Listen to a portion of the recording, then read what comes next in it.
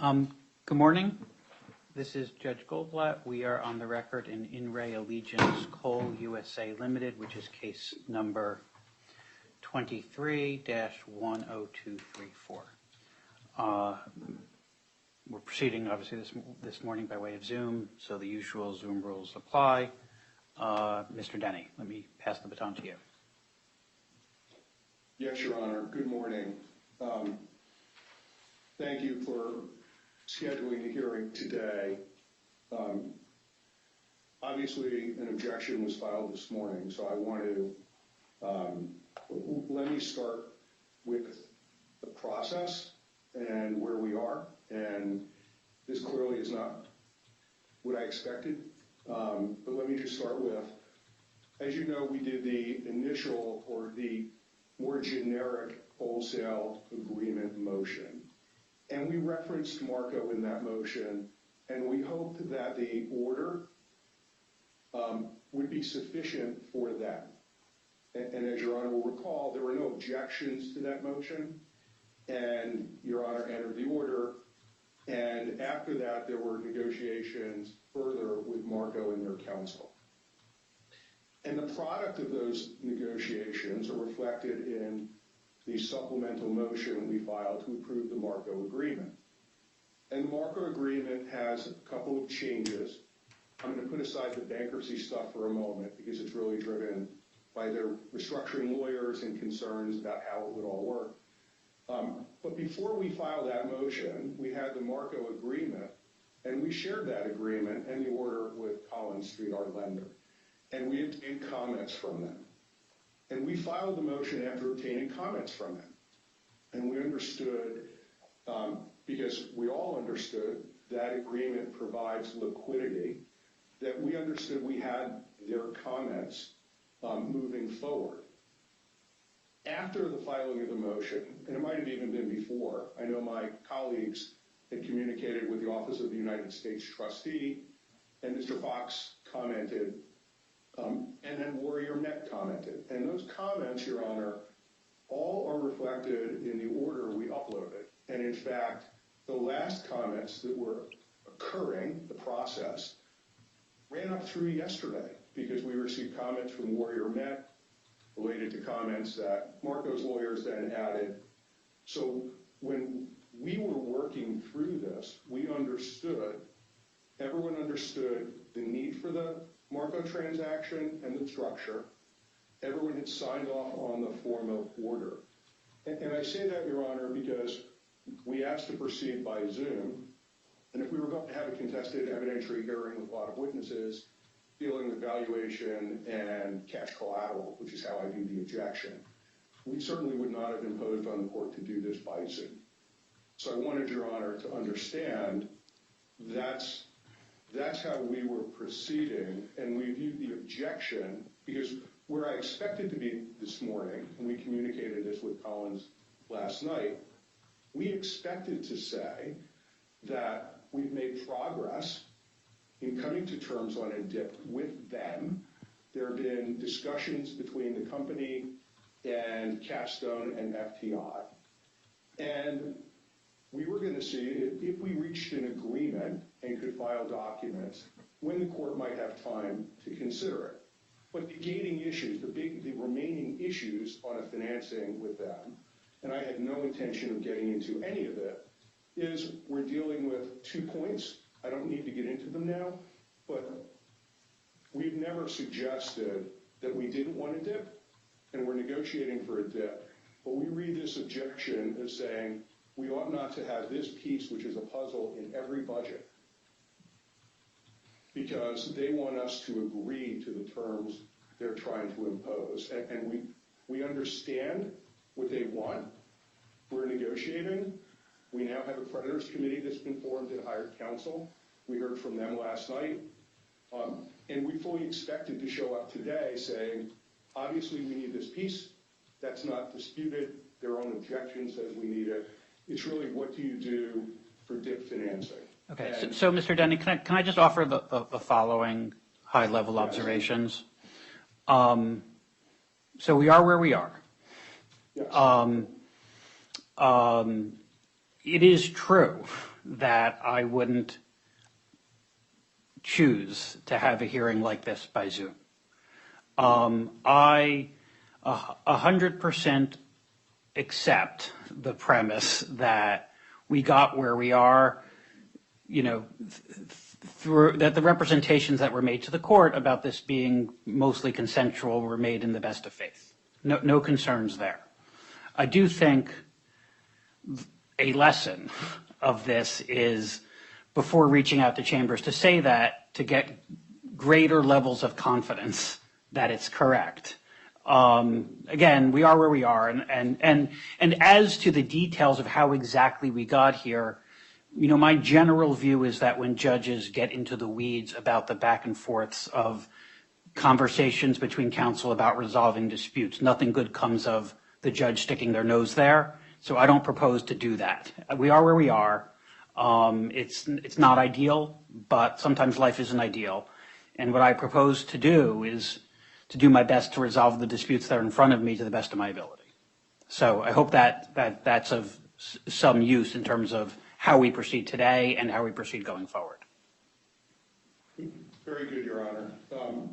With that, I guess the question is how Your Honor would like to proceed. We have their objection. We have the declaration of Mr. Ronke, which we're prepared to introduce into evidence. They raise a number of issues, but in looking at their objection, Your Honor, to us, there is no disagreement or dispute about the need of the transaction happening, as well as the terms are all laid out in the document. So we can proceed with Mr. Ronke, and I can supplement his testimony in the face of the objection. Again, we view this as we are currently scheduled for a contested cash collateral hearing on the 31st. So can I ask this question, Mr. Denny? Just and apologies for characteristically being a step and a half behind the parties. Hold aside the question whether this is a financing or a sale, and let's proceed on the assumption that this is a sale. By your lights, is the question in front of me essentially a 363 question of whether this is a reasoned exercise of the debtor's business judgment to engage in the sale, or do I have in front of me today a question about the continued use of cash collateral? We believe today is a 363 motion. That's what we filed. It was not a cash collateral or a debt financing motion. We believe that it is a question of the debtor's business judgment in operating in the ordinary course, and to the extent that this agreement changes those terms, we are here asking the court for interim approval of that today. We did not think this was going to be a contested cash collateral hearing or a financing hearing. Okay. Before we go further, I just do want to make sure I understand what I'm deciding and what I'm not. So if I could, Mr. Lucas, I guess I'm interested. I've read your paper that came in this morning, and again, as I said, we are where we are. But the relief, well, I guess I'm interested in hearing from you whether the question in front of me, what you think the question that I'm deciding is. Your Honor, this is not a cash collateral dispute. That is not before Your Honor. This is a question of whether or not the debtor should be authorized to enter into the Marco agreement in light of the facts that will be presented to the court, which we do not believe support its business judgment to enter into the agreement without contemporaneous financing. And Your Honor, ultimately, it's Collins Street's view that this isn't just a 363B sale motion. This is essentially a financing agreement of the debtor's inventory that effectively primes Collins Street's interest in the collateral without their consent, and in exchange for what's called a purchase, if you will, or really an advance of only 65% of the value of the collateral that Marco will hold unless and until an ultimate buyer is located by the debtors. Okay, so I confess I've seen the red lines of the order. I just really do need this help to isolate the moving parts given how quickly this has all unfolded. So I understand the nature of the transaction in broad strokes. To the extent the assets that are being sold to Marco are your collateral, is there any dispute that you get a lien on the proceeds? There isn't, Your Honor. However, the terms of the agreement are such that Marco is only paying for 65. I understand, and the rest, and I hear your point that you disagree with their judgment about entering into the transaction. What I'm trying to just work my way through is, okay, how does bankruptcy law deal with this problem? Right? If the problem I've got in front of me, and again, I'm going to hear the evidence, and I don't want to have a full argument now. I just want to make sure I've got my brain wrapped around it correctly before we launch. And if what we've got is a problem of the debtor selling an asset that is fully liened up with the party that has a lien on the asset disagreeing with the debtor's judgment about what to do with the asset, that's a category of problem that I think I understand. And I just want to put this in the right category so I'm thinking about it correctly, which would be different from a situation in which there was the ongoing use of cash collateral or ultimate disposition. Okay, so I think I understand that. So, Mr. Lucas, I'm inclined to allow the debtor to put on its evidentiary case and to see where we are. But if there's anything else that you think I need to understand before that happens, I'll give you the chance to tell me. Your Honor, no, thank you. Collins Street intends to cross-examine Mr. Romkey and potentially call its own witness, Mr. David Beckman of FTI, who's here virtually, Your Honor. Okay. Okay, so Mr. Denny, let me, if there's anything else by way of prefatory comments where I cut you off, apologies for that. Let you tell me what it is that you want me to understand before we launch, and then you should call your first witness. Yeah, Your Honor. The only comment is it would have been nice to know if they were going to bring a witness, but we are where we are. We will ask Mr. Romkey to appear by Zoom. Okay. Mr. Romkey, can you turn on your camera? And Ms. Barksdale, can you please swear the witness? Raise your right hand. Do you affirm that you would tell the truth, the whole truth, and nothing but the truth to the best of your knowledge and ability? I do. Please state your full name and spell your last name for the record. Jonathan Eric Humphreys Romkey, R-O-M-C-K-E. Thank you. Okay. Mr. Denny, you can proceed.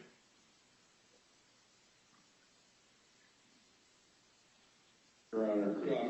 Mr. Romkey, for the record, can you please explain your role at the company as it would relate to the Marco transaction? Certainly, I'm the CEO of the company, so I take a lead role in negotiating coal sales agreements, as does not have a segregated marketing department. So I've been intimately involved since joining the company and moving to America in August last year in dealing with a number of the Marco transactions and have been involved in in negotiating to those since I've been here, and was of course involved in negotiating the terms of the contract before us today. Let me ask you, Mr. Romke, how many transactions with Marco occurred before the bankruptcy filing?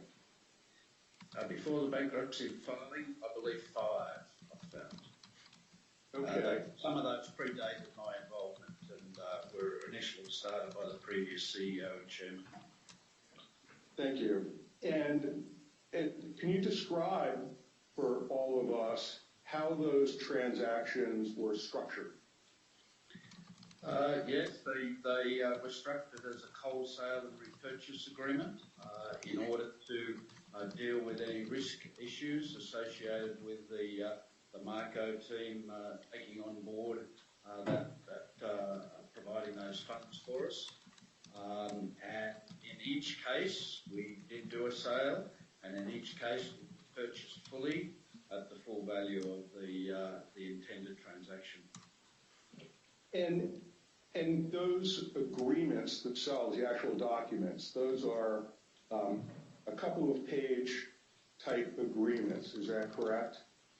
Yeah, I can't remember how many pages. Might be 3 or 4 in total. It's they're not huge documents. And each of the times those transactions occurred, at least for the calendar year 2022, Collins Street was a lender to the company, correct? They were only a lender from June, so some of those Marco agreements predated their involvement, and at least 2 of them postdated Collins Street's involvement with the company. Okay. And at the last hearing, I know we filed a further declaration with a demonstrative trying to show the court the process of from mining until filling the Panamax. We didn't spend any time on that. Can you just describe that briefly? Because then I want to understand how the Marco transaction works with that timeline and process, just so the court understands the relevance to our operations. Certainly. The ability to build a sufficient stockpile to fully stack an ocean-going ship, either a Panamax or a Supramax. We ship 1 cargo in a Supramax vessel. Requires us to build a stockpile over about 2 months period. Our production levels are lower than a typical large shipper, so it does take us a couple of months to produce that coal. In the case of the New Elk mine, we have to then truck it to the Jansen rail loadout facility and build a stockpile at that facility. We then transfer that coal onto trains pulled by BNSF. And it's a 6 or 7 day train journey from Trinidad in southern Colorado to the port in Mobile. At the Black Warrior mine, we mine the coal and we stockpile it at the mine. We then transfer it by truck to a coal preparation plant.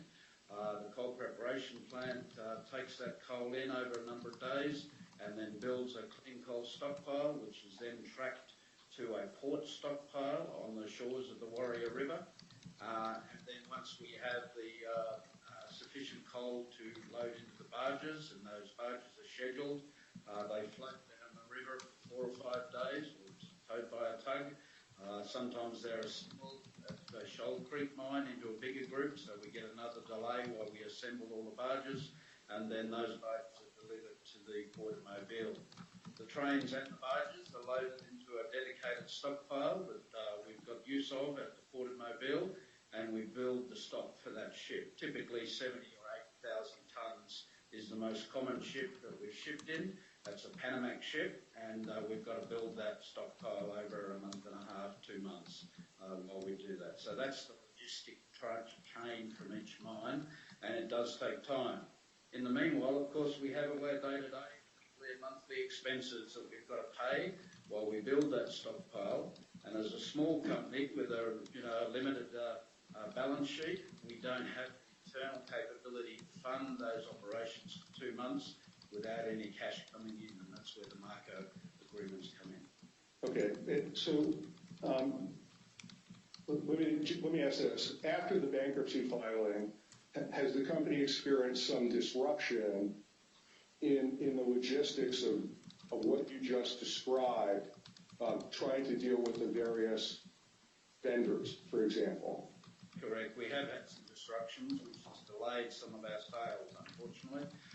Primarily with Parker Towing, who tows the barges down the river. They were concerned about the money that we owed pre-filing, and it took quite a few days or maybe a week or so to reassure them that we're going through a Chapter 11 process, that the best thing for the business, both theirs and ours, is to continue that service on an ongoing basis. And we negotiated a prepayment methodology such that they only supplied the barges after we prepaid the intended service.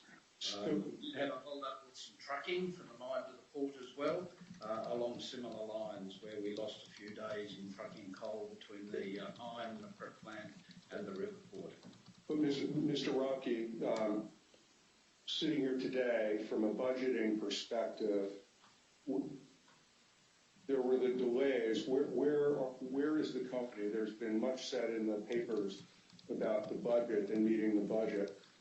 You said there are delays, but has the company received the receipts, or where are you on receipts and disbursements generally? All the receipts now have been completed. The last one was received from Javelin on Monday this week. In previous budgets, that was earlier, in the last week or the week before. That delay wasn't as much bankruptcy delay as scheduling at the port, whereby we had to use a stacker and a reclaimer, and the port always prioritises the filling of the ships before doing a stockpile transfer. So that contributed to that delay. But we have come to a good agreement with the port now for for this cargo in particular, and signed an MOU this week that guarantees that they're going to continue to provide that service. And we've also made use of a prepay, but 50% prepay for the total service that we expect for the ship. So I've got no issues with the port withholding service. Okay, specifically, I just wanted to touch quickly.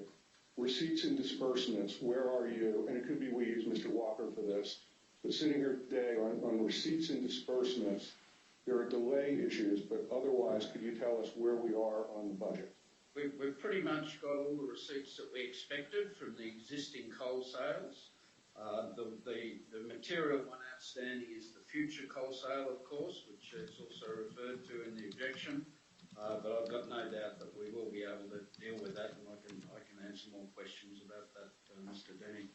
But all the Javelin contracts, which are all the material contracts for the last of our thermal coal shipments, have now been completed and receipts received, the last one being received Monday this week. Okay. I'll come back to the contract that you just mentioned. So let's focus on the current agreement that we're asking the court to approve today. Kim, were you involved in the negotiation of the terms of that agreement? Yes, I was. What was your role in negotiating the terms of that agreement? Primarily signing off and dealing with the various issues that Marco raised. A lot of those issues relating to the bankruptcy and taking advice from counsel on how we should deal with some of the bankruptcy issues, but also assessing the materiality of the changes to our typical agreement that Marco sought, again, due to the bankruptcy issue. Were you the person from the company who engaged directly with the principals of Marco over the terms of the agreement? Yes. Okay. And can you describe for the court the material differences, if there are any material differences, the differences between the last agreement and the agreement we've attached to your papers for approval today? Do you recall what the differences are? Yeah, the primary difference is the percentage applied on the initial drawdown. Now, because of the bankruptcy issues, our coal sales situation is not normal. And as you say, we'll come back to the coal sales. But because of that, Marco were uncomfortable in advancing, and the initial draft of this agreement had 80% advanced of that cash value of the stockpile build. As it unfolded and the uncertainty associated with the ultimate customer of this coal was understood, Marco wished to reduce that percentage for the initial drawdown to 65% as a further protection for their involvement in providing this needed cash flow for the business. And then they proposed that toggle back up to the 80% number once we've finished the contract with our ultimate customer and go back to normal terms associated with that. There was a couple of other minor changes which were not that material. If we extend beyond the 90 days, the previous agreements were a 2% fee. This is a 3% fee. The original fee, 4.5%, was the same, so there was no material change in that fee charged by Marco. And there was a couple of other facilitation fees and then breach fees that were new that were associated with the bankruptcy terms.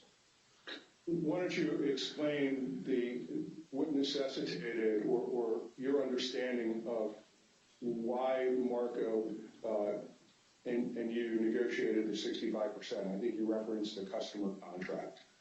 Yes. We just before the bankruptcy started, we participated in a formal tender process with a company called Cardmere Steel, which is based in Turney, Kirky. They put out a public tender. Mitsubishi are acting on our behalf as an agent to facilitate sales of our new coking coal products. And Mitsubishi does already have a relationship and has tendered previously to the steelworks and the steel company and won tenders on other people's behalf. Again, as I said, we participated in the tender. It was launched the day before, or we lodged our tender, or Mitsubishi lodged it on our behalf the day before the bankruptcy petition date. And that tender went through the Cardmere process, which means it got assessed by a technical committee from a coal quality perception, and we passed the coal quality checking from the technical people.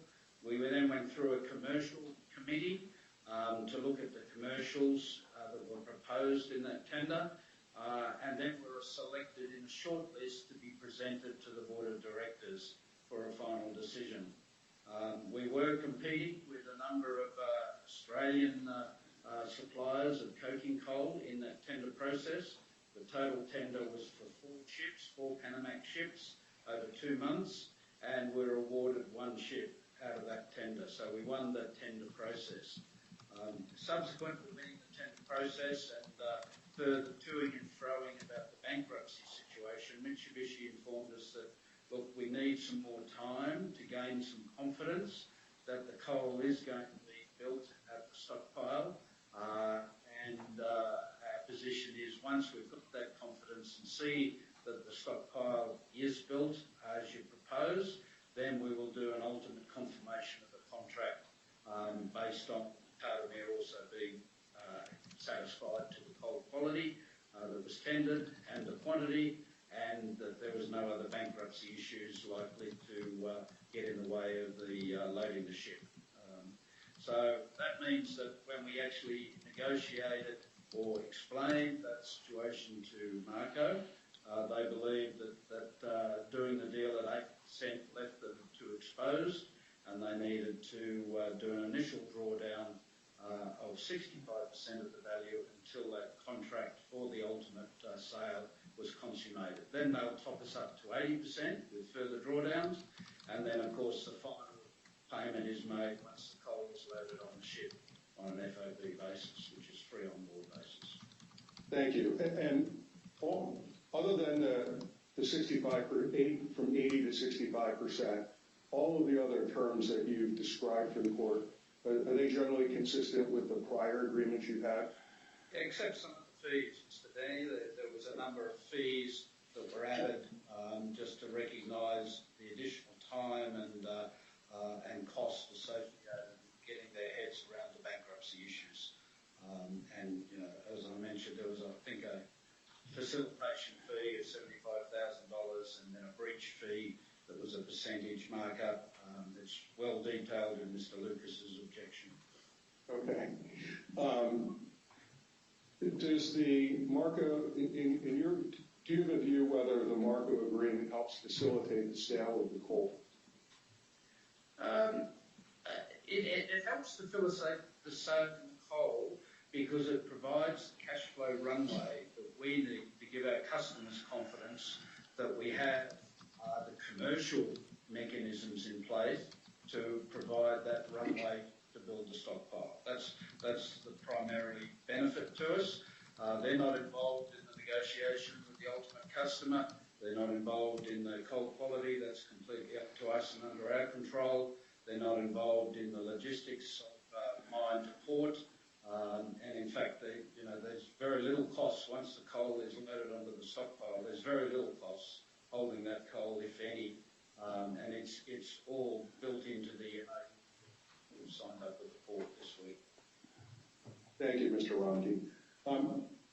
Can you explain, and I think this is probably brief, the Marco transaction, has that been reflected in the budgets that the company has been working on Capstone and sharing with Collins Street?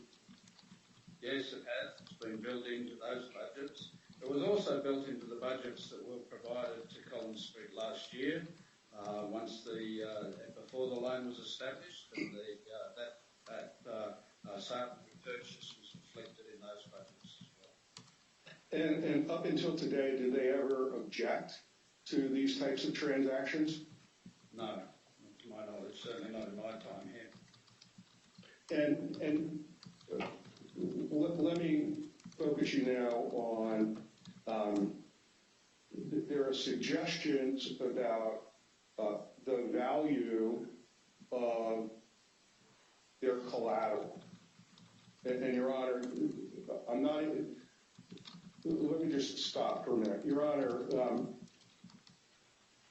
Collins Street has suggested, even though we don't believe this is a cash collateral evaluation fight, Mr. Lucas did say that their view is not just business judgment, but business judgment as it relates to the collateral and the value.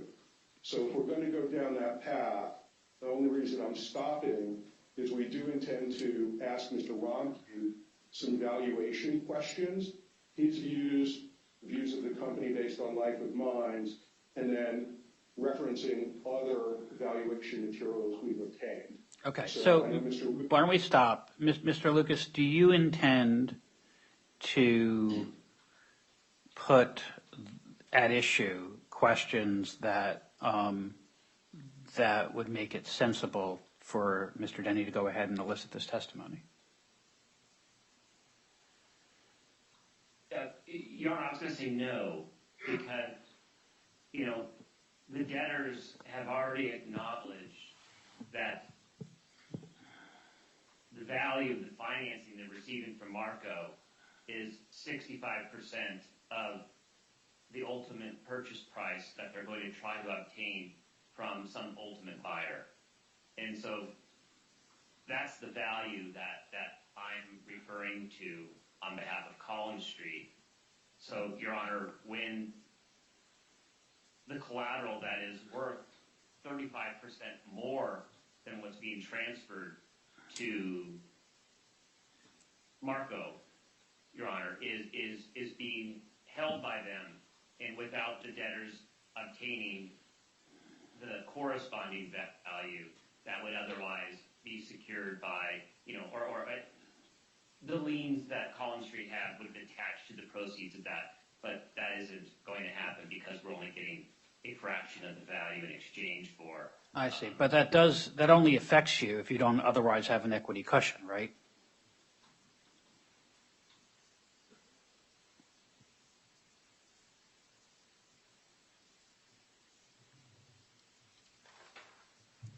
Right, if notwithstanding the fact that you believe they're selling this particular stick in the bundle for 65% of its value, if you're otherwise oversecured, which is what I think the point that Mr. Denny wants to make with the witness, then that would provide you another, would mean that your security interest is appropriately protected. So it does seem like the argument you're making opens the door for Mr. Denny to say you're otherwise oversecured, if I'm understanding it correctly, and don't assume that I am, but. Your Honor, I don't disagree that if the collateral that Collins Street has security interest in, the value of it otherwise, exceeds sort of delta here, then I agree with what Your Honor is saying. All right, and Mr. Denny, is that the testimony you intend to elicit? Did I understand that correctly? And don't worry about my feelings. If I've got it wrong, please let me know. I haven't seen you get it wrong yet so far. Stay tuned. I said so far, Your Honor. That's exactly where I was going, because 80% has obviously been the ordinary course. This transaction is 65%, but with the toggle to 80, and the lenders have liens and everything, and we retained all our rights. So to the extent I read their objection as saying, we're effectively not adequately protecting their interests by the way we've negotiated the transaction. We believe we have, but if they're going to raise that, then yes, I feel like we have to show there is so much more value, and that's all, Your Honor. Okay, I think you're entitled to put on that case, and then we'll see where we are. So you should proceed. Thank you, Your Honor. I guess, Mr. Ronke, you just heard Mr. Lucas talk about the difference between 65% and 80%. Let me just ask you one question on that. Did you negotiate for the right to always realize the 80%? The company always has the right to repurchase, correct?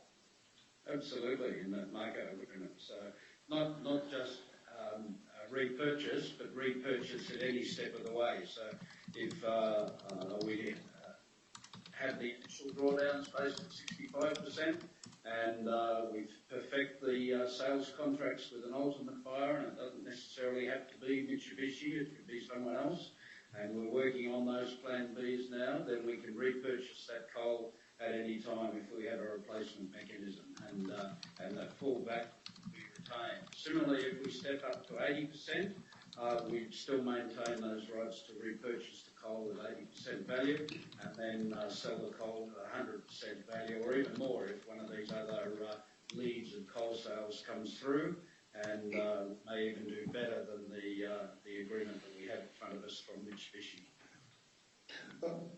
Next question.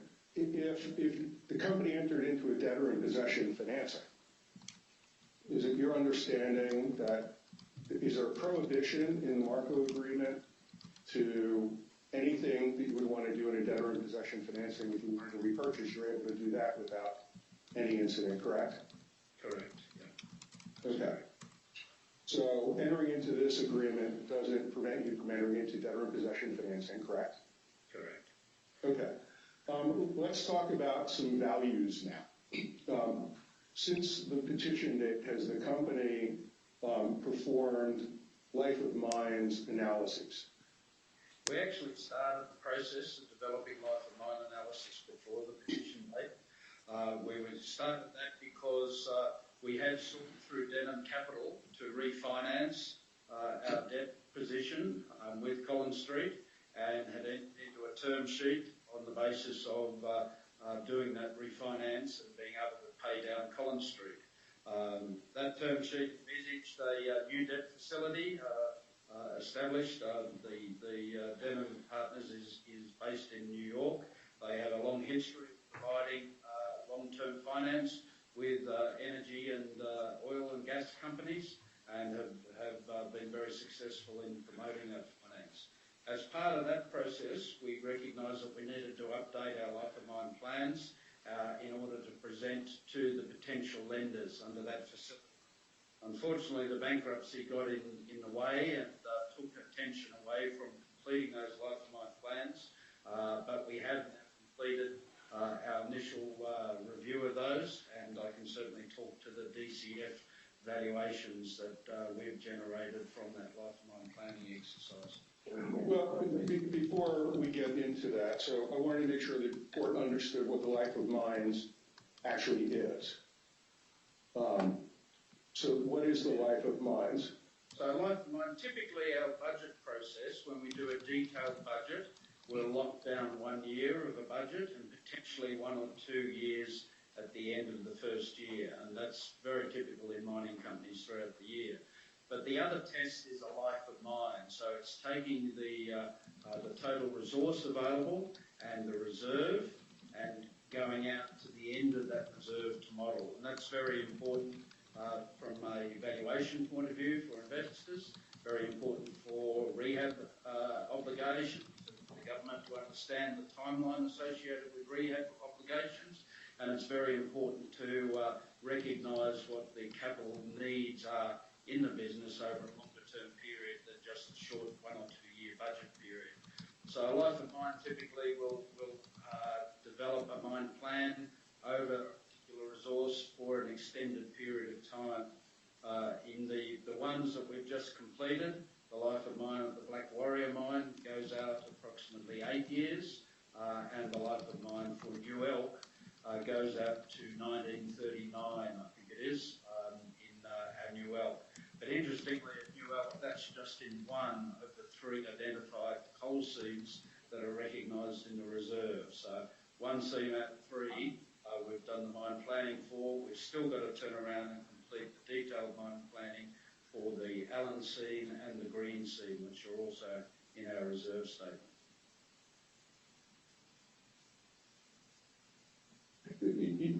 I just want to go back. The date, was it 2039 or 2029 being mentioned in terms of the life of mines?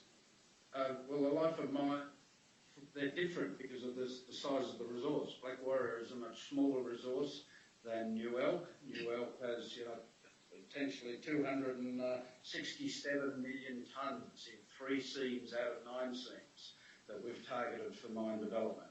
The Black Warrior seams are much smaller. It's approximately 6 million tonnes in situ compared to New Elk. So a much smaller mine footprint and a much, therefore, shorter life of mine for Black Warrior. That's the difference.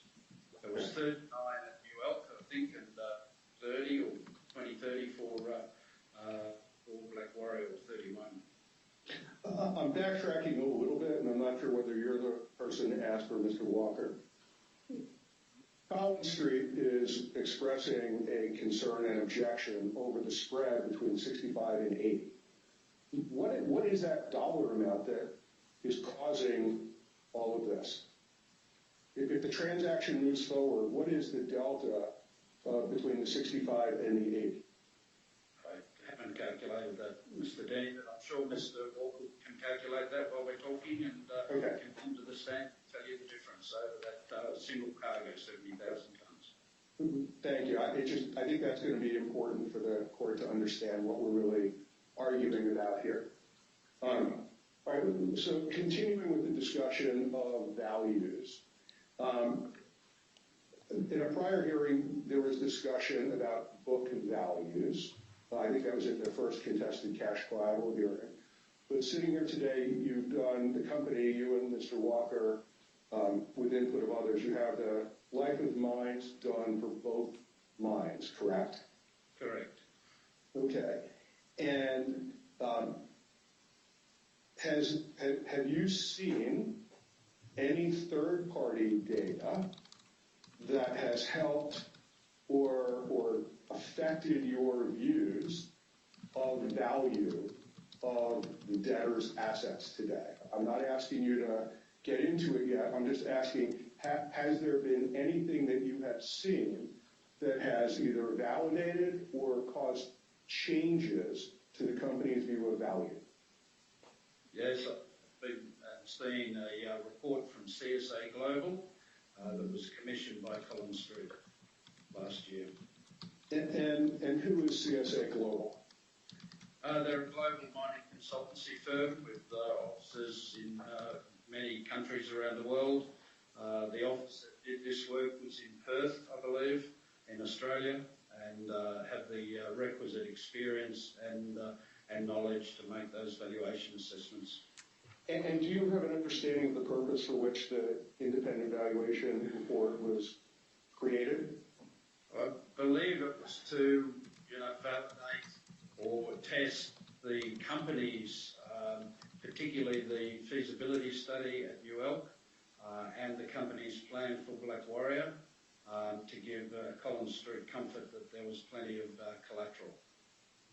So the company, am I correct that the company, part of the reason for the logistics and moving the coal down from Colorado to Alabama is there's a mixing process that occurs with the coal, is that correct? Yeah, we blend the two coals. Depending on the customer, we can adjust our blends. That's something that we've really developed over only the last 3 or 4 months to target the coking coal market that we wanted to get back into after the thermal coal market deteriorated into Europe. So we've proposed a number of 3 primary products that are based on different combinations of the blend of New Elk coal and Black Warrior coal, and we can leverage that blending to give us advantages for particular customers. The New Elk coal is particularly low in sulphur, which is unusual for coking coals from the east coast of America. So it's 0.5% in sulphur, whereas it typically runs at 1% from our Black Warrior mine and Alabama generally. So the ability to blend that coal means that customers that are sensitive to sulphur, we can bring that sulphur level down in our product coals to suit their particular need. And that's just one example of the blending attributes of being able to do that. Okay. You reviewed the valuation reports, correct? Yes, sir. I'm not going to put them on the screen yet, Your Honor, but we are prepared to do that. I'm going to ask you your view. So forgetting the reports for the moment, Collins Street total debt is $30 million. Is that about right? Correct. And am I correct, since the last hearing, is it your understanding that Collins has exercised remedies and has swept the cash from the Australian parent company? Is that right? That's correct. And is it also your understanding that when the loan was made from Collins to the companies, that cash was held back in an interest reserve account? Is that correct? Correct. And how much was that? About $8.5 million Australian, which is about 5.5, whatever that the exchange rate you want to use, $8.5 million, and that's been documented, I think, before the court.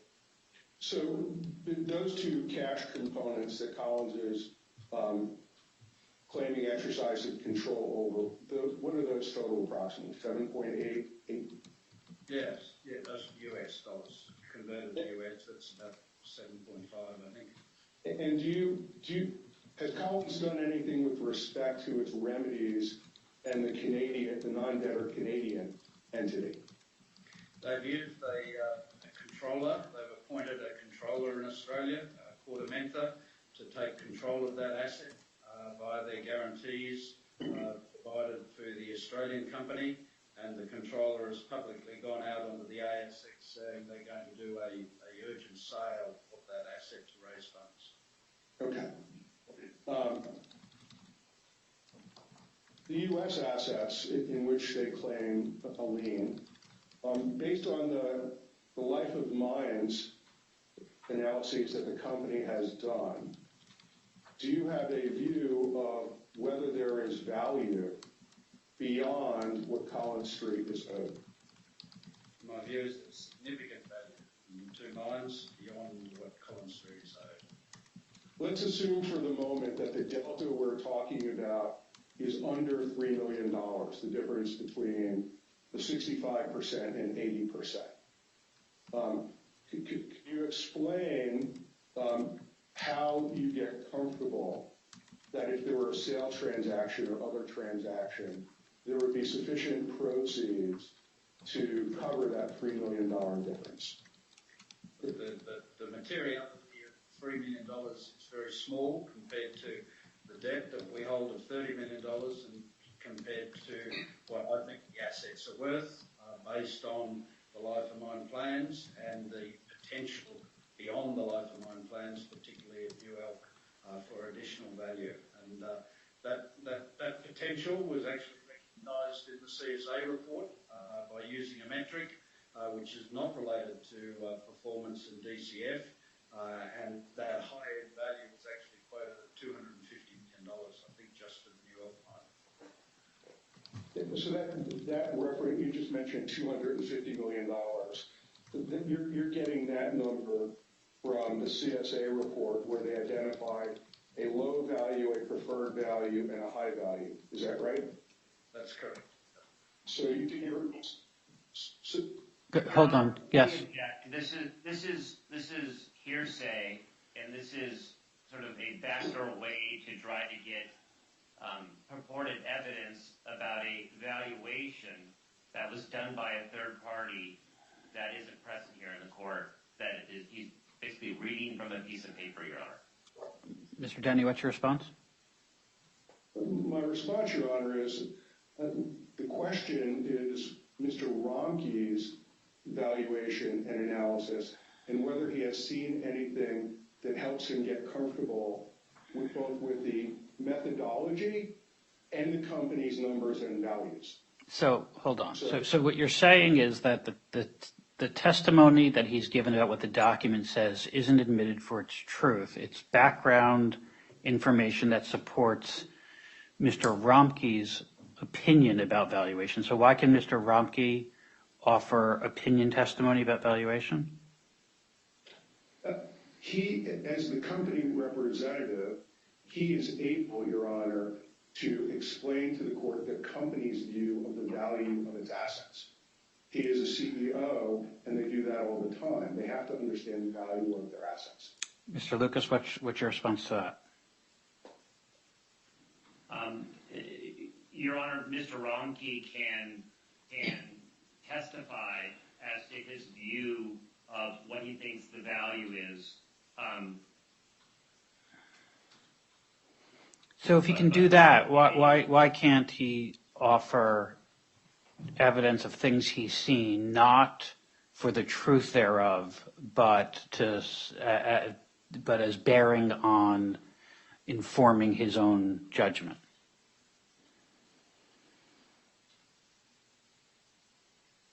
Your Honor, I agree he can do that, and the court will give the weight it attributes to. Okay. All right. So I'll allow the testimony to proceed, though any testimony about what the CSA valuation says is offered it will be taken not for the truth thereof, but just as it relates to Mr. Romkey's own assessment. So with that, Mr. Denny, you can proceed. Sure. And maybe it's easier if I just go back. The company, you prepared the company life mines analyses, correct? Not hands-on, no. Our mining engineers at both mines, the Black Warrior mine and the New Elk mine, they prepared the production planning, the physicals, and assessed the coal quality outcomes of that assessment, and generated using modern mine planning techniques called Carlson. The programs that both mines use is Carlson 2022 version, which is a very common mine planning tool used in America. I'm not familiar with it. It's not one that we use in Australia, but it certainly has a high reputation. So those mining engineers are responsible for the preparation of the physicals. And then on the costs, Mr. Walker very much was part of preparing the methodology on how we develop the costs of production associated with those life of mine plans. And then from a revenue point of view, both Mr. Walker and myself debated how we should reflect the revenue numbers. And in the end, we settled on using a very reputable analyst firm on what their view of the life of mine prices should be, which come down from the current high price levels. The current sort of price levels for our coal between HVA and HVB quality coals in America is sitting at about $305 a tonne whereas the long-term pricing, which I think is a conservative view, is at $200 a tonne in our life of mine models. Mr. Denny, before you continue, my apologies. I just want to touch on one just sort of logistics point, since this hearing is more substantial than I had anticipated. I've got an 11 o'clock hearing. I don't expect that to take long. So what I propose is whenever you're at a logical breaking point, before, sometime, say 10:50 or so, if you get to a logical breaking point, then I propose we take the break, allow all of you to do what you do, and then I'd propose resuming at noon to be safe. So I just want to give everyone a heads up so that they can make those are all Eastern time. But wanted to just let you know that now so that as you're conducting your examination, you can build in that break as appropriate. So apologies to everyone, but Mr. Denny, you can resume. I was just asking my colleagues what time is it, since I'm looking at the screen with you, Your Honor. I think that gives us 20 minutes with Mr. Romke, and then we would take a break. That's about right, yeah. Okay. I'd love to ask the court reporter to play back his answer, but we won't because we can't. Mr. Romke, do you have a view of value? So I think one of the big issues here is the view of value of the collateral, right? You have a view of value. We haven't seen any evidence from Collins, but based on your life of mines analysis, conservatively speaking, what do you believe the value is based on your life of mines analysis? Yeah, the life of mine, I'll cover 3 assets because I'll bring Telqua into it because we have updated the life of mine for Telqua as part of the feasibility study work as well over the last 4 months. And I'll start with New Elk, the largest single mine that we have reserved and resources. Potentially total resources are 600 million tonnes. The resources that we've targeted for a reserve, and we've published a reserve, a mineable reserve, is 267 million tonnes of resources, and that's given us a reserve number of about 45 million tonnes concentrating on 2 seams. What we've generated in this version of the life of mine is the blue seam only, so we haven't modelled on a DCF basis the next seam down, which is the Allen seam that we intend to target. And on the blue seam reserves life of mine, we get $105 million of value on a pre-tax discounted cash flow methodology. So there will be some tax work, and we're still working on combining the New Elk and the Black Warrior mine in a consolidated view for Allegiance USA. By itself, on a pre-tax basis, the discounted cash flow was $105 million. Then for Black Warrior mine, we've gone through a process with the mining engineers to optimise the mining associated with the open cut portion, and also introduced a high wall mining operation into the life of mine plan.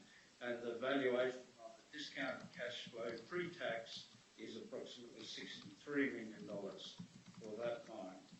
And then up at Telqua, it's from a discounted cash flow, and I better not quote a number because I can't remember it, Mr. Denny, but it was something like $100 million to $200 million. Telqua sits on our balance sheet at a value of $26 million, and in a fire sale basis, I think we should get about $15 million for the Telqua project, which is the basis that Collins Street wants to go forward with. So, Mr. Romke, the numbers you identified, you said the company's life of mines conservatively is $105 million for New Elk. Is that right? That's correct. That's for the blue seam only, Mr. Denny. And in the analysis, I did add a value for the lower seam, the Allen seam, and using some reserve metrics, I believe there's $70 million based on that value, and that's in the data room as well. Okay. And then you mentioned Warrior, the Black Warrior. I think you said you came up with $63 million. Is that right? Correct. On a discounted cash flow basis, pre-tax, $63 million, and it was significantly more than the CSA valuation, which had a preferred value of $20 million. Can you explain the difference? How did you get to that difference? It's pretty significant. Yeah, the CSA work only evaluated the cash flow situation over 2 years, or maybe 2.5 when they did the work. It was to the end of 2024. So there was additional resources and reserves in the mine lease, in our view, that CSA did not contribute to the value of the mine, and we disagree with that approach.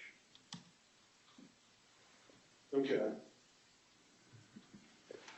Can you explain, have you done this before? Have you created life of mines analyses and these types of, work with these types of numbers? I just want to make sure we all understand what you've done in the past to help you testify.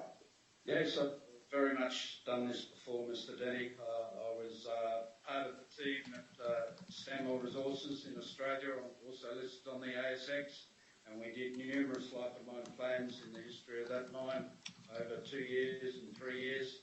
We also assessed, as part of our M&A activities, life of mine plans and interfaced with third-party consultants doing some of that work on major acquisitions such as the 2 BHP mines, South Walton Creek and Poitrel, and I was intimately involved in that process as well.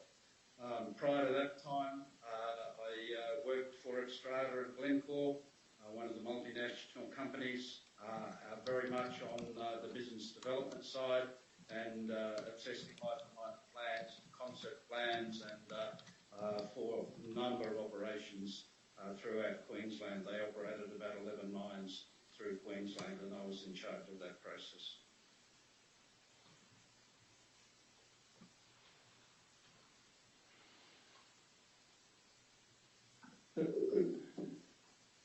Do you have an engineering degree or something that helps you in what you do? Yeah, I've got a mining engineering degree as my primary qualification. I've then got significant experience as a mine operator, mine manager, general manager of sites responsible for the mine planning and the development of mine plans, both of open cut mines and underground mines. So quite a lot of experience there. I've been in the industry for about 40 years. Thank you. Your Honor, if I can have a minute or two to check my notes, I might be done. Certainly. I'm going to put it on mute and close my screen for a minute.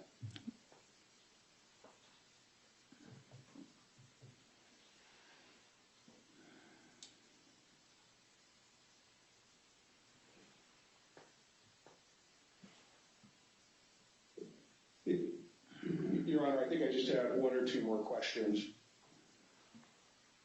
Mr. Lemke, thank you for coming back. Sorry. And we talked about your view of values and the CSA report. The CSA report was dealing only with the coal, right? The CSA was valuing those coal businesses based on the mining life and mining resources that were in those businesses. And you just got done talking about your life of mines analyses and how they're different, right? Yes.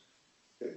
And after you reviewed the report, did you make any changes? Did it cause you to make any changes to your assumptions in your life of mines analysis? No, I tried to complete our life of mine analysis quite independent of the CSA. As I mentioned, we started the process a lot earlier than what I had access to the CSA report before that. Okay. Last question. Furniture, fixtures, and equipment, sort of all the trucks and everything needed to do this. Was there evaluation of that performed by a third party? Yes, there was. Again, Collins Street commissioned a company called Cushman and Wakefield to undertake evaluation. The representative from Cushman and Wakefield visited both mines, spent extensive time looking at the equipment, understanding the state of the equipment, and interfacing with my two general managers to get it right in that evaluation. And do you have an understanding, does Collins Street assert a lien to secure its loan in your equipment? Yes, I believe they do. And they treat that lien very significantly, and before I wish to sell any equipment, I need to seek their permission, and I haven't got their permission once to actually sell equipment for the benefit of the business. Has the company acquired new equipment or vehicles since the loan and this valuation? Yes, it certainly has. And there's an increase in our asset register that is also in our data room that recognises that new equipment that's been purchased beyond that valuation. Do you have? Do we have a value of what that equipment is that you have? You just mentioned that you purchased. I couldn't tell you what it is, but I know my finance team has looked at that and provided some figures, but I can't tell you off the top of my head. But sitting here today, some millions of dollars. Certainly, I think it would be more than $3 million that we're talking about, between 80% and 65%. I think you misunderstood my question. I think that $3 million number, I think, is the difference between 65% and 80% of under the transaction, and then you get 100% when the transaction closes. I was asking specifically that if you have a value for the FF&E that we can share with the court because it's additional collateral. If you don't have an answer, that's fine. I don't have an answer, but Mr. Walker can probably collect that data and be available after 1 o'clock. Okay. Last question, since we talked about the 65%, 80%, and 100%.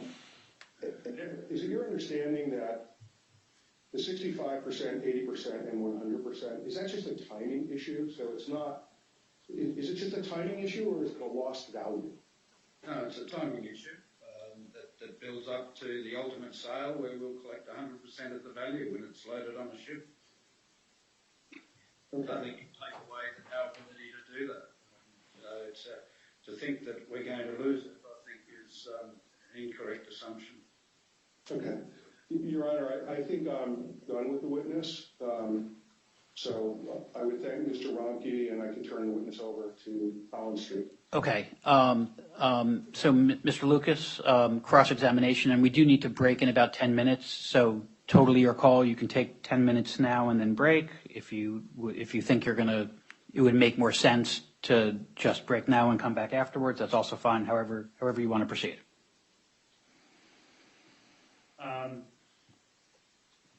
And then, Your Honor, we will resume after your 11 o'clock.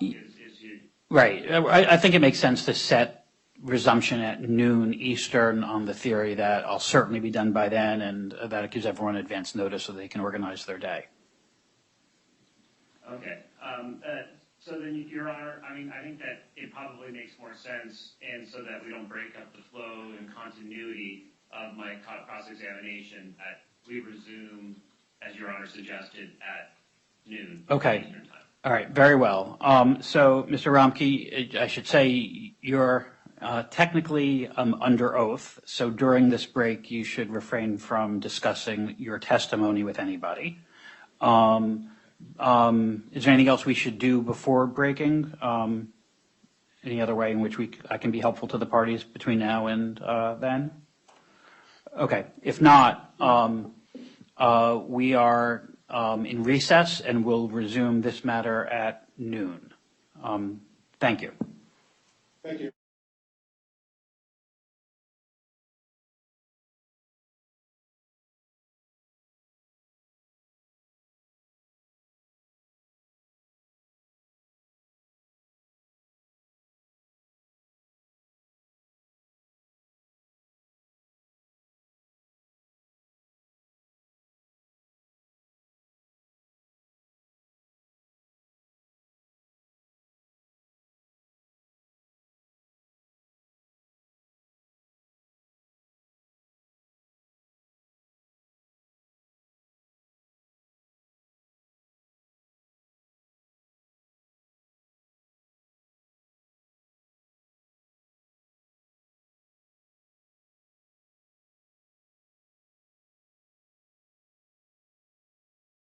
those online.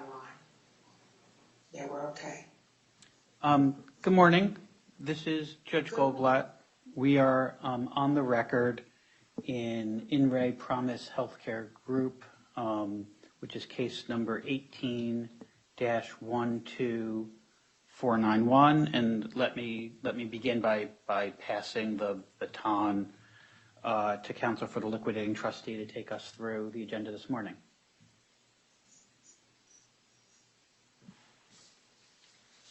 Mr. Sarna, who's leading off? Good morning, Your Honor. Matthew Simon, DLA Piper, on behalf of the debtors. It's nice to see you again, Your Honor. We have obviously a very short agenda today. And with me today is co-counsel Trip Nix from Holland and Knight. Previously, Your Honor, members of the Waller firm had been our co-counsel, but a number of them have moved over to the Holland and Knight firm. So with your permission, I will turn the podium over to Mr. Nix. Terrific. Okay. So Mr. Nix, so I issued an order because I read your motion for summary judgment, and I was perplexed by what I thought was the position. So let me give you a chance to present your motion, and if you could, along the way, respond to the questions I raised. That would be helpful, and I understand Ms. Lossman is on the line, and we'll give her the opportunity to be heard after I hear from you. So, Mr. Nix, you can proceed. Of course, Your Honor. Thank you for allowing me to be here by Zoom. Good to be with Your Honor. So I think that the way that I sort of thought about presenting this was I was going to address the questions that Your Honor posed in the show cause order, and then proceed to the actual argument in the summary judgment motion. So with respect to the first question that Your Honor raised, is whether the understanding of the terms of the plan is correct. In other words, that the question of allowance is generally governed by 502, and we agree with Your Honor on that. Okay. The answer to that is yes. The second question that Your Honor posed is whether, as of the petition date, there was Mr. Wasserman held a claim on which limitations had not run yet. And the answer to that is yes. As of the petition date, Mr. Wasserman held a disputed and unliquidated claim on which the limitations period had not yet run. The third question, which I think requires the most examination, is whether or not the directive in 502 makes it inappropriate to render summary judgment in favor of the liquidating trustee, and our answer to that is no, and let me sort of explain that further. So Certainly. I believe that the directive that Your Honor was referencing in 502 is that in 502B it talks about whenever there's an objection to a claim that the court is supposed to determine the amount of the claim as of the date of the petition.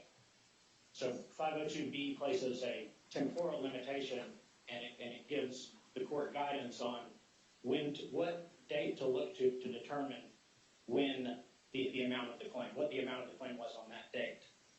Now, 502B1 provides reasons why a claim can be disallowed.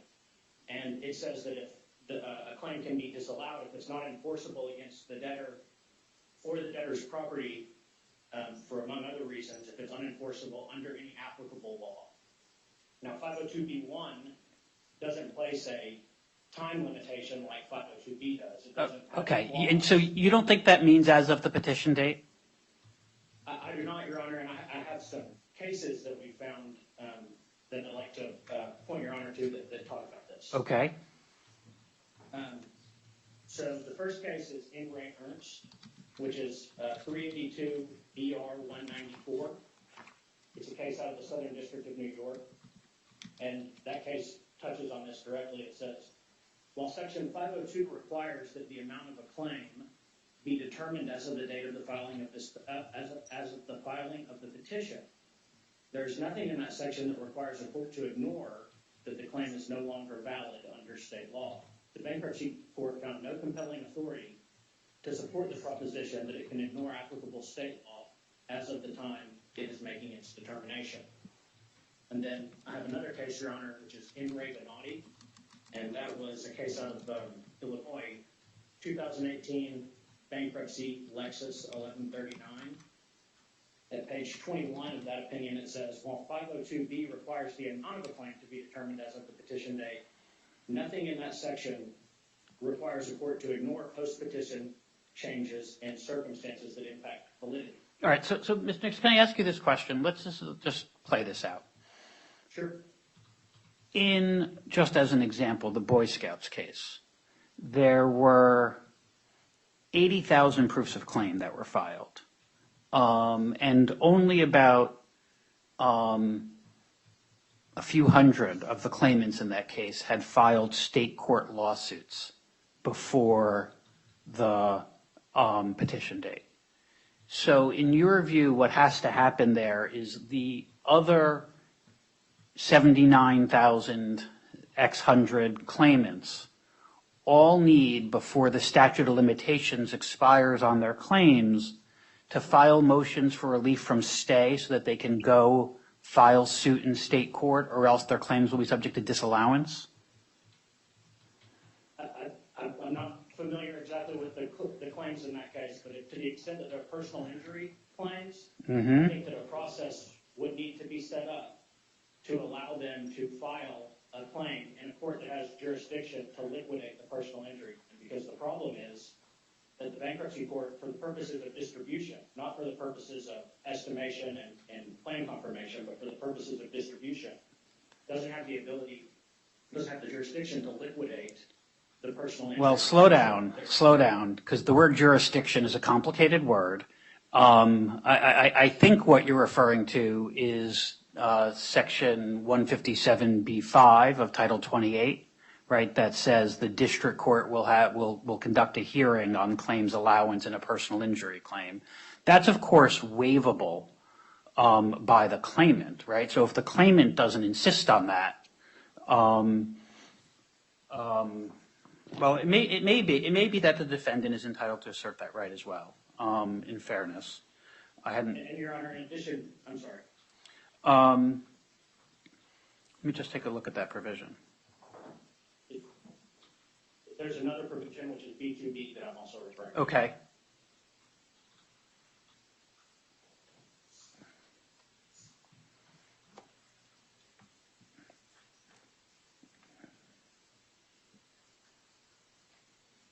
B2, 157, B2B, renders it non-core, which means if it's non-core that I can't enter final judgment, but it doesn't mean I can't make a report and recommendation. And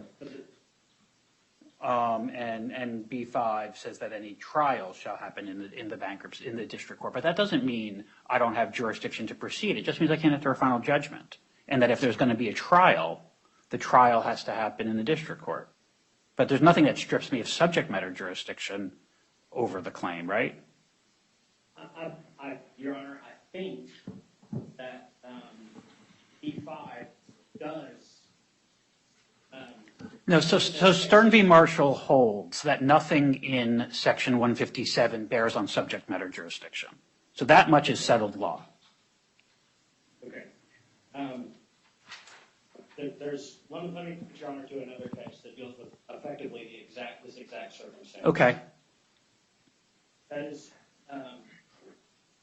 In-Ray C&G Excavating, which is 217 BR 64. I'm sorry, can you just give me that citation again? Yes, Your Honor. 217 BR 64. Okay. And so in that case, you had a claimant, a personal injury claimant, had a pre-petition claim on which limitations hadn't run as of the date of the petition. Debtor files a bankruptcy case. Claimant timely files a proof of claim. Never files a lawsuit in state court or in district court to liquidate the amount of the claim. And so after the claim is timely filed, the limitations period runs during the pendency of the bankruptcy case. Plan gets confirmed. Plan terminates the automatic stay. 30 days passes the 108C grace period passes and there's never a lawsuit that's filed. Post-confirmation, debtor makes an objection to the allowance of the claim, and on the same exact basis that we've done, and the court says that because limitations ran during the pendency of the case, and the debtor never sought relief from the stay, and didn't file a claim during the grace period, that limitations had run and that the claim was no longer allowable because it was barred by the limitations period and therefore wasn't allowable under applicable law under 502B1.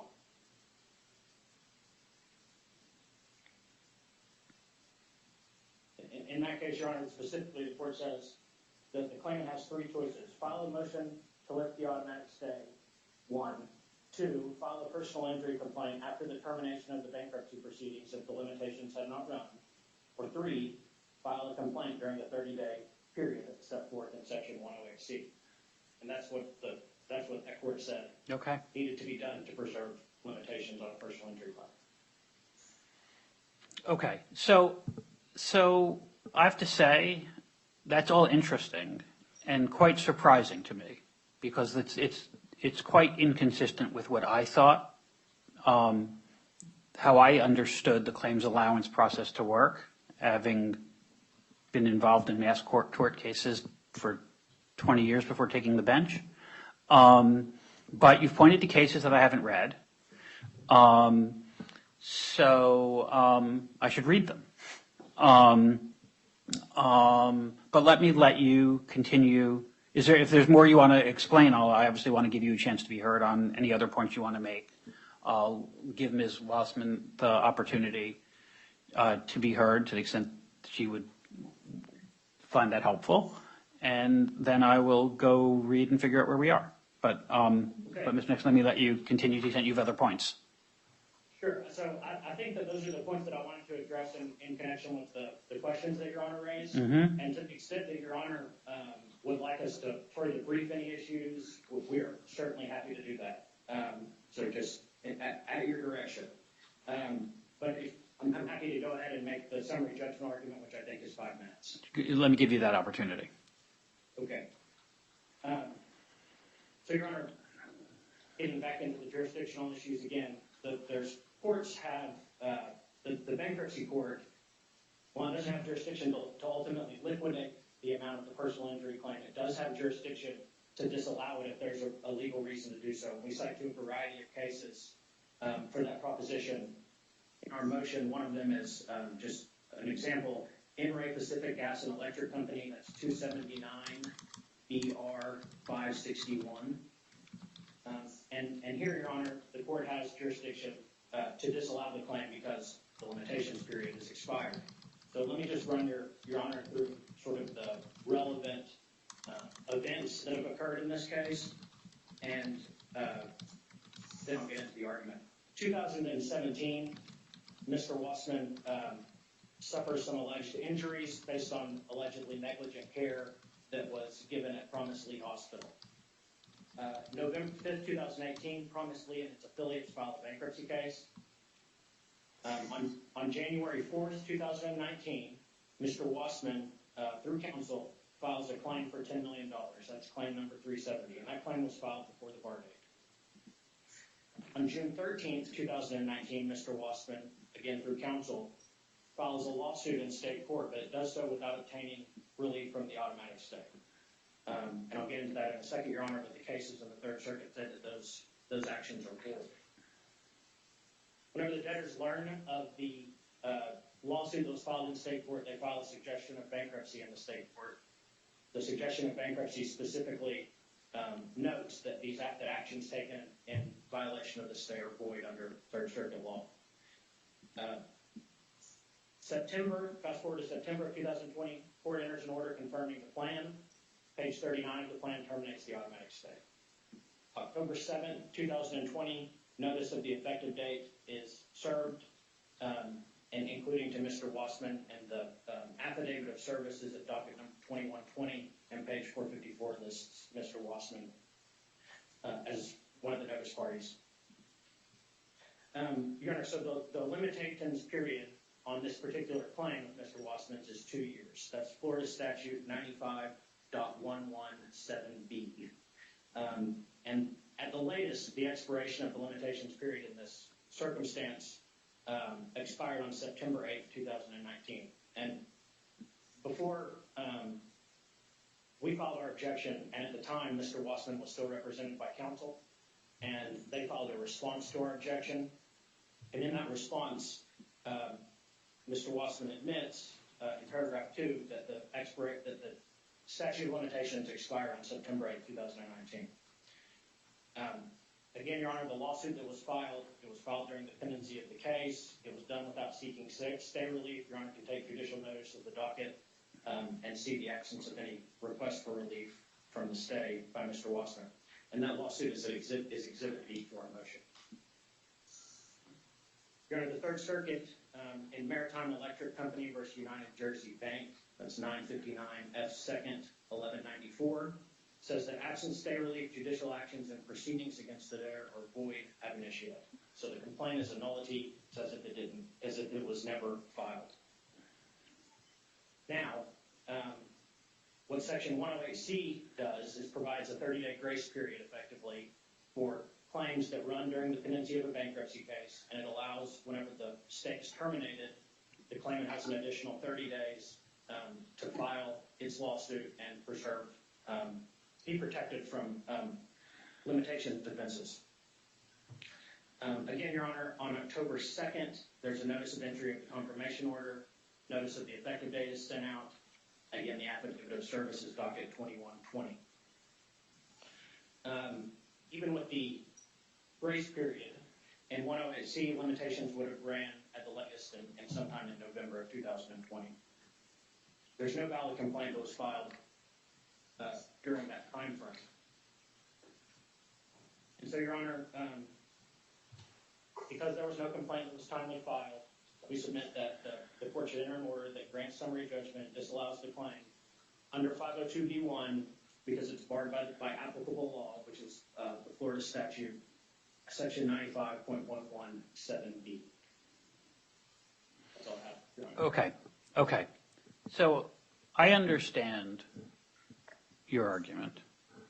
Let me tell you what I thought when I got on the bench. But I'll do some research to find out whether I was right or wrong. I agree with you that the complaint that was filed in state court after the petition date violated the automatic stay and therefore is void ab initio. So no dispute there.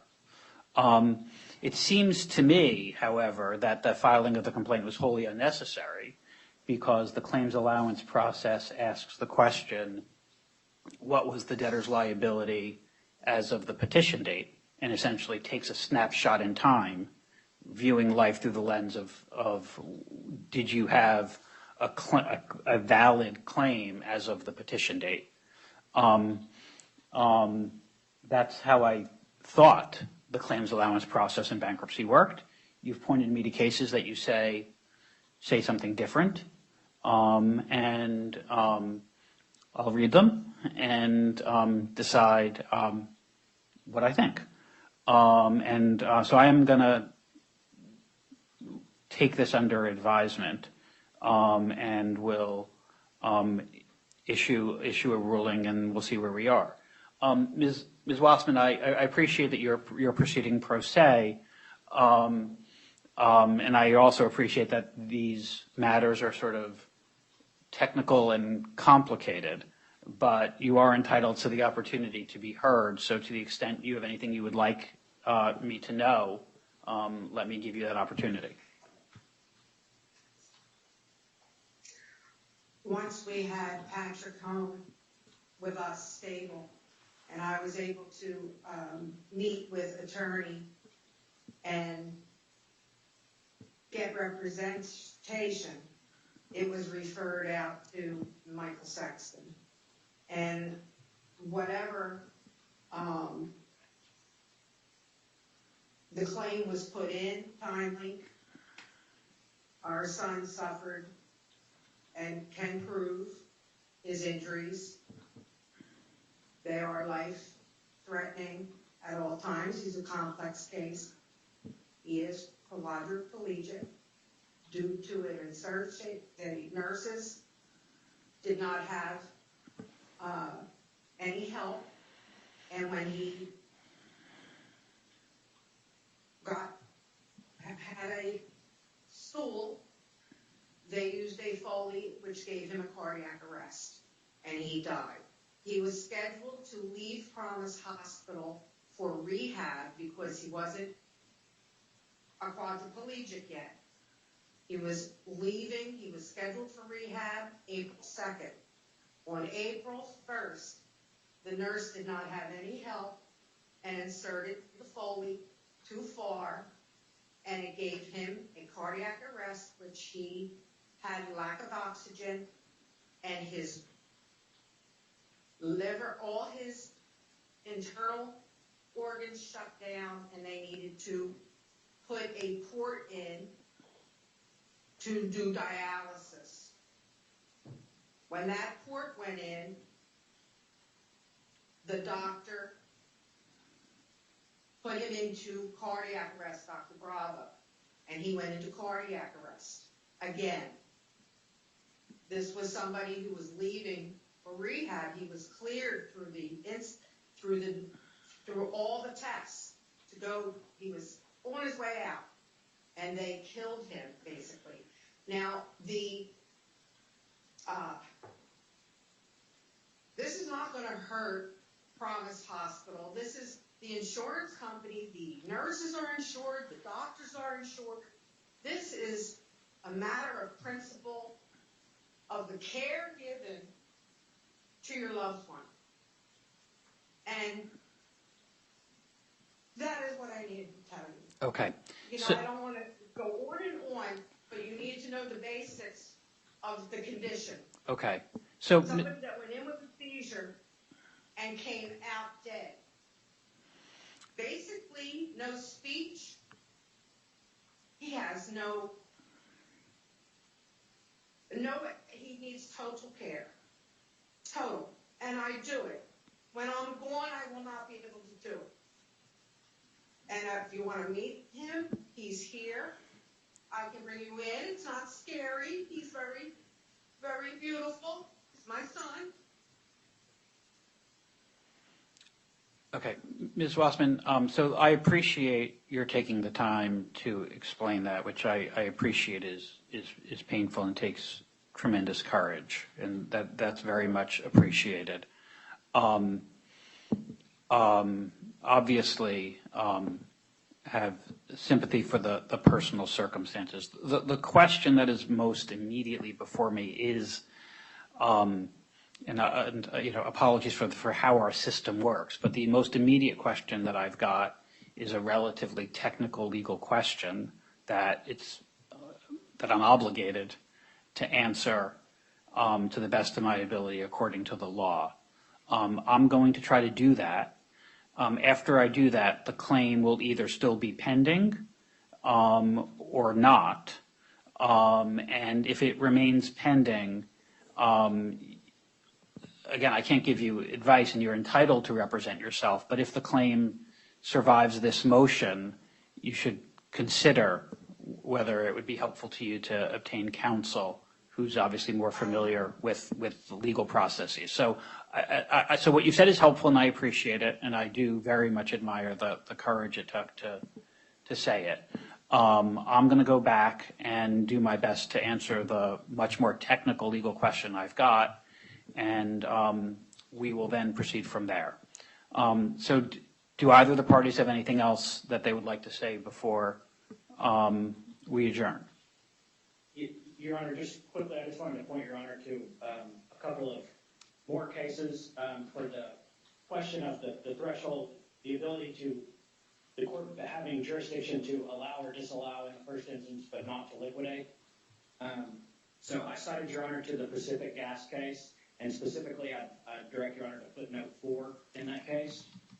And I'm sorry, Mr. Nix, the PG&E case that you're talking about, what's the citation to that again? Yes, Your Honor, 279 BR 561. Got it, the first PG&E case. That's right, yes, it's a 1990-something case. Got it, okay.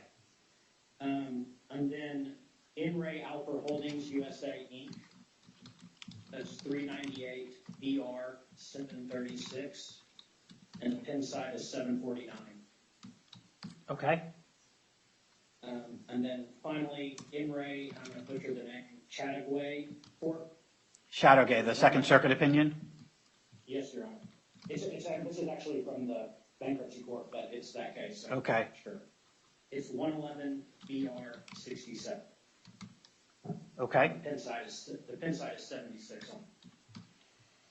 Okay. Thank you. So anything further, Mr. Nix, that I should know? Nothing from me, Your Honor. Okay, thank you. Mr. Sarna?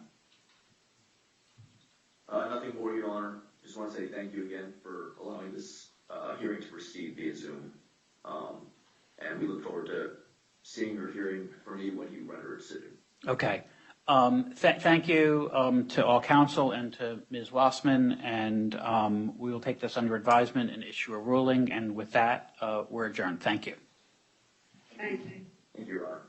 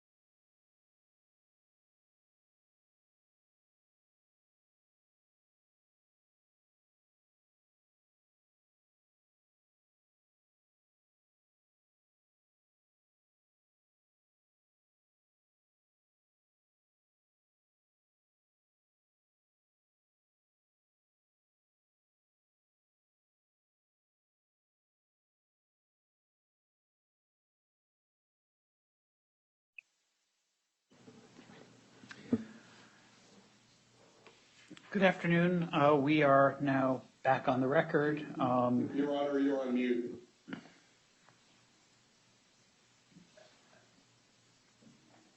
Can the parties hear me? Still on mute.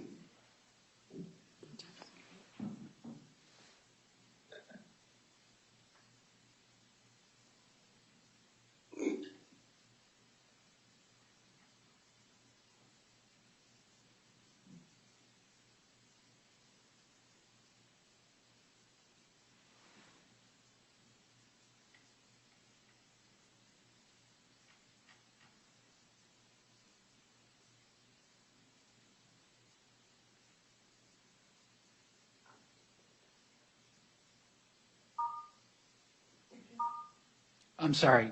Can the parties hear me now? Yes, we can. Terrific. So I've actually done this before. Okay. Good afternoon. We are back on the record. I think where we were was that Mr. Romke was on the stand and Mr. Lucas was going to begin cross unless you all have anything else to report before we do that. You're correct, Your Honor. Okay. So Mr. Romke, you remain under oath. And Mr. Lucas, you can proceed. Thank you, Your Honor. Mr. Romke, can you hear me okay? Yeah. Great. And Mr. Romke, you're alone in the room wherever you are right now? Yes. Mr. Romke, do you recall your testimony at the first state hearing on cash collateral where it was admitted that the debtors have operated at a loss every month prior to the petition date since the inception of Concrete's loan? Yeah, I remember something to that effect, Mr. Lucas. Yeah. And so you stand by that testimony today then? I don't have the numbers in front of me, Mr. Lucas, but there's certainly more months negative than there were positive. If there was a positive one, there might have been a positive one, but I'm not sure. Mr. Romke, are you familiar with at the conclusion of the hearing, the court granted the debtor's request to use cash collateral and an order was entered? You're familiar with that, aren't you? You recall the court entering the order? Certainly. Yeah.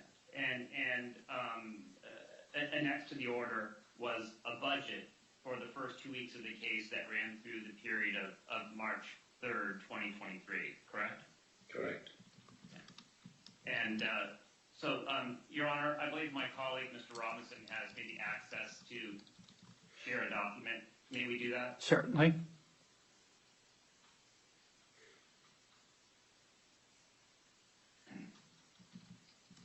Mr. Romke, did you help prepare or authorize the budget here that we see on the screen? I don't think I prepared it, Mr. Lucas, but I certainly reviewed it. And Did you approve it? yes. Thank you. And so there, on the third line for total receipts, it shows that on a cumulative basis, the debtors projected about $7.1 million in total coal receipts, correct? Correct. And that the ending cash balance at the end of the second week is approximately $4.2, almost $4.3 million, correct? Correct. Correct. Okay. Can we take that down, Mr. Robinson, and put up the actuals?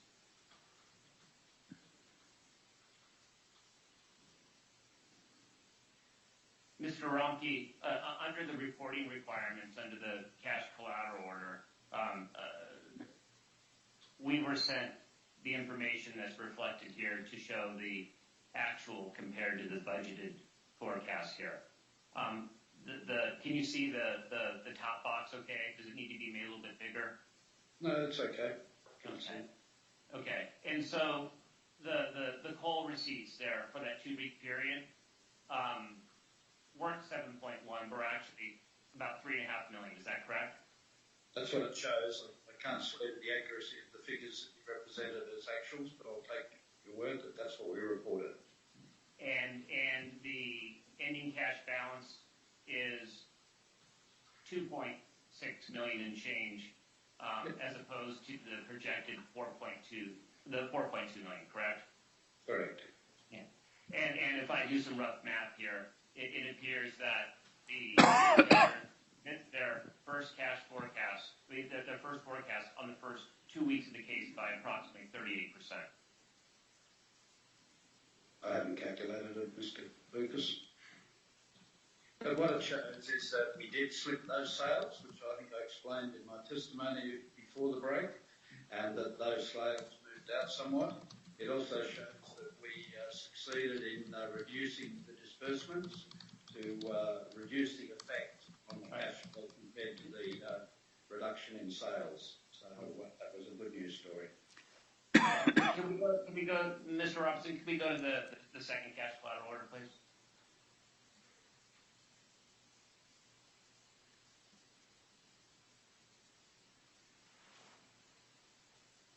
And can we go to the budget at the end?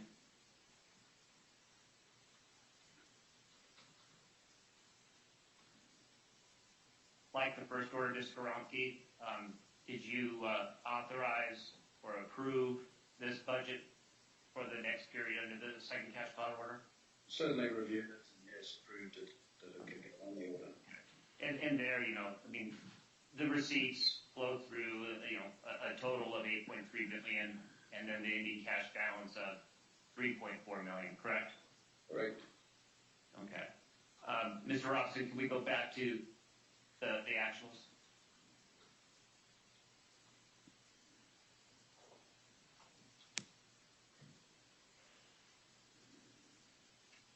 And so there, carrying through the numbers that were used and projected there on the second cash collateral budget, Mr. Romke,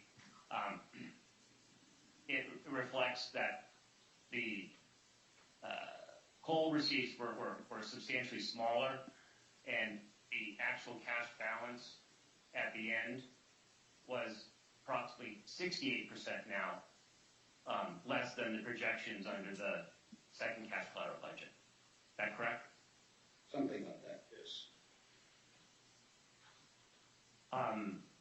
Your Honor, we'd like to move into evidence the two cash collateral orders and this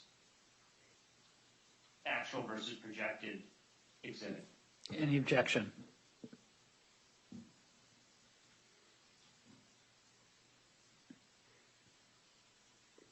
Your Honor, Robert Denning. No objection. I do point out that at the outset, counsel said this is not a cash collateral hearing.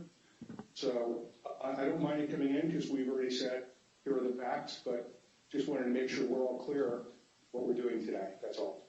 And Your Honor, I mean, this goes to the business judgment of the debtor going forward as to the unreliability of the forecast going forward, the company's need for cash and the ability to meet its projections, and sort of the futility ultimately in where the Marco contract brings the company. Okay. And these are all elements of that. All right, so look, the only question immediately in front of me is whether the exhibits should be admitted into evidence, and there's no objection, so they will be admitted. And to the extent there's an objection that bears on the relevance of the testimony, I'll consider that if and when it's made. So with that, Mr. Lucas, you can proceed. Thank you, Your Honor. Mr. Romke, are you aware that on March 15th that the debtor sent a new proposed budget to Collins Street to bridge out the use of cash collateral through the March 31st date? Yes, I think so.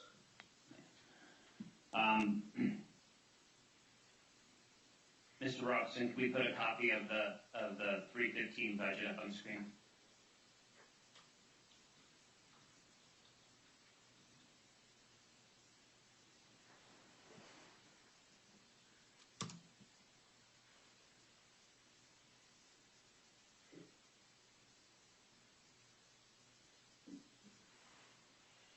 That's not it. Oh, wait, I'm sorry. Yeah, that was it. I'm sorry. Sorry, Your Honor. No worries. Sorry.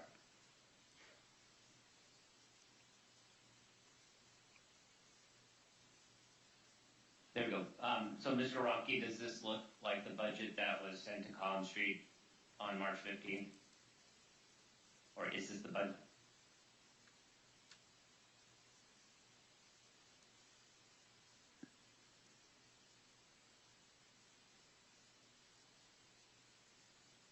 Did you hear my question, Mr. Rocky? You might be frozen, Your Honor. Does seem that way. I think we should give it a minute and see if it unfreezes.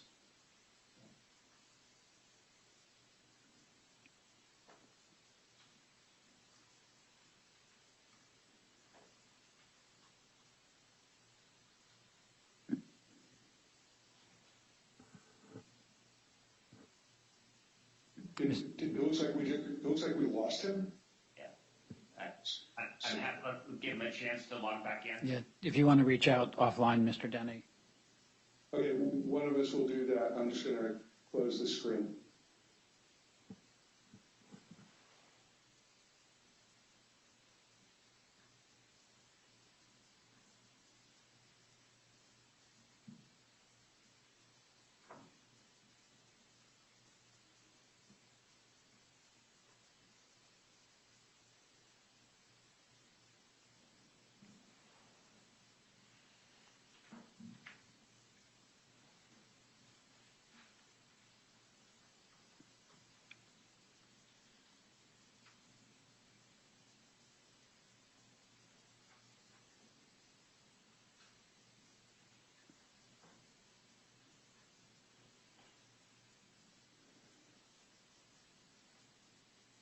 Your Honor, he did pick up and said it's trying to reconnect.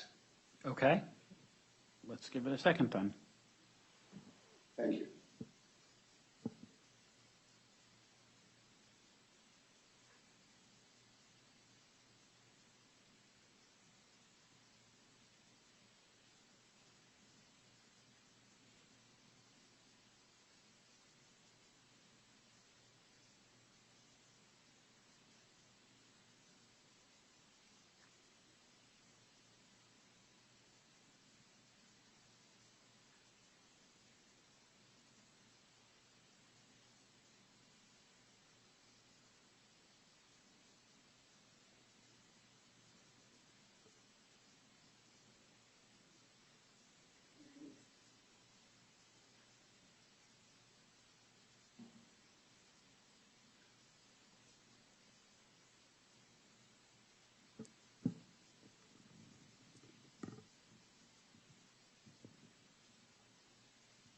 Sorry, Your Honor, technology got the better of us.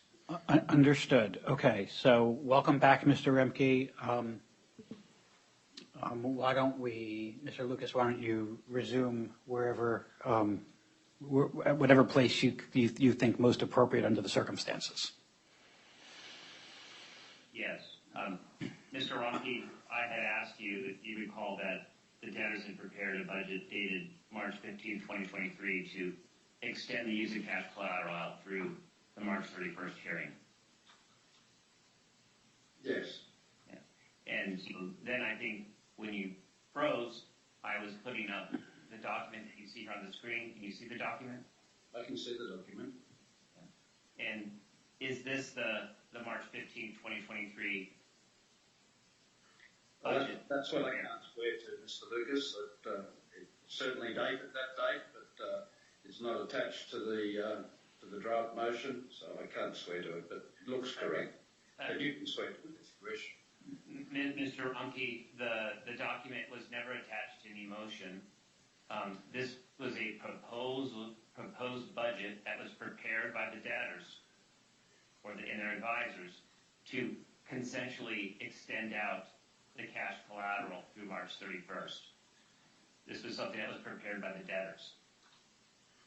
And as I said, I can't identify definitively that was the one that was sent to match the cash collateral request.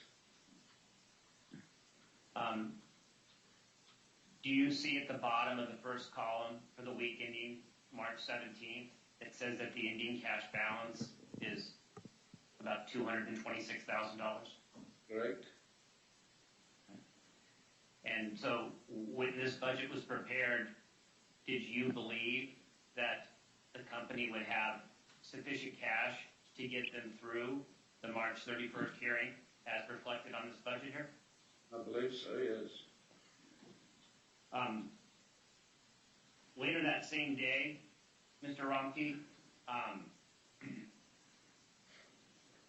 Collins Street's advisors were contacted by your advisors that the debtor was now asking for a DIP loan because it was not going to have sufficient cash to even make it to 317. Isn't that correct, Mr. Romke? I believe so, yes.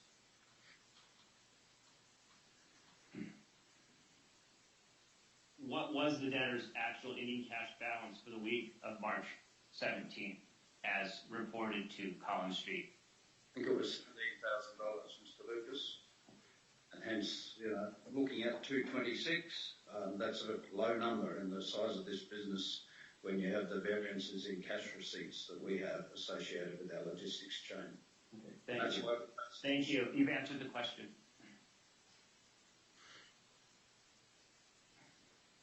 You testified earlier about the Marco agreement.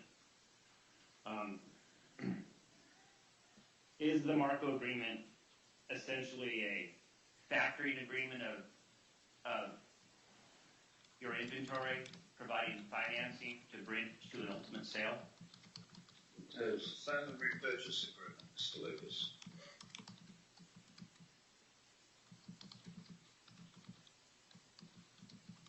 If it's a repurchase agreement,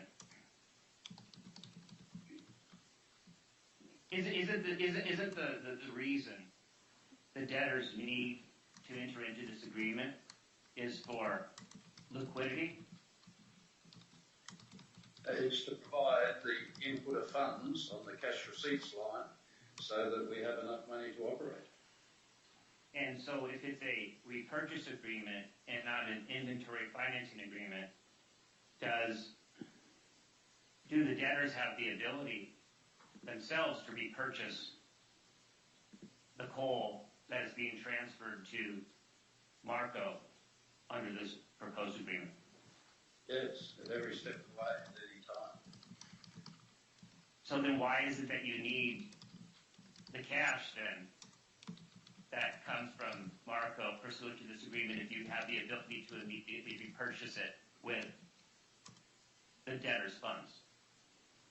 If we have other sources of finance, then we could do it another way. But at the moment, we do not have other sources of finance. We're relying on the sale and purchase agreement to provide those cash receipts in this forecast and our latest forecast so that we can keep the business ticking over and build the whole inventory to 70,000 tonnes and make the ultimate sale.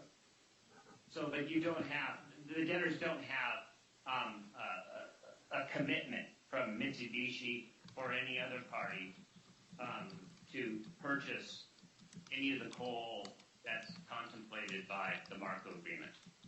We do have a contemplated agreement from Mitsubishi. Is that agreement, Mr. Ronke, enforceable such that Mitsubishi is obligated to purchase the coal that was arising under this Marco agreement?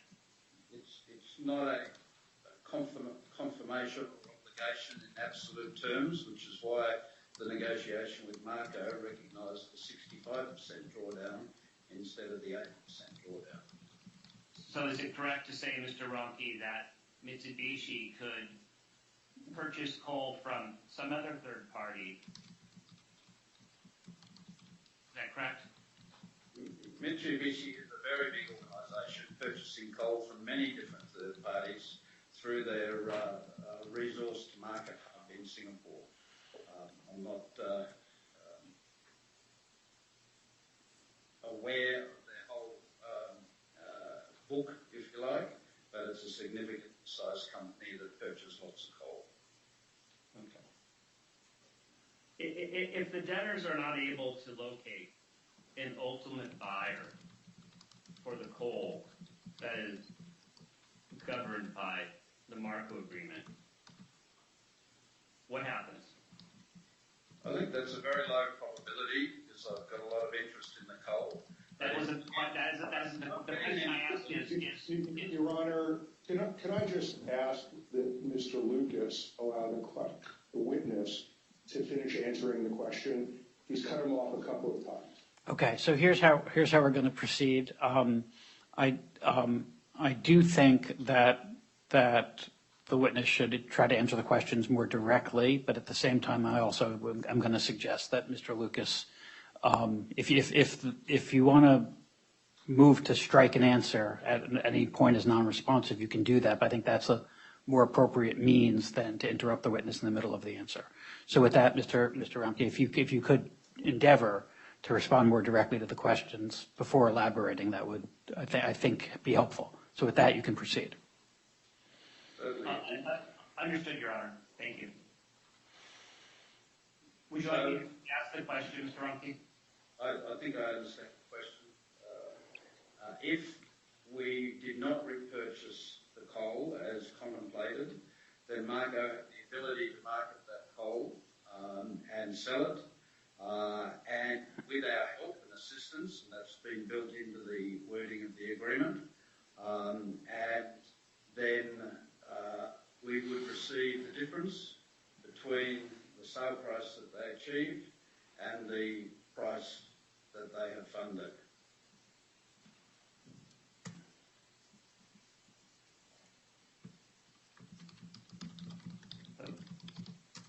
If the term of the Marco contract runs past 90 days,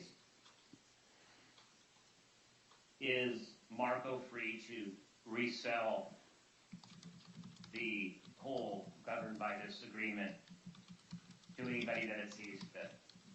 I don't believe that's the case, Mr. Lucas. I think we had the opportunity to extend the term beyond the 90 days in the first instance with the acceptance of an additional fee, which is 3% in this case, and then we have a further period of time in order to complete our ultimate sale. If the fee isn't paid, is Marco free to sell the coal governed by the Marco contract to anybody on terms that it sees fit? I'm not sure about that, Mr. Lucas. It's a fee. Fee isn't paid, and maybe it goes into default. Maybe that's the case. I'd have to reread that part of the agreement.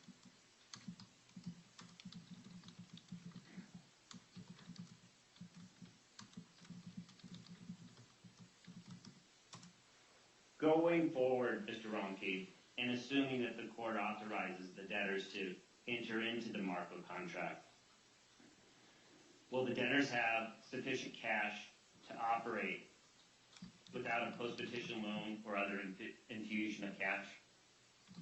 I think the latest forecast that we've shared with FTI and probably Collins shows there could be a negative cash position if we don't have an alternative funding or we're not successful in reducing our disbursement spend such that we can cope with that gap.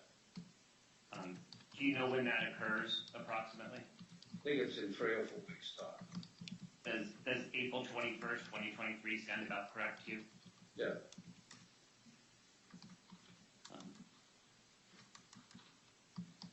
Do the debtors have any commitments from any other proposed financing sources right now? No.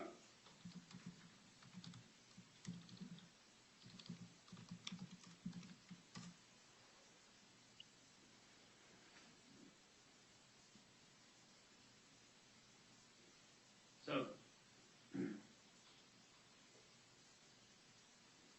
Mr. Rumpke, earlier in your testimony, you were discussing your view of what you thought the debtor's assets were valued at, correct? Correct. Mr. Rumpke, have you ever prepared a formal valuation that was reviewed by a third party or relied on by a third party? Relied on by a third party. So you have asked the question again, please, Mr. Lucas. Certainly. Have you ever prepared a valuation that was reviewed and relied on by a third party? I have prepared a valuation for a mine.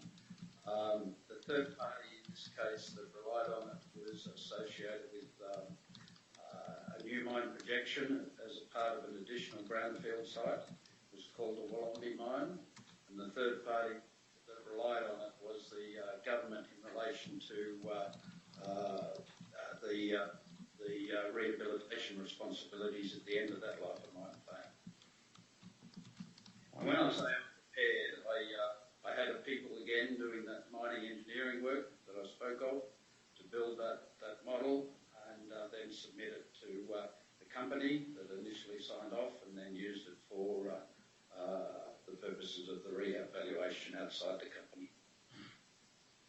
Have you ever testified in support of a valuation that was prepared by yourself? No.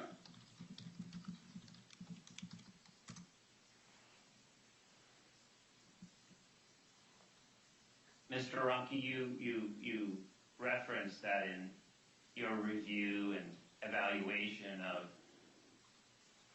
the company's value, that you reviewed a report that was prepared by CSA. Is that correct? Correct. Wait, I'm sorry. Wait, let me back up 1 second. I'm sorry, Your Honor. Mr. Rumpke, do you have any valuation accreditation?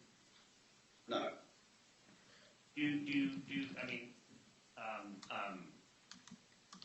I assume you probably have a college degree. I've got a university degree in mining engineering. Okay. And so mining engineering sort of, probably makes you sort of astute in sort of the operation of mines and the running of mines. Is that correct? Which is your day-to-day responsibility? It's much broader than that, Mr. Lucas. It includes a subject called mineral economics, which involves assessing valuations of mineral projects.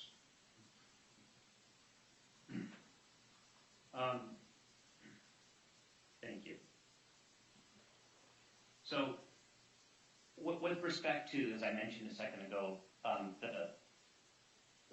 the CSA report that you reviewed and considered in establishing your viewpoint, the value of the debtor's assets, did you take into consideration that the Black Warrior information used for geological modeling was represented there as being fairly adequate? Yeah, I looked at that description, and I re-looked at the mining resource or the coal resource report by Marshall Miller and Associates. It was commissioned for Black Warrior as part of our acquisition, and I considered the Marshall Miller report to be certainly counter to that description in CSA, and I think it can be relied on in reference to CSA's observations. But the Marshall Miller report wasn't anything that was in your testimony previously, Mr. Rumpke. In regard to what? I wasn't asked about the Marshall Miller report. Yeah, and so I okay, thank you. Exactly. With respect to Newell, when you were sort of establishing your viewpoint, you're aware that the report reflected that there's moderate risk that the accuracy of the geological modeling is lower than should be for an expected commercial purpose? I can't remember that comment. They may have commented that way. I probably do not agree with that comment. And again, I have independent reports from Stantec that inputted into the feasibility study that provided an assessment of those geological points and arrived at a combination of measured and indicated coal resources, and that can reliably feed into mine reserves, and that's what we've done the plan over the mine reserves footprint. Yeah, and that, with respect to the Black Warrior information, that the lack of reported coal reserves raise significant risk to the mine plans for reliability. That's further. View espoused in the document, correct? Yeah, this is the document that you said that you relied on in forming your opinion. I certainly read and took on board their comments in arriving at my opinion. Again, with respect to Newell, I believe that the report reflects that the company should undertake, drilling to validate data in hand to lead to greater confidence in the historical data and improve the accuracy of forecasting. And under that banner that, the coal quality phosphorus content is in an order of magnitude that's much higher than the HBV coals. Did you take that into consideration? Did I take it into consideration? I'm not sure what your question is. Did I take it into consideration on espousing my opinion of what these assets are worth? I considered it, but actual results have shown that our customers do not find those phosphorus contents a huge detriment. And it also combines with something else in that report that suggests the blending of Black Warrior and New Elk is beneficial to the overall marketing strategy, and that blending opportunity also drives down the phosphorus content. So our strategy is actually in line with some of their recommendations. But please remember, those recommendations and recommendations for further drilling and an assessment of historical records, we didn't have access to that report. Collins Street refused to give us that report when we asked.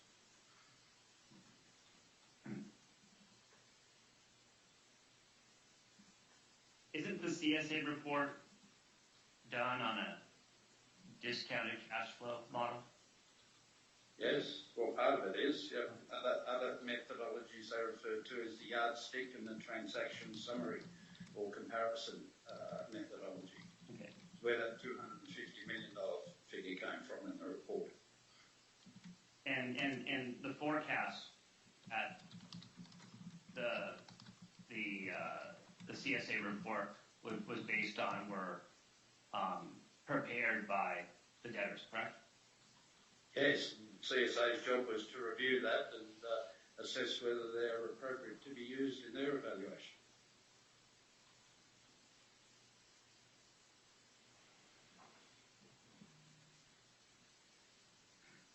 And isn't it correct that the forecasts that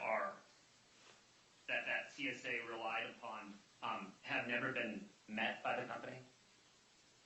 We've only operated for approximately 7 months since that CSA report was done, or maybe it's less.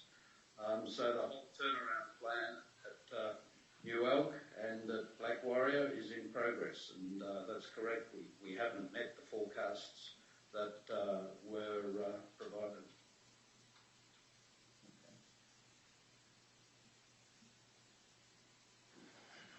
So when you did your evaluation of your viewpoint of the company's value, what discount rate did you use? Or I'm pretty sure it was 10%.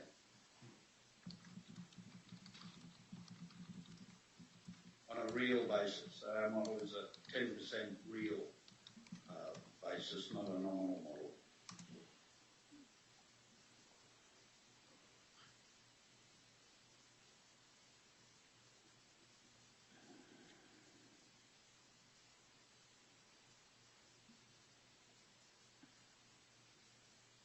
Mr. Ronke,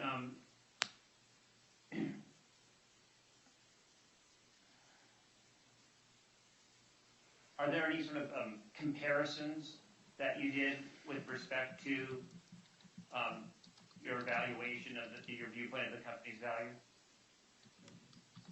With other mines, Mr. Lucas, is that what you mean? Those sorts of comparisons? Yes. There was comparisons referenced in the CSA report that I found very interesting, and they used that in fixing some of their numbers, and they gave some examples of other transactions. But I haven't compiled my own transaction list by Google searching or whatever to make those comparisons. No. Okay. Why did you use 10%? I think it's a good value to use, and I deferred also to my CFO. I believe that a 10% real valuation is appropriate. You know? I mean, on what basis other than you just think it's a good one? Well, typically, I've looked at these over many years and played with the risk and return of an NPV calculation or a DCF calculation based on different discount rates. And I've come to the conclusion that I believe 10% is quite a valid rate to use. I think CSA actually used 10% as well, Mr. Lucas. Mr. Ronke, you had mentioned in your testimony earlier that you have a new or a brand new mine plan. Is that correct? What do you mean by a new mine plan? I've got a revised life of mine plan for the blue seam that feeds into the DCF value. It includes a new mining direction, so I guess that might qualify for a new mine plan. Yeah. That mining direction has been determined in consultation with MSHA in order to improve the underground mining conditions, potentially reduce the roof bolting frequency, and improve our productivity rates. Has it been tested? It's in the process of being tested at the moment. We're in a test panel right now, Mr. Lucas, that MSHA is very interested in participating in that testing regime. I think we've got 1,000 feet of advance while in this testing mode, and then that'll be reviewed by ourselves and MSHA and any other experts that we hire to do that. But the testing's not complete, is that correct? No, it's starting on the new direction. Okay. Colloquially, the conditions, I'm told, are certainly improved in this new direction, and the rib conditions are improved. It's based on angling the workings at 45 degrees to the angle of cleat in the coal, which provides more stability. So rather than the coal slabbing off in bigger pieces, it can't or won't slab off in those big chunks as previously does. And so since the testing isn't complete, your statements there are just guesses because you don't have any actual operating results from which to rely on. The test panel is commencing, Mr. Lucas. Hasn't completed.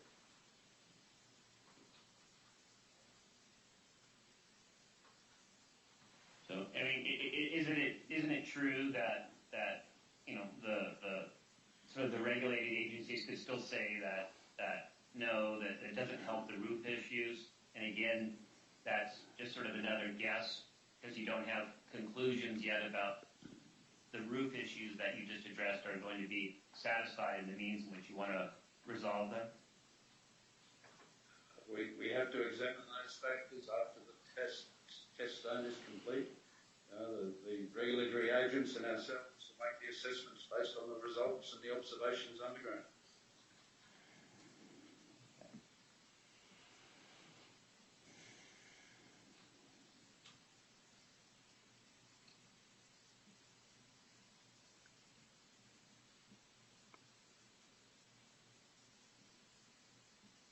And you know, a couple more questions about the CSA report, Mr. Ronke. That for processing plant costs, they required a detailed comparison of the actual costs, which would sort of improve the confidence of the reviewers. But there was no comparison to actuals because no detail was provided. So did you take that into consideration when you were evaluating your view of the debtor's assets? Not quite sure I understand your question, Mr. Lucas. There was a lot of detail in the budget models or the forecast models that were shared with CSA and Allegiance, I do believe.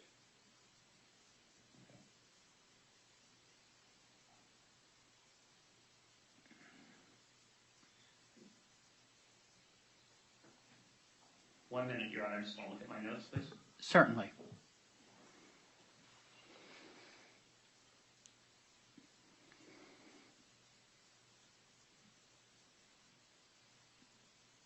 Mr. Ronke, does a DCF valuation require positive cash flow?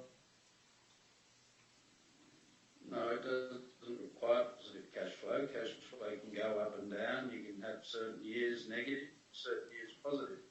And it gives a sort of valuation at the end of the total period, which includes a cumulative of each of those years, whether they be positive or negative.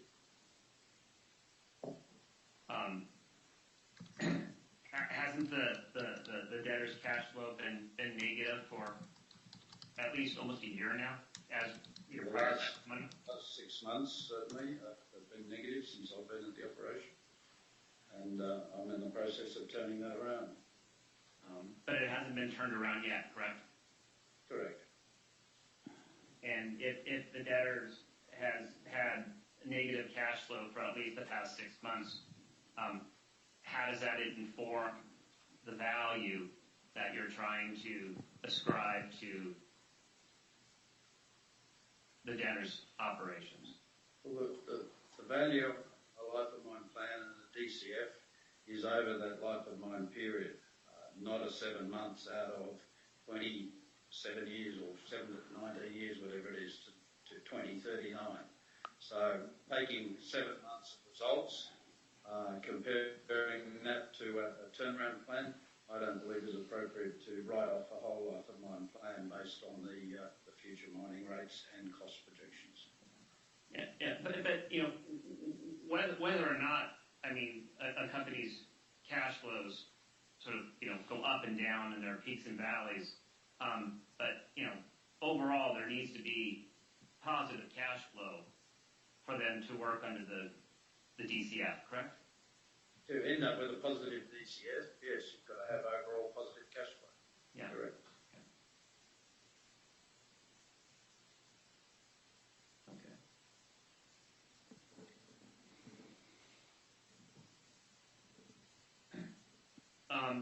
Mr. Ronke, in your testimony earlier, you mentioned the mine that's held by a non-debtor in Telqua, the Canadian sort of coal project. Do you recall that? Yes, I have. Yeah.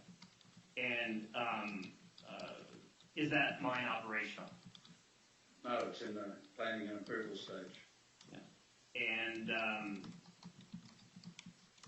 is there what is it? Is it missing permits?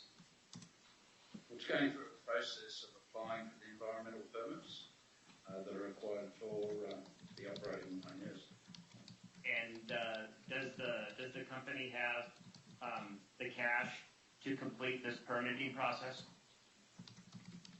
Not now. Collins Street took all the cash away from the holding company in Australia in the last month. And is the permitting process subject to a public dispute? Subject to what sort of dispute?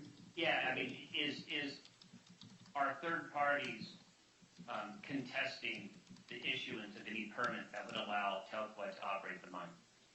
No, I don't believe there's a formal objections raised. It's an ongoing process of community consultation and consultation with the First Nations people. I'm reliably informed there are good relations between our company and the First Nations people. Our ex-CEO and Chairman, Mark Gray, remains living in Smithers, which is the local area. He's also the Managing Director of Telqua Coal Limited, and he's charged with the role to continue with this approval process. He's developed excellent relationships with the local community over the last 4 or 5 years that he's lived there.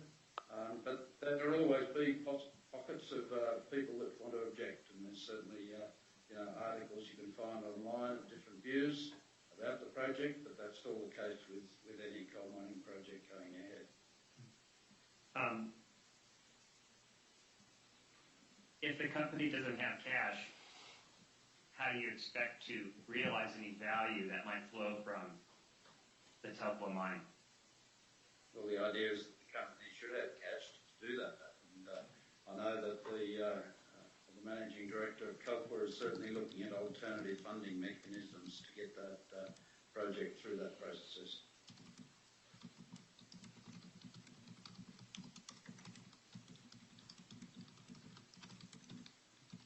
So you don't have any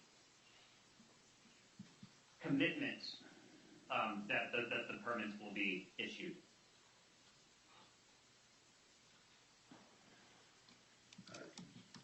Context question doesn't work, Mr. Lucas. We're going through a prescribed legislative process. So I mean, all I'm asking is that there's no guarantee. I'm sorry, I think you froze there. Sorry, you might have not finished your answer, so I can stop and like. The project is going through a prescribed legislative process in British Columbia to achieve those permits, and my internet connection is unstable. I've just got a message on my screen, so I apologise. That's a prescribed process. We're going through and answering a number of requests for information from the regulatory authorities. Until they complete their process, they obviously do not provide a commitment or a view of the absolute outcome. That's the way government authorities work. They work through all the requirements and assess the company's answers to the request for information and then make a decision at the appropriate time. Okay, thank you. Your Honor, I think I just have a couple more questions. Mr. Robinson, can you take down the document that's on the screen? And I'm going to try to finish up here, Your Honor. Okay. Mr. Robinson, can you put the Black Warrior P&L statement up on the screen?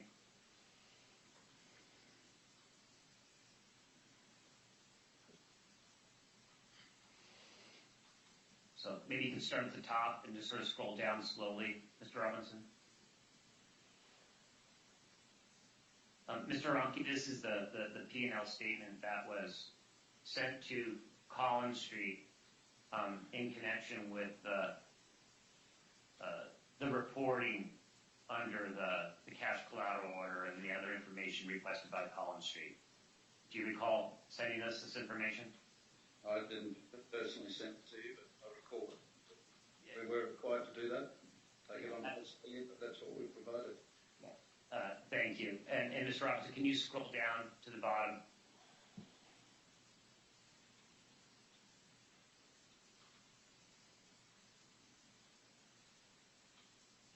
So on line 114 there, if you can see that, if your eyes are better than mine. I'm sorry, line 115.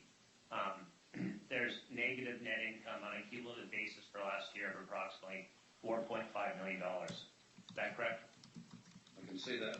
Take you on word. There's also 2 positive months, which is good to see, which was May and August. Okay, and Ms. Robinson, can you take this down and put up the New Wealth P&L statement? You can start at the top again and just sort of slow down.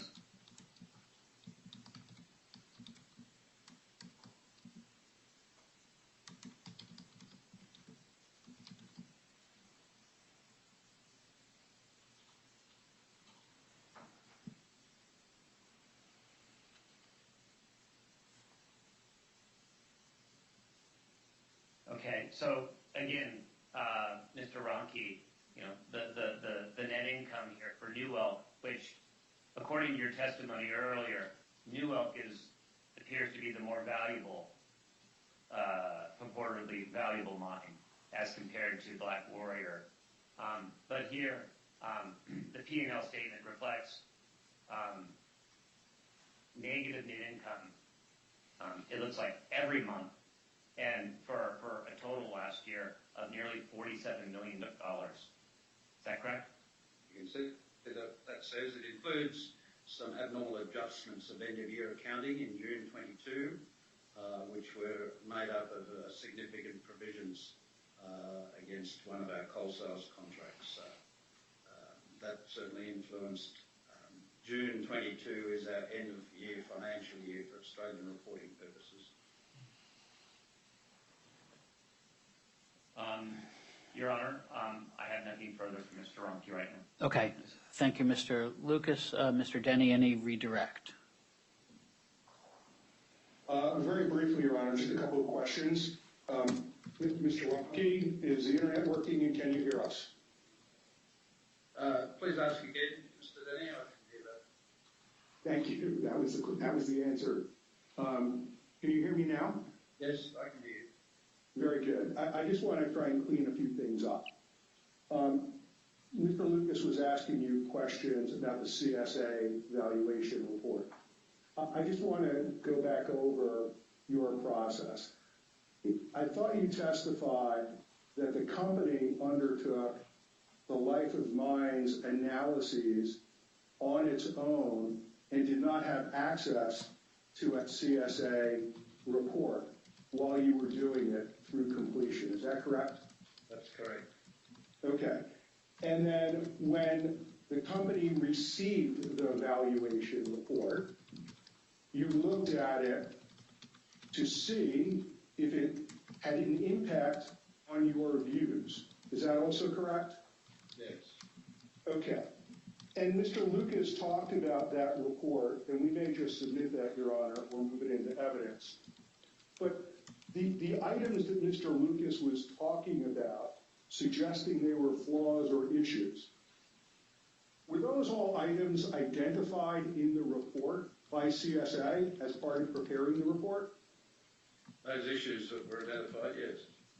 Okay. And with those issues, is it your understanding that they presented Collins Street with the valuation report, and at the top it refers to as is forced liquidation basis? Do you recall that? That's correct. That's the methodology they used. Okay. And just the last question, I think this is clear from the record. With the flaws and issues that CSA identified, their forced liquidation valuation is what we discussed earlier, where there was a preferred value of $120 million and a high value of $280 million. Isn't that your recollection? That's correct, yeah. Now you testified that your value, using life of mines, that you and the company prepared on a conservative basis, I thought you said that on a conservative basis, you were at a lesser number, more like the preferred value. Is that correct? Preferred value for New Elk, but a much higher value than preferred for Black Warrior mine. And the reason for the higher value you ascribed to Black Warrior before looking at this report is it because you went out a longer period for the life of the mine, correct? Correct. Okay.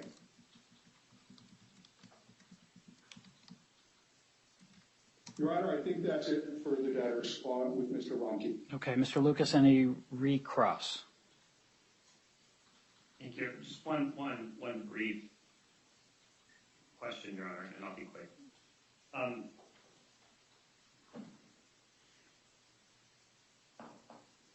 When you were evaluating the company, Mr. Ronke, and relying on the CSA report, are you aware that it stressed that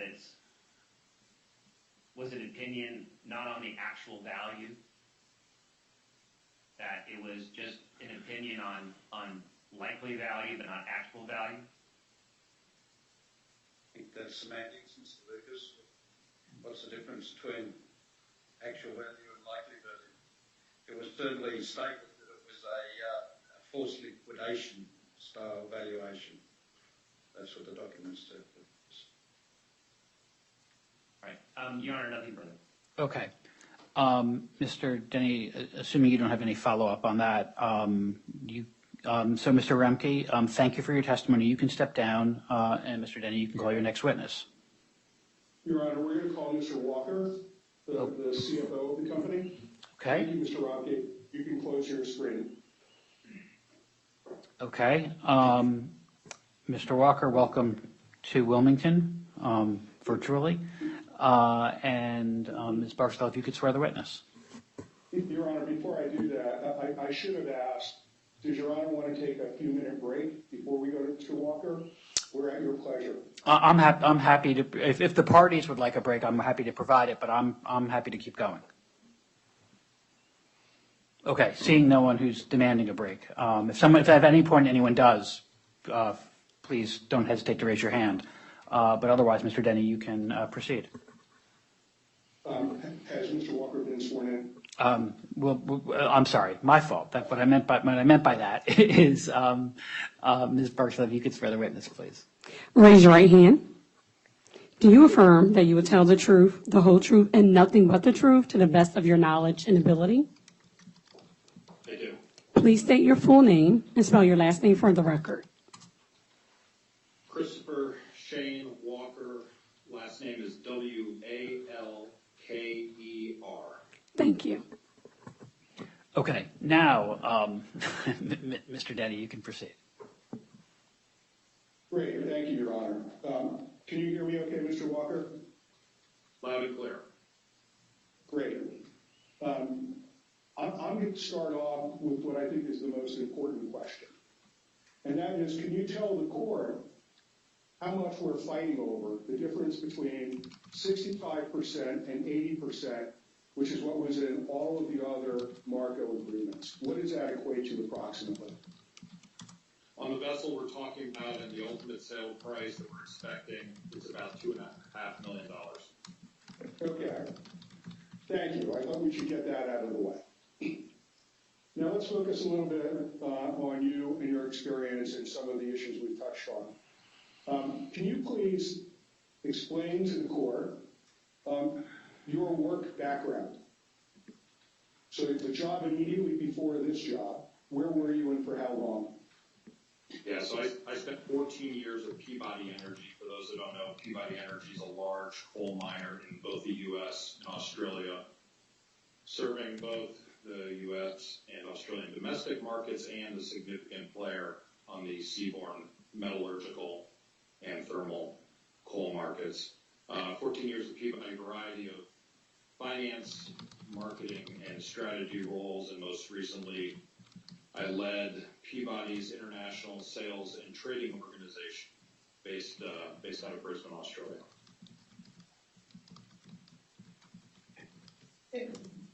And can you tell me, when you arrived at Allegiance, what is your title? Chief Financial Officer of the U.S. operations of Allegiance Coal Limited. And what has that entailed for you from an operating job description for the judge? Yeah, so at a high level, similar to, I suppose, every chief financial officer role, I'm responsible for the finance and accounting functions of the U.S. operations.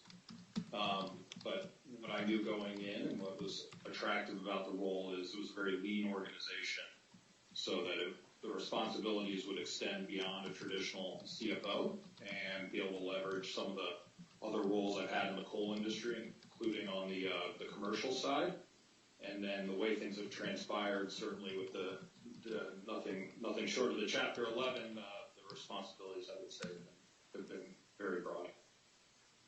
You mentioned, I guess, some of the other roles you had and experience. Let's go back, I guess, to Peabody. What roles did you have, and what does that mean for the court and for what we're dealing with today?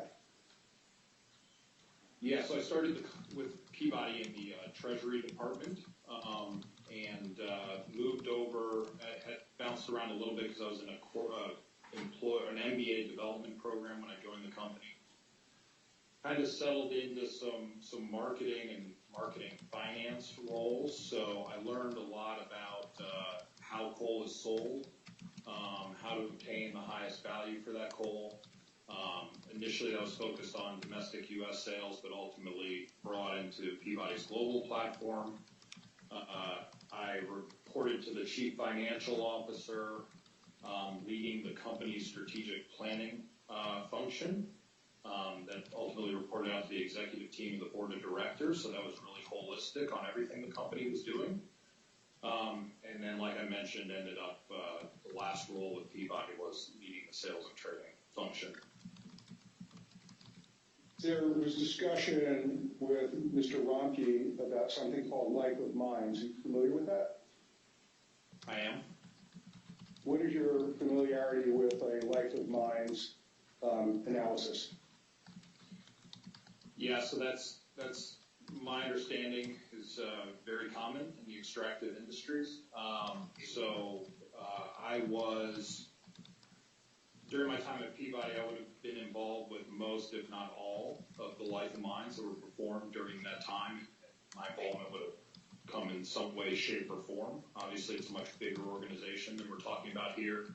And of course, with some of the roles I described towards the end of my time with Peabody, was a key contributor to the headline pricing assumptions used in those life of mines, the differentials for the actual products that Peabody was selling to get to the realizations that Peabody would realize, and working with the operational teams to ensure that the operational plan worked in concert with what we saw in the marketplace. That's a lot more technical than I'm familiar with, so I'm going to ask you to describe, you said pricing and differential. Can you walk all of us through what that is? I hear that as like a build-up. You're looking at it, you're trying to make sure it all ticks and ties. So what do you mean by that if you're doing the life of mines? Yeah, so coal products, metallurgical versus thermal, depending on where you're selling the coal, you often start with a benchmark headline product. And this is, when you're looking at third-party forecasts, if you're relying on those for how you forecast the pricing, they'll be expressed in some sort of uniform benchmark headline pricing. Very few, if any, products fit that benchmark precisely. So then you need to say, okay, what are the qualities of my actual coal? How does that change over the life of mine?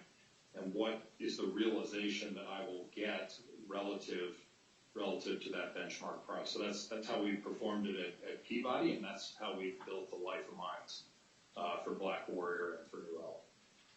It is sort of the layperson's way of thinking about it.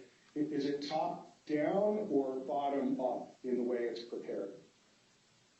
Well, it's, from a pricing standpoint, what we were just talking about, it's a bit of a top down when you talk about benchmark pricing of working down to the quality you get, but ultimately it's bottom up. You're relying on what are the physicals that we're going to be able to get out of the ground. That's relying on what the mining engineering folks are saying. What's the quality that's going to look like? What's the capital? What are the costs associated with that? And ultimately building that up to what revenue is obtainable from that product. So I don't know how to generally answer your question, but I think if I had to, between those two, I would say it's a bottoms-up approach. And what was your role with the debtors in putting together the life of mines analyses that Mr. Romke testified to earlier? Much more broad than I'm used to. We didn't have a infrastructure as far as a model to build a life of mines. So I built that model that we've used for the life of mines from scratch in the sense of that model infrastructure. But the main bottom-up component that drives these things are the physicals that was obtained from our operations and mining engineering group. Once I had that, I built that model. You looked at historical data to get the ball rolling on assumptions, but then worked closely with Mr. Romke, the broader operations team, to understand what are the conservative assumptions on costs and capital, and how will those change over the course of the life of the mine based on just progressing through the mine plan and also conscious decisions, for example, to spend capital to increase the size of equipment. Okay. how does the current environment, how do you look at the current environment versus looking backwards? Mr. Lucas has spent a lot of time talking about the company's inability to meet forecasts the last 6 months. And how is that relevant in what you do for preparing the life of mines? Ultimately, the life of mine is a look forward from the point you're doing it. So the rearview mirror is of limited value. You can certainly look at that, see historically what cost figures have been obtained given a various metrics. So, for example, many of these life of mine plans are built a combination of fixed and variable cost drivers. So you can look and say, hey, historically, per yard of material, overburdened material that's been moved, what has the cost been? But most importantly is to look forward. What do we expect to happen going forward? What are the explanatory items on the history if we're saying that things are going to change going forward? An easy example of that would be the one I just mentioned with the CapEx, bigger equipment, what have you. But to answer your question, it's largely a look forward.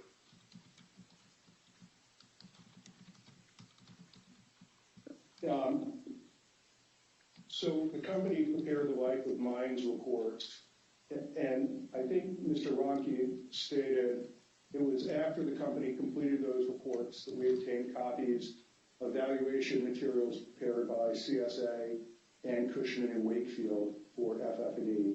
Do you recall that timeline? Yes. Did you also review those to double check to see if there's anything that you might want to change, either up or down, or underlying assumptions, really to validate what you've done or see whether there are things you should account for? I reviewed them out of curiosity. It didn't shape anything we put into the life of mines. Okay.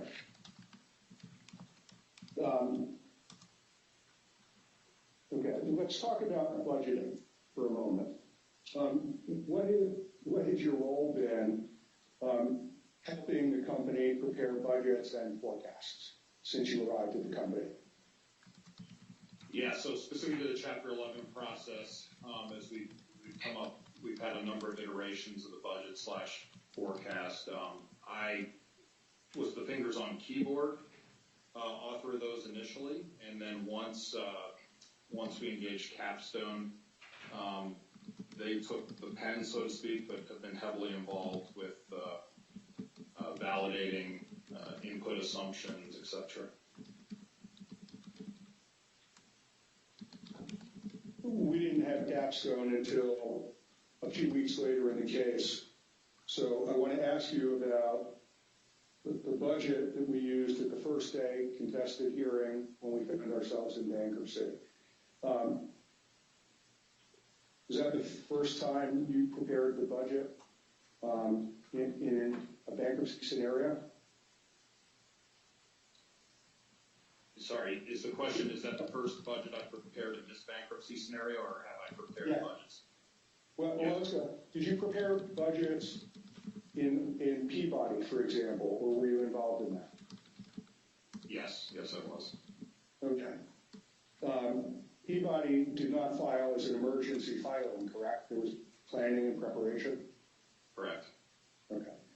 And here there was none, right? Correct. And immediately after the filing, there was an emergency hearing where you and Mr. Ronke testified to try and get use of cash to pay employees and a few other items, right? That's right. Okay. And after that hearing, we've had a couple of other hearings, and budgets have been submitted to the court, basically showing revenue in, disbursements out. Were you involved in those? Yes, I was. Okay. And separate from those budgets, have you been involved yourself and then yourself with Capstone in putting together longer-term budgets, recognizing you're in the Chapter 11 cases? Yes. And have all of the, as part of the cash collateral orders that have been in place, the company has been required to provide information and reporting to Collins Street, correct? Correct. And so Collins Street has seen from reporting where the company is starting from the first hearing through today on receipts and disbursements, correct? Correct. Okay. And if I just do a freeze today of the receipts and disbursements, can you describe for the court where we were and where we are, so the court understands, have we made budget, have we missed budget, what's been happening to the company after the filing? So there's been significant differences from the initial budget on both receipts and disbursements that was covered in Mr. Romke's testimony. On the revenue side, there's largely two variance explanations. One was the timing of a thermal shipment, the stockpile move Mr. Romke described. That's happened. Those receipts came in this week, much later than we anticipated. The other one is the Marco agreement, and that was originally forecast we were forecast to have sale repurchase in place earlier, and obviously that's not in place right now, so that's the other variance explanation. On the disbursement side, we're very favorable.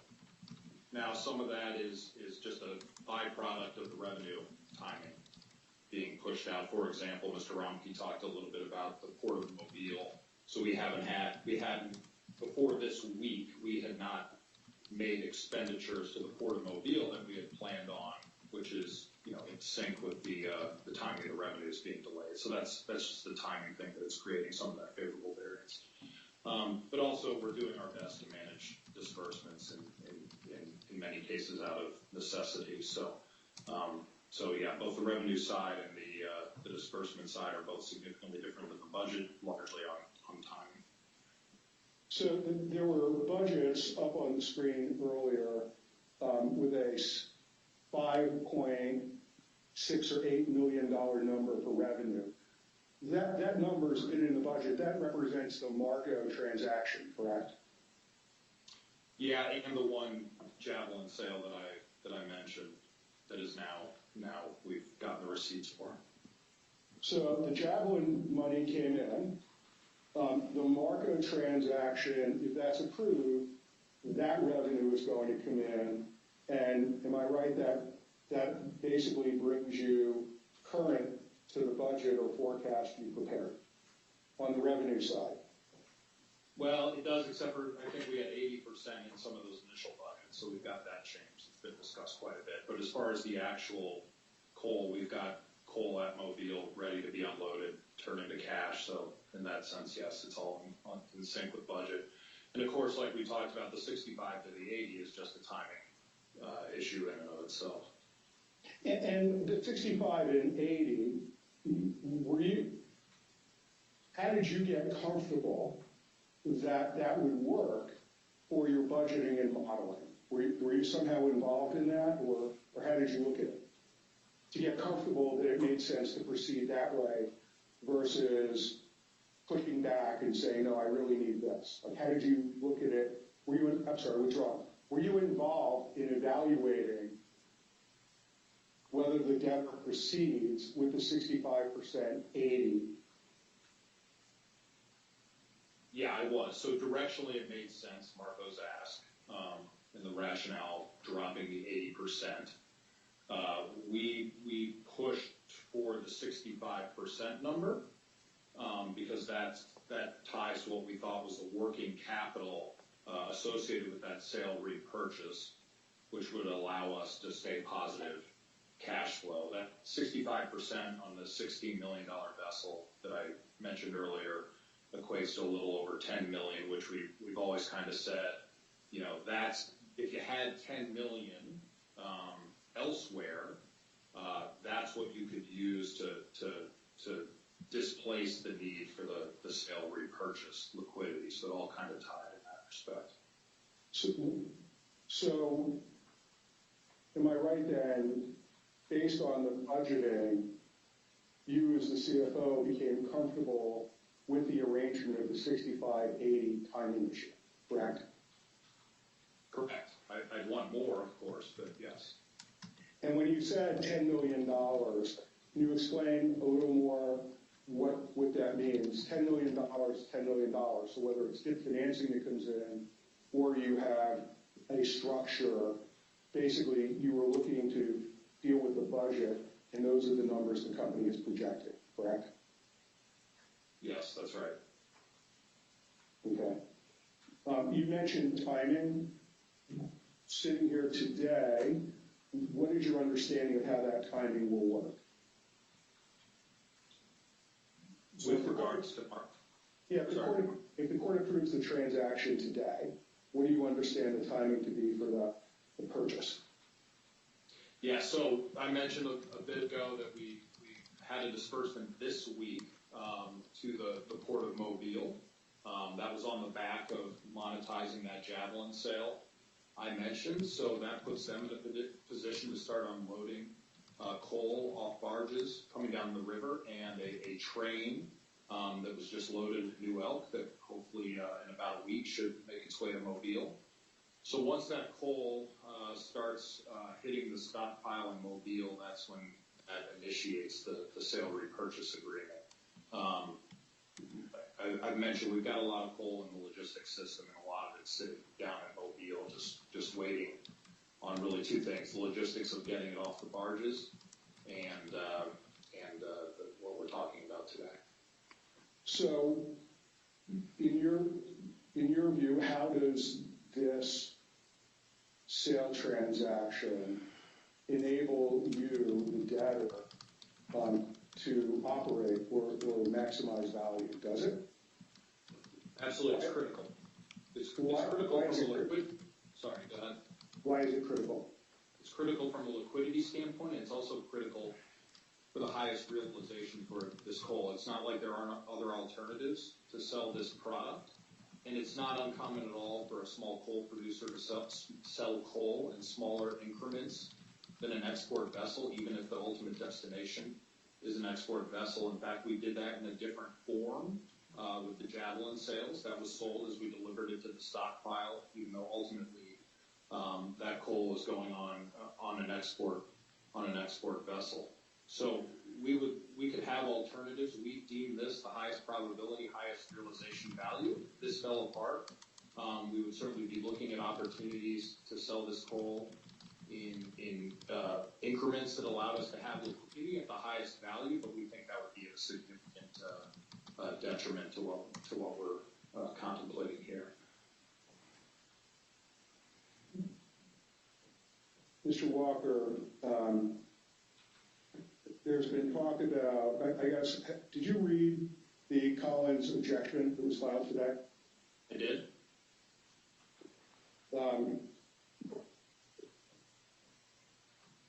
So,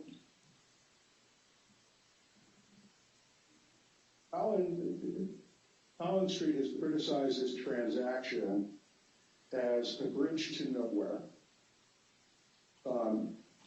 Sitting here today, do you believe this transaction, proving that the transaction is a bridge to nowhere? I do not. I don't know what stopping this deal is a bridge to be honest. The latest budget that we have shows positive operating cash flows over a 13-week period of $3 million. Obviously, Chapter 11 costs, sale costs, that they put a significant dent in that. And like we said, this is understandably an expensive form of capital. We would much prefer to have a balance sheet where we did not have to do this. But regardless, this is in our minds a path to creating that $3 million of positive operating cash flow. So that's where it's a bridge to. So you mentioned there's a budget that shows positive operations going out. Is that something the company prepared with Capstone? Yes. And is that something that was shared with Collins Street and their advisors at FTI? Yes. Okay. So when there's talk about the need for debtor in possession financing, explain to the court the company's views on a need for debtor in possession financing and how it would be used. Yeah, so two things to that number that I just mentioned. The Chapter 11, the sale process expenditures, take a bite out of that.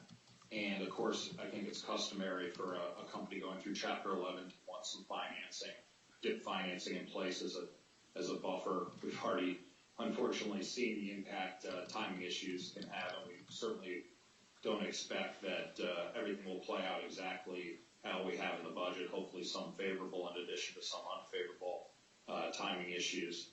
But so I think it's very reasonable that management would be seeking DIP financing despite this showing positive net operating cash flow. And as you're working with Capstone, I think there were questions from Mr. Lucas about debtor in possession financing. Is the company engaged in a process to negotiate terms of debtor in possession financing, just generally? Yes. And as part of that process, has the company also engaged with Collins Street to try and reach agreement on debtor in possession financing? Yes. And is from the debtor's perspective,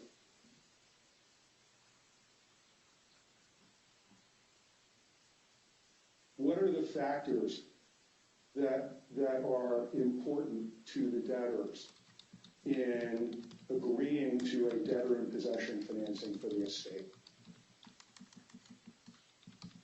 Yeah, so, as part of the management team, we have a fiduciary responsibility to all stakeholders, and at times the terms that have attempted to be pushed on the management team seem to be not oriented towards getting anywhere near maximizing value of these assets. I've been involved with coal asset sales and purchases, not on timelines like we're discussing, and probably not surprisingly not under circumstances we're discussing. So we're relying on our investment banking advisors about what the appropriate time frame for a sales process and what needs to take place.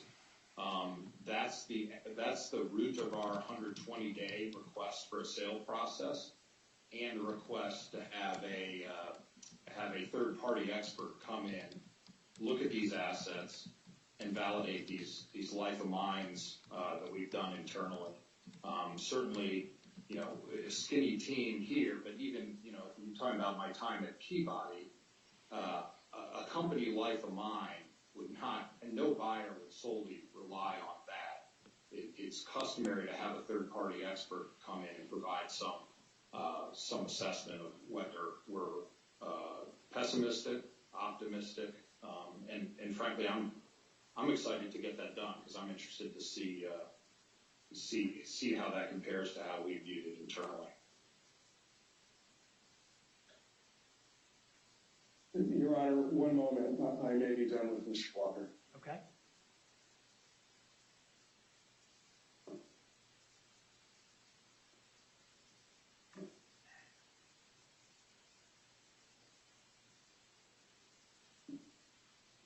Mr. Walker, in response to my question concerning what's important for the debtors as you're negotiating with parties over debtor in possession financing, you mentioned timing and the third-party report, correct? Yes. And additional liquidity, correct? Correct. Of course. If you're going to do debtor in possession financing, you actually want liquidity, right? That's right. Okay. And you mentioned 120 days. Am I correct? That's not what the company would like longer, and has discussed that with their bankers about how to run a process to maximize the value of the assets, correct? Like you had those discussions. Right. And one of the issues I think you identified is a period that's shorter is, from the company's perspective and its banker's perspective, not designed to maximize value for the estate, correct? That is what I said, and that is with consultation investment bankers. So,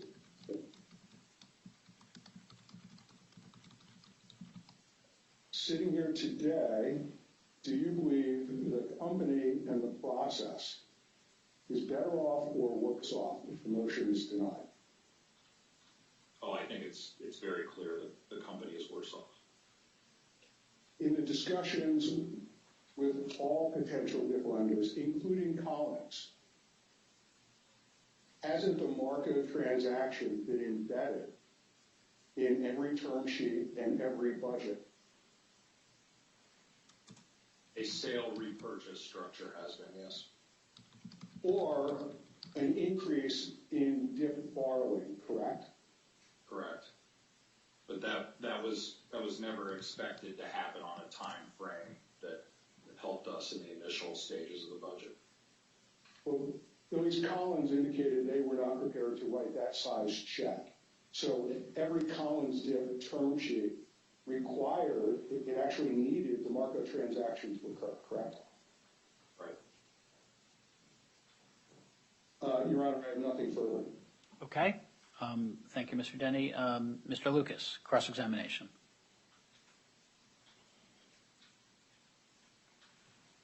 Thank you, Your Honor. Mr. Walker, can you hear me okay? Yes, thank you. Mr. Walker, in your testimony about the current life of mine plan, you were talking as if it's complete when Mr. Romkey said that it's not complete and it's still being processed or developed. Which is it? Sorry, are you asking if the life of mines are complete? Correct. Yeah, we've got them in the data room. We've given them to stakeholders. They're always subject to additional information as market prices move, additional operational information comes to bear, et cetera. But they haven't been tested, is that correct? Can you explain what you mean by tested?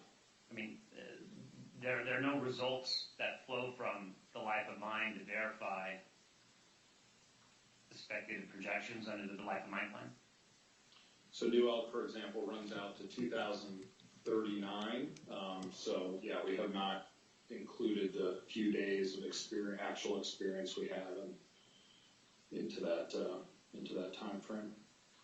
If you did include the few days into the time frame, would that be meaningful? No.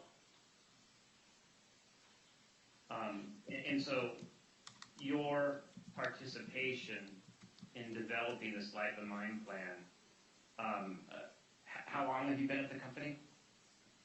I started with the company on the 3rd of January of this year.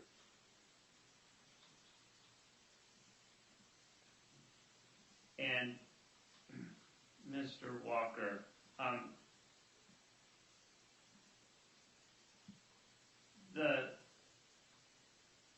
there was some testimony about questions and testimony about, the initial budget that were annexed to the cash collateral orders, and then the budgets as they evolved after Capstone came on board and was getting up to speed. Do you recall that? Yes. Was Capstone helping you and others at the debtors develop the budget that was sent to Collins Street on March 15th? Yes. Yeah, just getting my time frames. I don't remember when Capstone came on, but yeah, they were safely on board for that one. Yeah, this was just last Wednesday. Yeah, correct? Yeah, absolutely. And then so that budget was sent to Collins Street earlier in the day on Wednesday, and then notwithstanding what was said on that forecast, the debtors contacted Collins Street's advisor and said that they were out of money and they needed an emergency loan, correct? I'll take your word for it on timing. I don't know. I didn't deliver that message. I think the message was more along the lines of risk to the business, whether it be the logistics or operational continuity because of the low cash balances.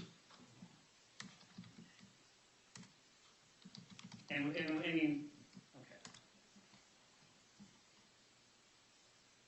Under the new life of mine plan, what are the required capital expenditures for the new mine plan, and is there sufficient cash in the budget to address all of them on a post-petition basis? The budget only goes out 13 weeks. The life of mine goes out much longer than that. So the capital spent over the life of mine at both operations, the budget period is only capturing a small portion of that. But during the 13-week period, does the budget address and account for and deal with all the capital expenditures that are contemplated under the life of mine plan for that 13 weeks? The budgets have had capital expenditures. We've moderated that. So I believe right now there is no Black Warrior capital in either the budget or the life of mine over that short period. And the New Elk life of mine probably still shows a higher capital number that was in a earlier budget. And I'm going to get my vintages mixed up, but the most recent budget provided has a leaner capital over that 13-week period, and that was in concert with consultation from FTI, where they really challenged us to say, hey, this has got to be absolute bare minimum capital.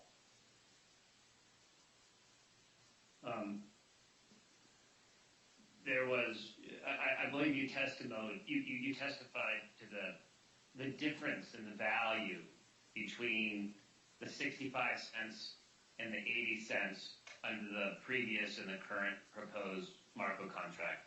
Do you recall that? Yes. And then you testified as to sort of what the delta was. It was maybe a couple $1 million or something like that. Is that correct? Yes. But under the current proposed terms of the Marco contract,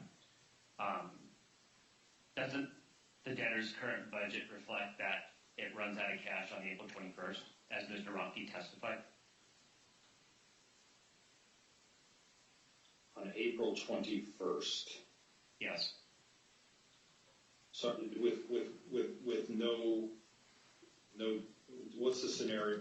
We've looked at some of these scenarios. You're saying if there's no DIP funding, yes, that sounds right to me. I'm sorry, I didn't. Yeah, no, I'm with you. I was operating under the assumption that it is that I think that way I asked the question earlier, Mr. Ronke, and I'll do the same here, is assume today the court authorizes entry into this agreement, and you have no other additional capital infusions to get from Collins Street, then I believe the forecast that you shared with Collins Street reflects that you go negative on April 21st. Yeah, I'm with you. Thank you. Typically, the budgets we've shown them have shown some DIP scenarios, since that's what we were discussing, but I understand what you're saying now.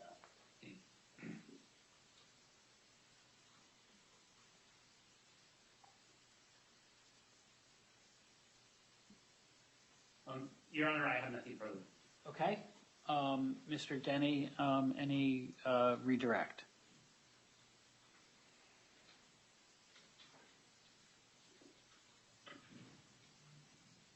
And back, Your Honor.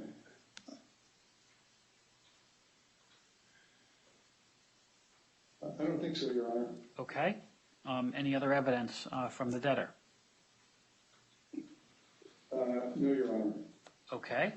Mr. Lucas, do you propose to call a witness or otherwise present evidence? Your Honor, I would like to call David Beckman. Okay. I'm happy to keep going. If the parties need a few minutes, I'm also happy to provide that. So, Mr. Lucas and Mr. Denny, do either of you have a preference?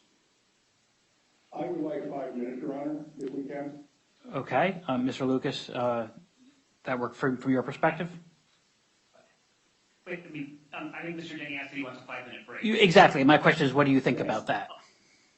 Absolutely. Of course, by all means. Okay. All right. So why don't we, so it is now 1:35, just to be safe. Why don't we plan on coming back at 1:45? So I'll give you 10 minutes and we'll be back on then. Until then, we are in recess.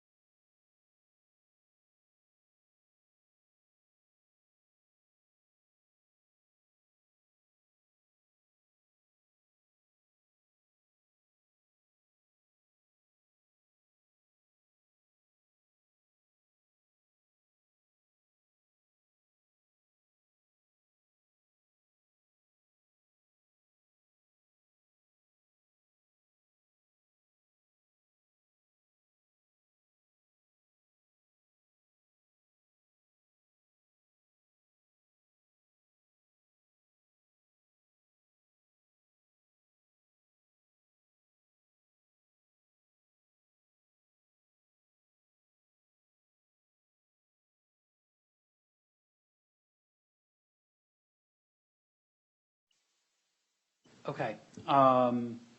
Can counsel hear me?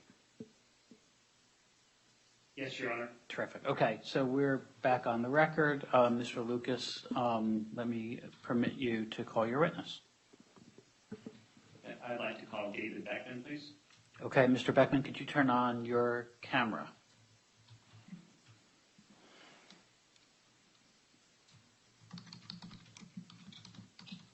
Yes. Okay. Ms. Barksdale, would you swear the witness, please? Raise your right hand. Do you affirm that you will tell the truth, the whole truth, and nothing but the truth to the best of your knowledge and ability? I do. Please state your full name and spell your last name for the record. David Beckman, Beckman. Thank you. Okay. Yes, Mr. Lucas. So I see, Mr. Roschenthaler, you've turned on your camera. Do you want to be heard? Your Honor, for the record, Mike Roschenthaler, proposed counsel for official committee of unsecured creditors. We haven't had the opportunity to file papers today. Candidly, we were under the impression this was an uncontested matter until late last night. Yeah, that you learned before I did. Yes, so we may have some cross-examination that the court will allow us. Okay. We'll get there when we get there.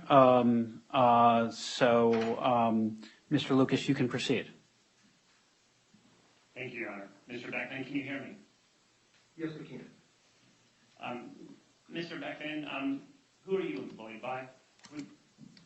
FTI Consulting.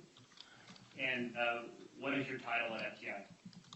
I'm a senior managing director in the restructuring and financial services practice. And how long have you been practicing in that role at FTI? Well, at FTI, pretty much since 2002, which is when they bought the financial restructuring practice from PricewaterhouseCoopers, where I was a partner in the same practice. And how long were you practicing in that role at PwC? Well, I think I was promoted to partner in 2000, but I've been with PwC since 1984. And in your role at FTI, since you said that you're in the restructuring area of FTI, I presume that you deal with distressed companies in and out of Chapter 11? Yes, sir. And have you provided financial advisory services to distressed coal companies in or out of Chapter 11? I have. Which ones and what was your role?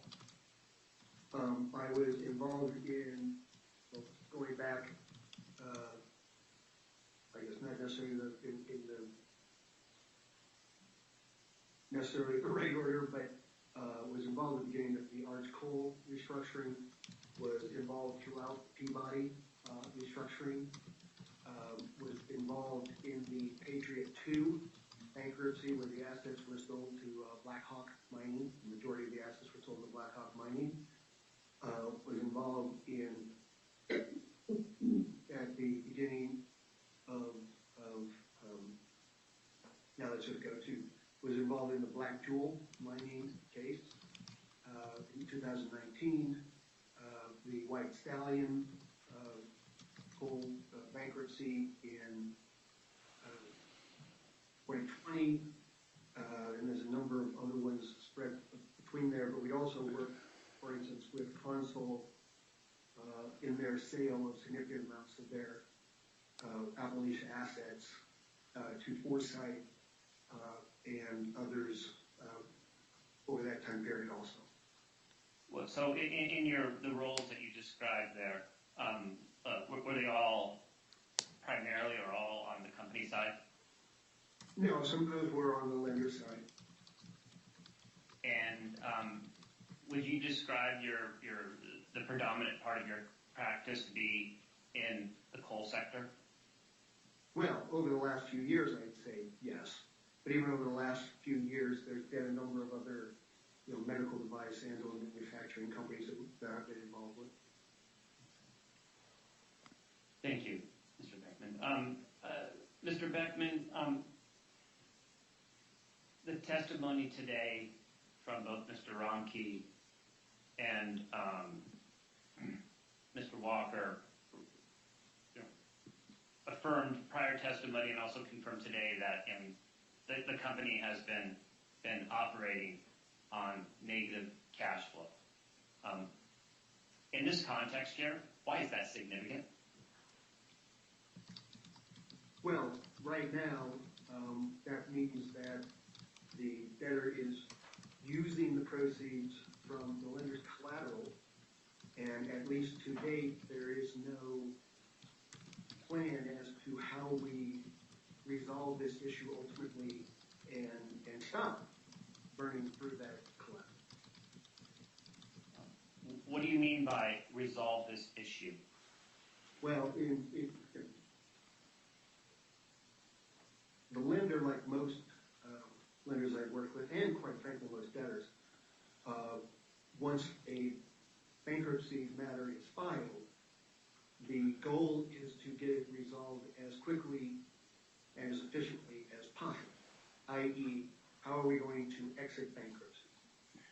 And right now, there is no plan on the table to do that, which is been one of the focuses of the discussions between the lenders and the debtors over the last week.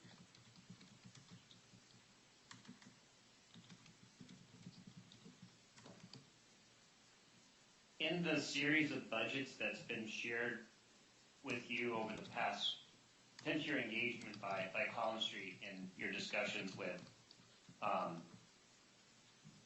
allegiances or the debtors' financial advisors,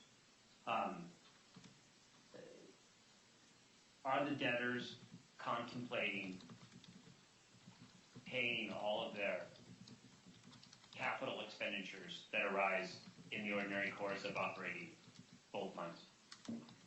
Well, over the last week or so, there's been 2 or 3 versions of the cash flow as the parties have been trying to work towards a acceptable, like I said, a comprehensive path go forward. And as Chris Walker pointed out, the current plan has had costs reduced in a number of areas in trying to make this the most efficient and least value destructive process possible. If all the capital expenditures are not funded, which presumably means that will the lack of cash to pay for capital expenditures affect the implementation of the new life of mine plan? Well, I think as far as the implementation of the entire new life of mine plan, I'm not sure that is in the within this forecast, but the move from their current phase they're mining on to the next set of phases they're going to mine on does take place during this process, sometime in the latter half of the forecast as we understand it. And there's some CapEx that's in there related to that process.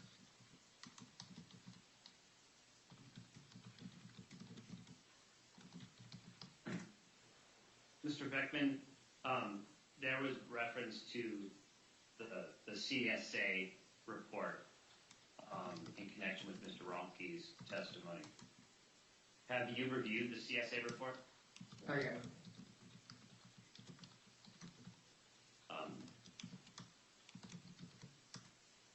Do you find the headline number in the CSA report meaningful or persuasive?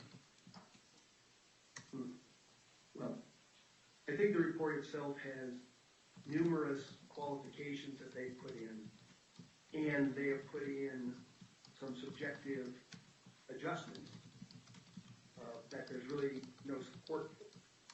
So at the end of the day, the number they're showing, to the extent they're using a very low risk discount rate on forecasts that they repeatedly say are extremely risky, I think that the results that they're putting forth are suspect.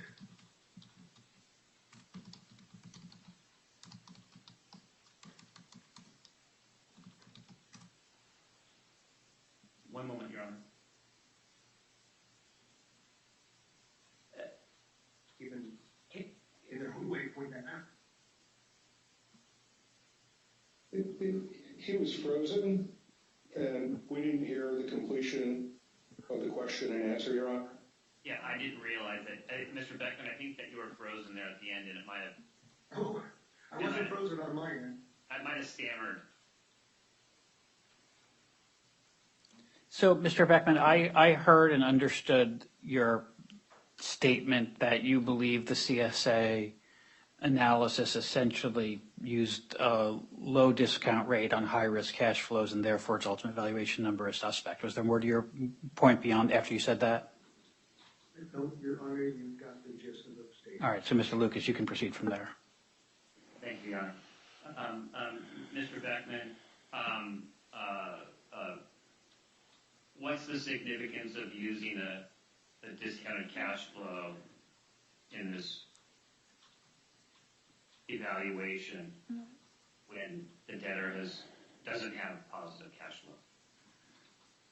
Yeah, well, a discounted cash flow analysis is usually the most desirable of the approaches to doing a evaluation, because it is specific to those operations, right?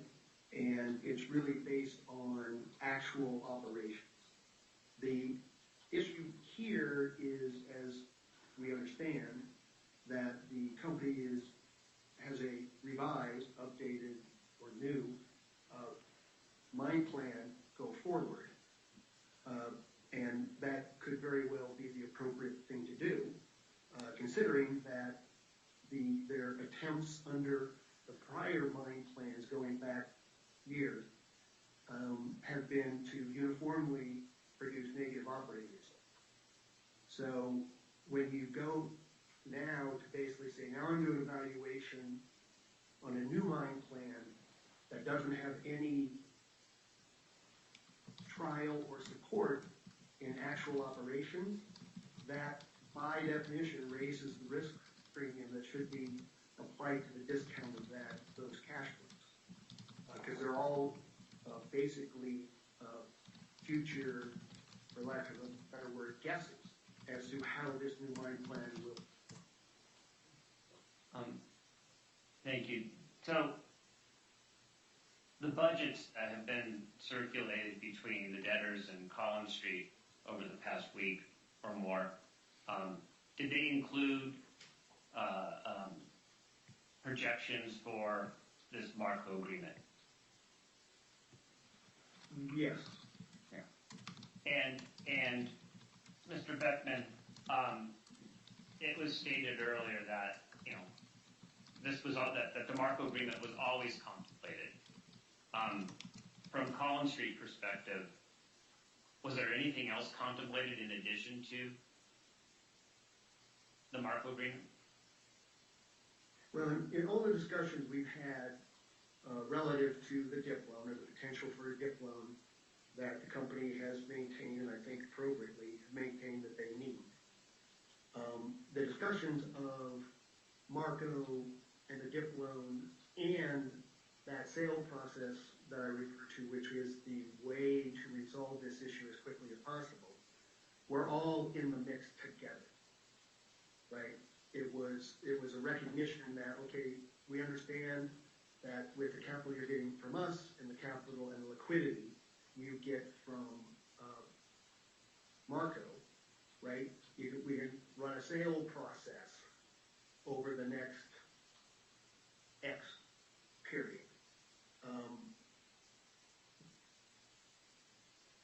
issue there was always how much money to spend, how much of the debtor's collateral, not the debtor's collateral, the lender's collateral, that they were prepared to have liquidated in this sale process, during the period of the sale process, right, as their contribution to the good result at the end of the day. So I think there were negotiations going back and forth over if we had all these things in place, how long would we continue to incur the operating losses while the debtor pursued the sale process? And that was the main outstanding question.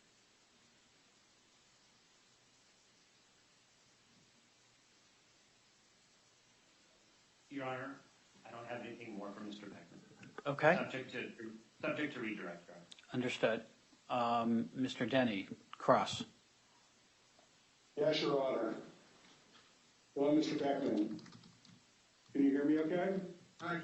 Good afternoon. Great.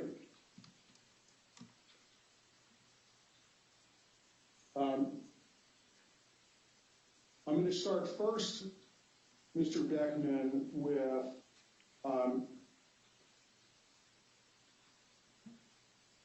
just some background. You interviewed to work for the debtors. Isn't that correct? I spoke with Mr. Ron. That's correct.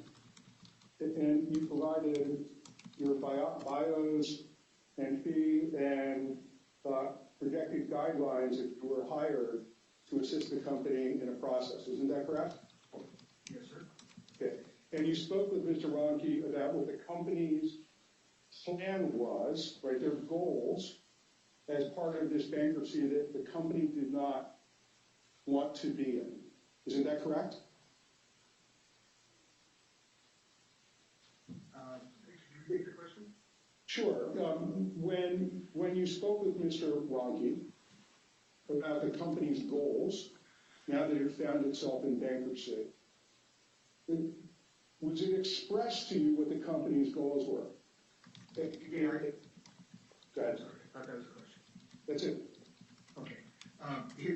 The main thing he told me at that point in time was they were raising money, and that they thought they had gotten close to raising money before the bankruptcy occurred. And he shared with you the purpose of those out-of-court efforts to raise money was to refinance Collins and continue pursuing the restructuring plan that you heard about, correct?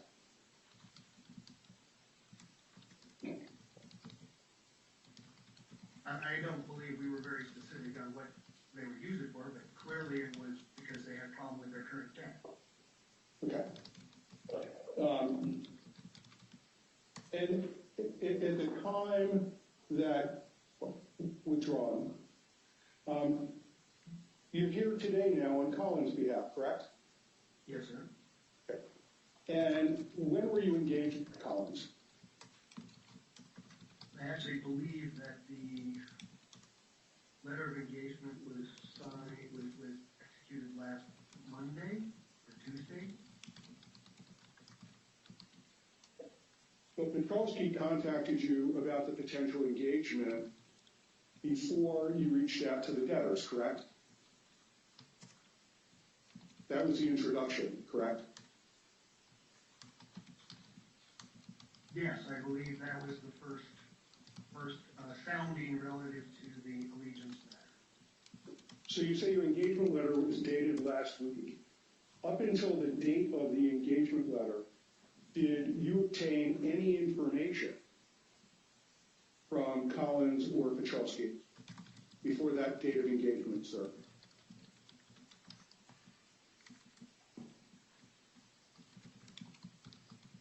I don't believe we got anything except what was in the court record. And did you have any communications with Collins or representative of Collins before that date? Yes. What was the substance of those communications, sir? It was discussion of FTI's prior experience with coal matters and bankruptcy in the coal industry. Did Collins or their representatives communicate to you their goal to have a quick sale?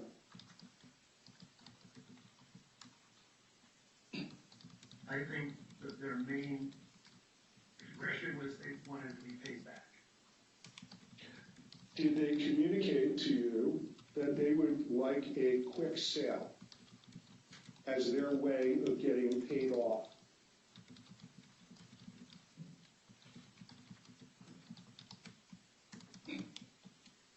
See, I mean, your focus on the sale part is what I'm not sure of. They wanted to get paid off as soon as possible.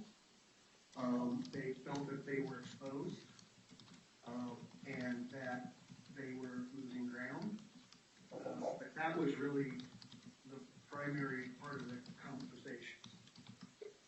When you say they were exposed, Mr. Beckman, are you familiar with their exercise of remedies with the Australian cash, the Canadian asset, which is not part of the bankruptcy, and the $8 million cash interest account? So when you talk about exposed, have you looked into what their actual exposure is here in the States? Only that it's the $25-ish million of U.S. debt they hold. When you say their exposure and how they felt like they were losing ground, do you factor into that for their actual exposure the money and sources of value they alone have? Did you do that? No, I've been retained relative to the bankruptcy here in the U.S. Okay. Have they shared with you the reason they feel like they are exposed with the different pockets of collateral they assert liens in? Well, like I said, our main discussion has been on the U.S. assets, but their real concern was based on the fact that the company has never met any of their budgets. They continue to lose money. They've had to kind of continually hear different approaches of how they were going to resolve the issue. And they were losing faith that the debtor had the ability to actually turn this into a profitable operation. Let me ask you some questions. You were engaged last week. Have you been out to the mines? I have not. Have you reviewed the data in the data room? You personally? Some of it, yes. Have you reviewed the life of mines plans that the company prepared? No, my main focus has been on the near-term cash forecast. Okay, so you haven't reviewed the data in the data room, correct? I have reviewed there's a lot of data in the data room. I have not gone through all of it. And you haven't reviewed the life of mines plans, correct? The one that's in the data room, no, I do not think so. I have not seen it. Okay. Have you undertaken a liquidation or other valuation of Collins Street's collateral? No, we've been relying on the other indicators of value.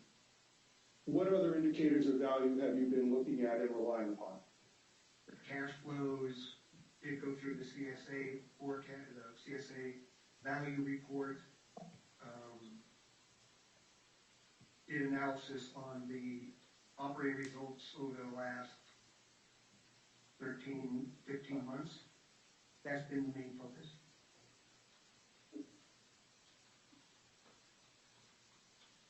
Have you reviewed the pleadings that Collins Street has filed in the bankruptcy case? Did you do that as part of your preparation?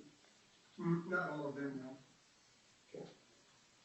Did you review the objection they filed to the use of cash collateral on the first day? I believe I read that a couple weeks ago, yes. And in that objection, they said they were undersecured. Did you see that? I said, I recall them saying that they were afraid they were undersecured. But yes. Do you have a view sitting here today, an informed view sitting here today? Is Collins Street undersecured, sir? I don't think there's any proof to say they are oversecured. Okay, we're going to explore that. But sitting here today, has Collins Street provided you with any information or analysis to support their position that they're undersecured?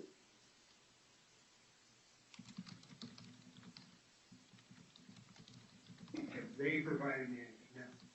Yeah, your client. Has your client provided you with their own internal analyses or reports or even views on how they believe they're undersecured? I'm sorry, is that the same question that I just answered no to? Did you ask for any information, analyses, or support to understand their concerns and how to guide the process? Yes, and was directed to the cash flows that have been uniformly negative since the beginning of the project. Okay.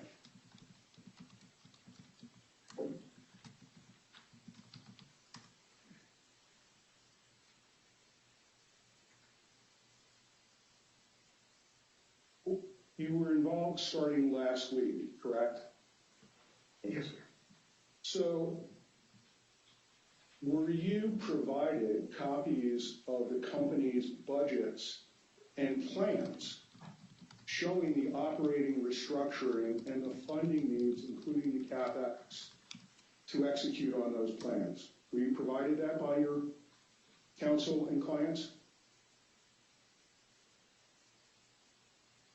Yes, sir. No, I don't know that it's a yes or no, because I'm not sure what that encompasses. We were given the cash flows that were preceded the one that we're currently, that was provided to us as the last 13-week cash flow from the debtor.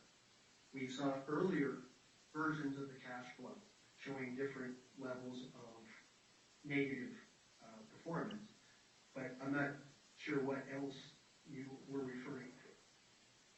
Earlier, you testified for Mr. Lucas that your client was concerned because it did not understand the exit strategy of the debtors. Do you recall that? No, I think they were concerned that there wasn't. It's emerging from bankruptcy under a plan, an exit strategy. Yes, sir.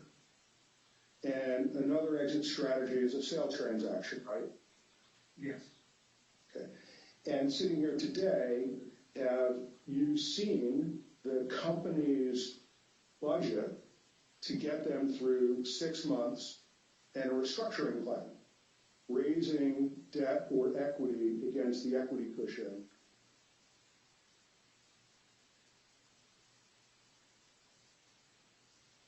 No. Okay.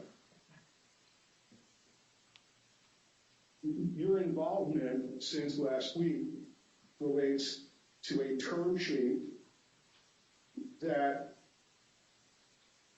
requires a 60-day sale closing and not paying minimal royalty providers. Isn't that correct? Isn't that the term sheet that Collins has been touting as the path the debtor should pursue? No.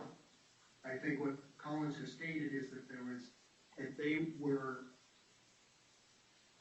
they had the ability to lend up to an additional $5 million,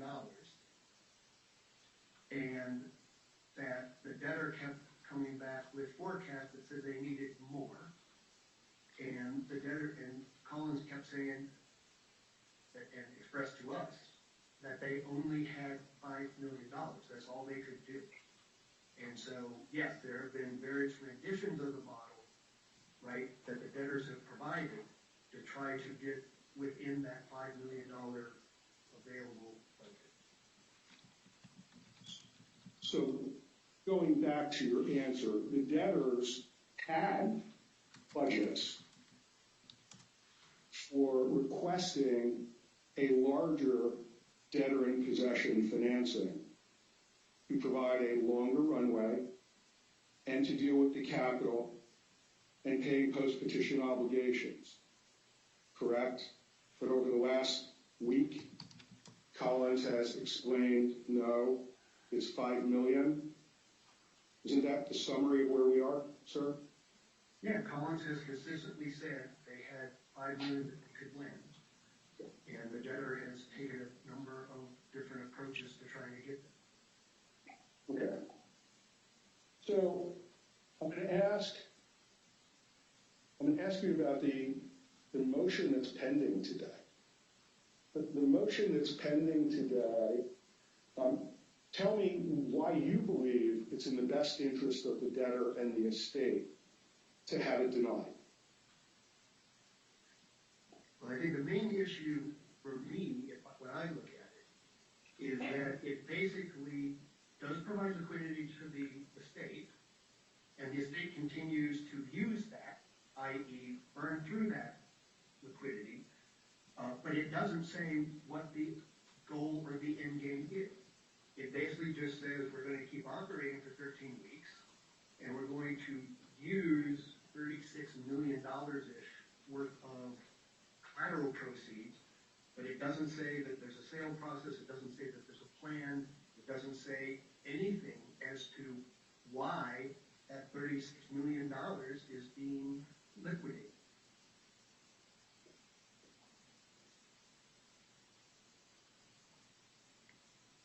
So you're not saying, I just want to understand very clearly, the transaction itself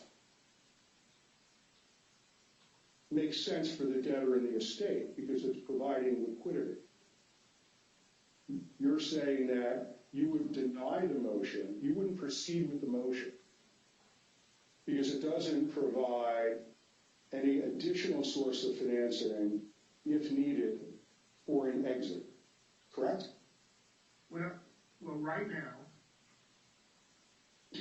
I guess the issue is, right now, according to this budget, we could go through, like I said, the $36 million in collateral value and be in the same position 13 weeks from now as we are today, except without $36 million. So, yes, I think if there's going to be a use of collateral, it's got to be towards a resolution. And there is no description of any resolution in these forecasts right now.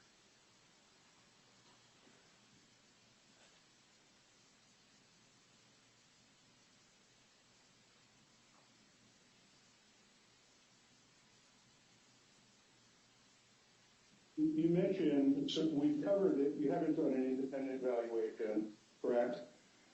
That's true. You haven't done a liquidation valuation of Collins collateral, correct? We have not done that. And do you have an understanding of the extent to which the debtor's assets represent Collins collateral?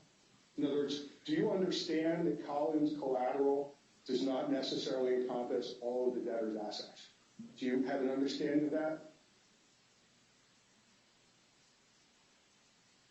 I do not have a clear carve-out from their understanding of any carved-out assets from their.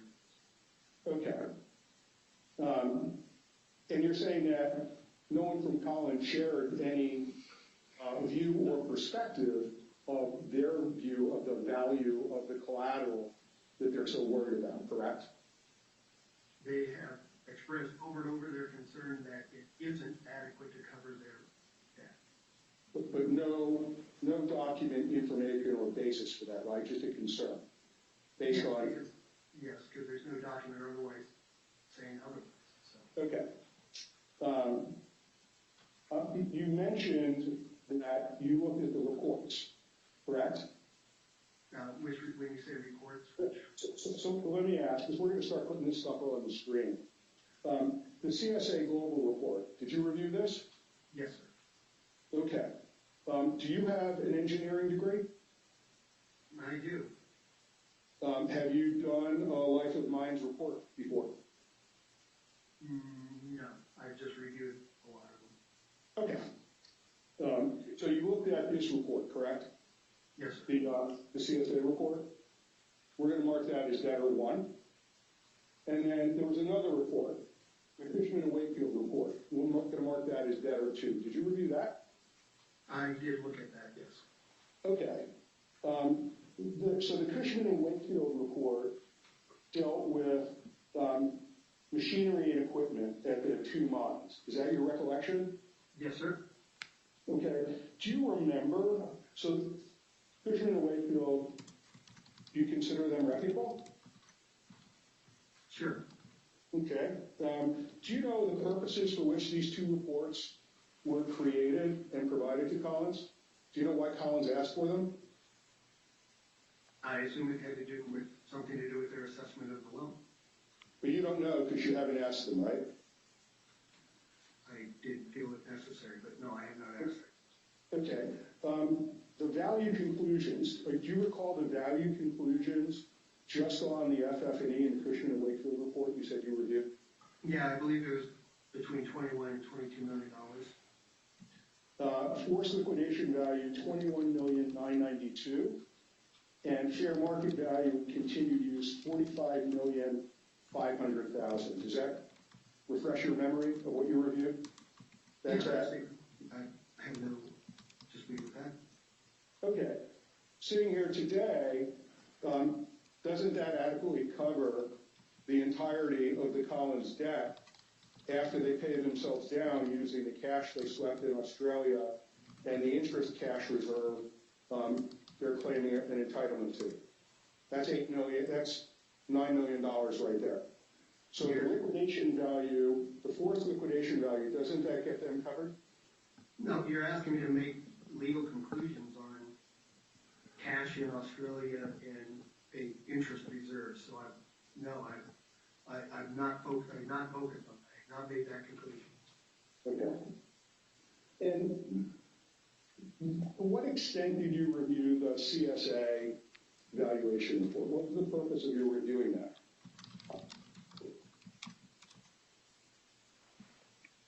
Because we are interested here in the potential value of the underlying assets.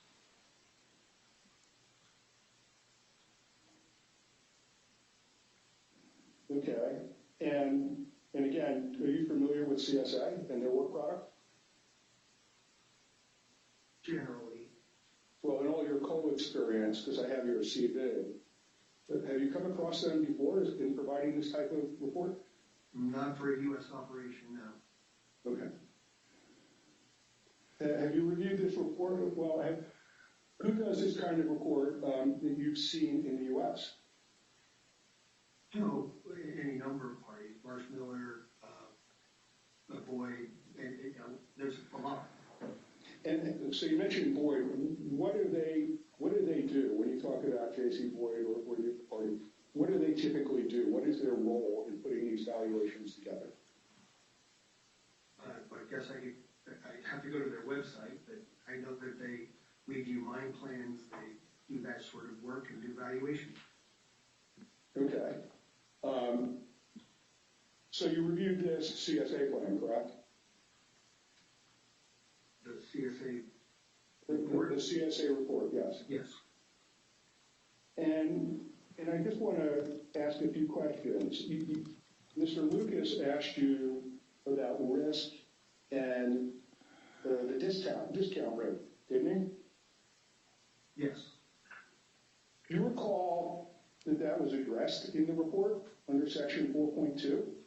No, I think it was addressed in a lot of places in the report.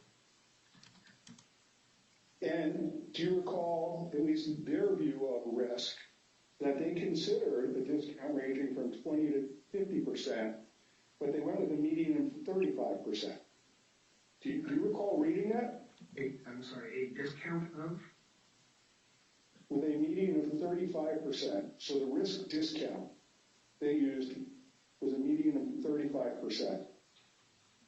I'm just asking whether you recall all the risk adjustments they built into their report.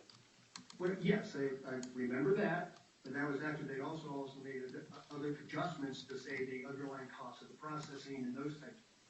So there were a number of things going a number of directions.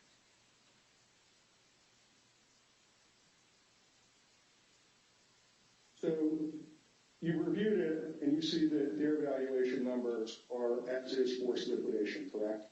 On page 2? Do you have it? I do not have it, no. Okay. But do you recall that their report was on an as-is forced liquidation basis, Mr. Beckman? I remember them saying that, and I remember not thinking that it was reflected in that manner anywhere in the report. Okay. Do you recall that they opined that the mine plan is reasonable? Very well. I thought they opined any number of times that there were risks in it. The first sentence, the mine plan is reasonable. I'm just curious whether you remember that. Would it help you to have a copy of it? Do you want to grab a copy of it? If we're going to talk about this? I do not have a copy of it, I'm sorry. Okay.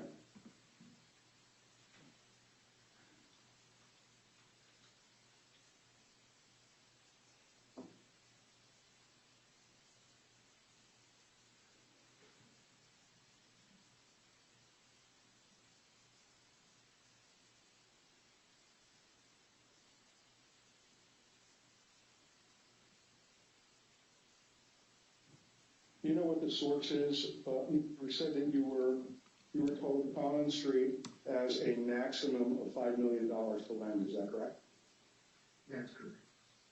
Do you know on the term sheets that were exchanged, did Collins Street actually commit to provide the $5 million, or was a portion of that solely at the lender's discretion?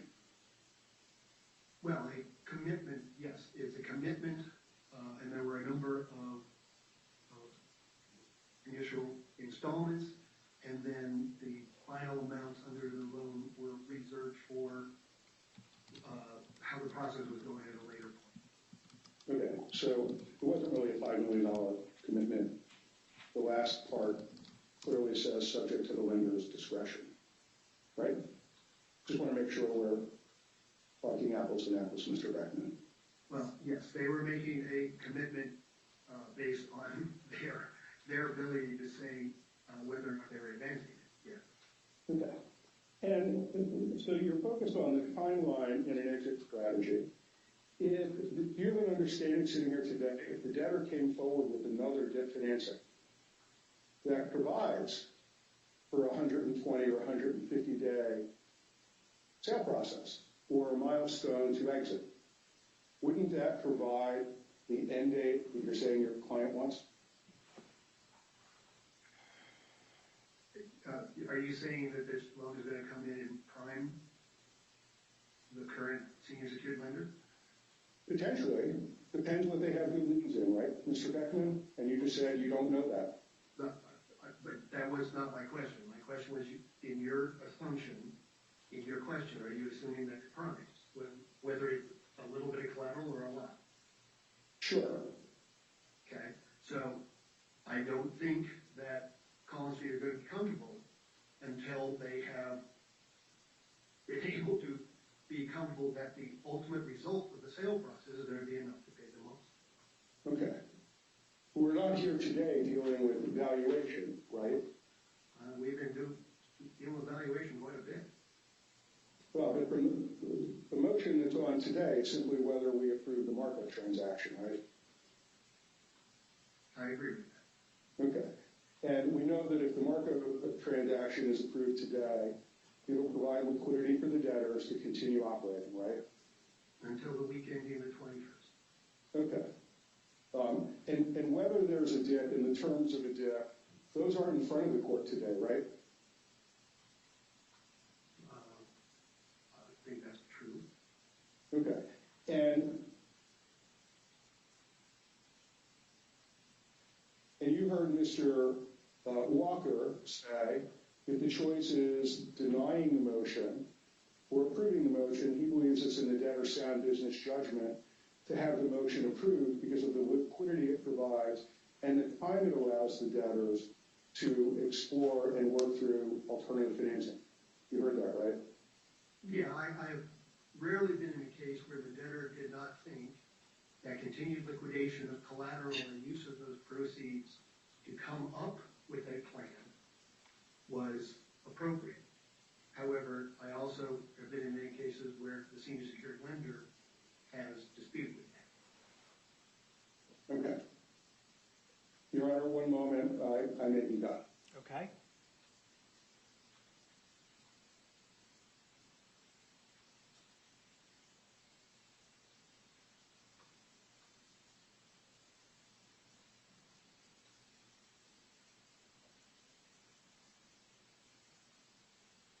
Your Honor, there's been so much discussion about the valuations, I think we would just move them in and supply copies to the court if you think you need it. Any objection? Yes, Your Honor. They're hearsay. They're statements by a third party that's not here present, and they're offered for, presumably, for the truth, or that's set forth in those documents, and we object. Okay, Mr. Denny?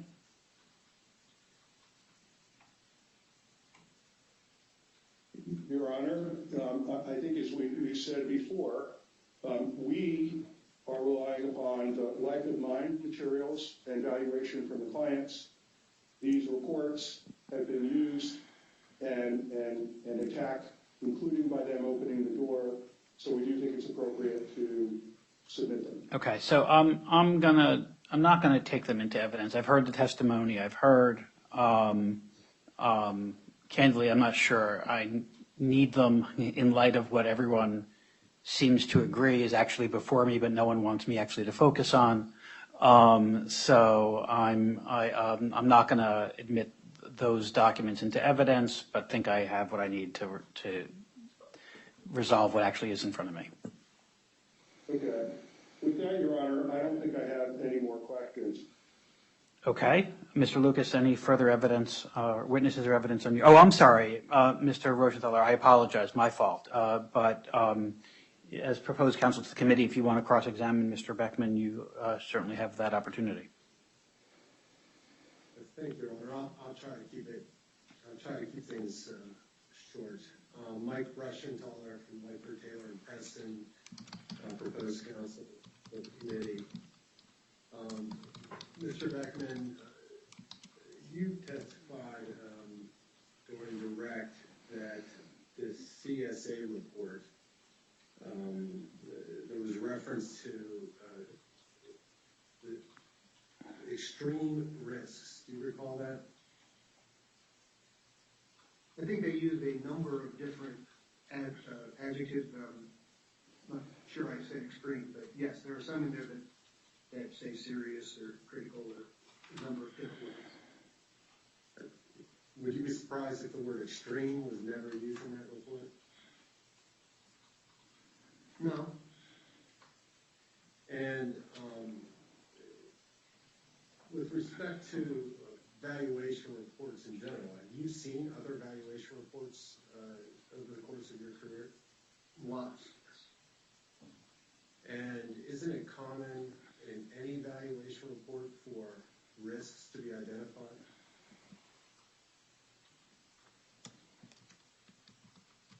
Yes. Has FTI ever prepared any such reports? Valuation, yes. And does FTI, when preparing a valuation report, identify risks? Yes, there's usually risk identified relative to market changes and those types of things. I don't remember one ever saying that there was a risk that the underlying information they received did not match actual results and needed to be corrected. Simply asking if FTI prepares reports that identify risk. I think I said yes. Thank you. You are also testified that, and you'll correct me if I mistake this, but I believe you testified that the greatest indicator of future cash flow is pre-petition or pre-existing cash flow. Is that accurate? Yeah, the preferable source is to be able to show actual results that support your forecast. You also testified you've been involved in numerous bankruptcy cases, correct? Yes. And in the course of those bankruptcy cases, did you represent debtors? I have, yes. And did those debtors have negative cash flow going into those cases? From an operating perspective? Any of those cases, did a debtor you represented have a negative cash flow in your recollection? Bottom line cash flow? Oh, yeah. Okay. And did you prepare reports in connection with, say, a plan confirmation showing future projections of feasibility? Yes. you rely solely on pre-petition cash flow and negative cash flow when preparing those projections showing feasibility? Well, it depends on the asset involved. For assets that are operating, absolutely, we rely on the pre-petition. Because the negative cash flow, the bottom line can be after debt. So on the operating cash flow, they can make money while the debtor is still has negative cash flow. What I asked is, did you rely solely on pre-petition cash flow projections when preparing feasibility analyses in connection with the Chapter 11 plan? I'd say in most cases, yes. So you didn't take into account when you prepared those projections, operational adjustments, change, for instance, in your mining cases, maybe a change in mine plan? I don't remember one that was a total change in mine plan. Any change in mine plan that would impact future revenue? Yeah, they could basically streamline to fewer pieces of equipment to focus on the high yield parts of the mine. Yeah, they can do that. So, But that's still based on historic results. so if I were to pull up your reports in support of confirmation from other cases, those reports are based solely on the negative cash flow that debtor experienced pre-bankruptcy? You keep saying the negative cash flow, and I keep focusing on operating cash flow from individual operations. So, no, I don't think I only relied on the cash flow of the debtor. Let me ask you a question. You testified earlier that you believe our lender is undersecured. Is that correct? I did not say that. I'm sorry. Did you testify you believe they were undersecured? I did not. I must have misheard you. You testified that the lender has only $5 million to advance potentially in connection with the debt. Is that correct? That's what I've been told. Are you aware of this interest revenue account that exists that was referenced just a short time ago, where there's approximately $9 million sitting in an account? The quantum, I'm not aware. On the fact that one exists, I am aware. On who owns it and what it's for, I have no basis to decide one way or the other. Are you aware that there's an interest account that's being held with funds of the debtor? Yeah, I believe I said that. Okay. And if you've been involved in enough bankruptcies to identify, say, an unauthorized post-petition transfer or preference, correct? Well, that's a legal determination. I'm fairly familiar with the rules, yes. I'm not asking you to make a legal conclusion. I'm asking if you're familiar with those concepts. Yes, I am. If there is in fact a $9 million account holding debtors' funds, and this lender is undersecured, and would the debtor be able to get access to those funds based on your experience in bankruptcies? I have no grounds to answer that question. Can a undersecured creditor take those funds on account of a pre-petition debt based on your vast experience in Chapter 11? It depends on how the original document was said and who's holding cash. There's just facts I don't know. Are you familiar with the automatic stay? Oh, yes. Are you familiar with do you understand what I mean when I say antecedent debt, pre-petition antecedent debt? Yes. Okay. Would a debtor in possession be permitted to pay a pre-bankruptcy creditor on account of an antecedent debt cash without relief from the automatic stay? No, I think you would need court approval to do that. Okay, so is it fair to say that right now your client is holding $9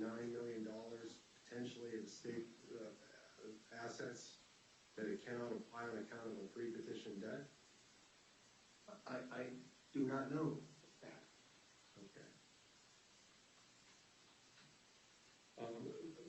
Just a few more questions, and I appreciate your patience with me since I got a little bit off track here. This sale and purchase agreement, is this what is often referred to in the industry as an off-take agreement? No, Okay. You don't view it as an off-take agreement? no. Okay. I have nothing further, Your Honor. Thank you for accommodating me. Okay, thank you. Mr. Lucas, anything by way of redirect?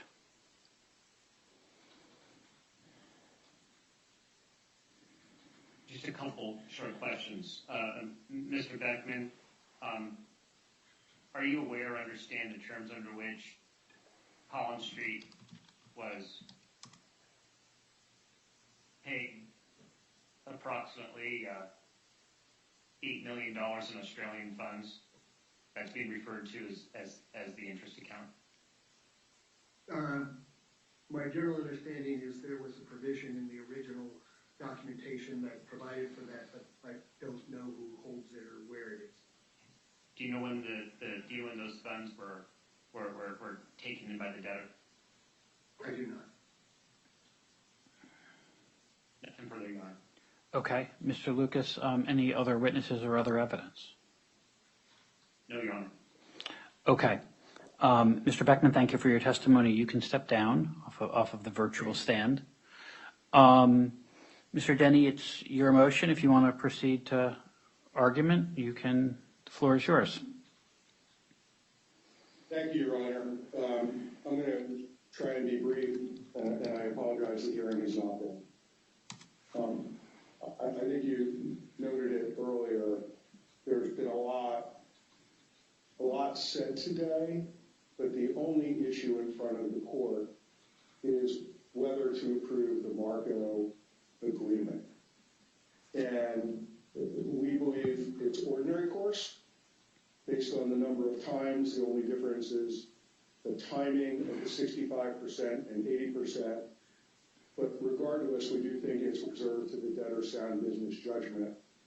And while Collins Street has made a lot turning this into a cash collateral fight or otherwise, their objection really goes to, if we get the liquidity we have, what the debtor is going to do if it needs debtor in possession financing at some point over the next several weeks.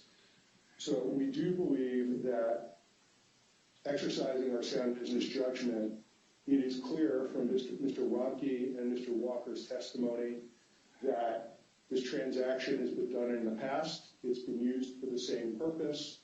It has been identified and budgeted for the same purpose and reasons. None of that has changed. It provides the additional liquidity the company needs to continue operating and exploring what alternatives it has. And an alternative might be a dip with Collins. It might be with someone else. It might be that operations work, and as Mr. Walker said, the budget sustains itself so that we don't need anything 4 weeks from now or 5 weeks from now. But we do not believe that the objection suggesting that we have to have stapled to it the debtor in possession financing from Collins or anyone else today, that really supports denying the motion. So, Your Honor, we've heard a lot of evidence. We don't believe it's binding. It's a sale in the ordinary course. Their liens attach. They're no worse off as lenders. They have the liens attaching to the proceeds. They have liens attaching to the rights. They have liens attaching to the repurchase rights. It doesn't prejudice the estate. We can always refinance it out or continue operating with Marco going forward.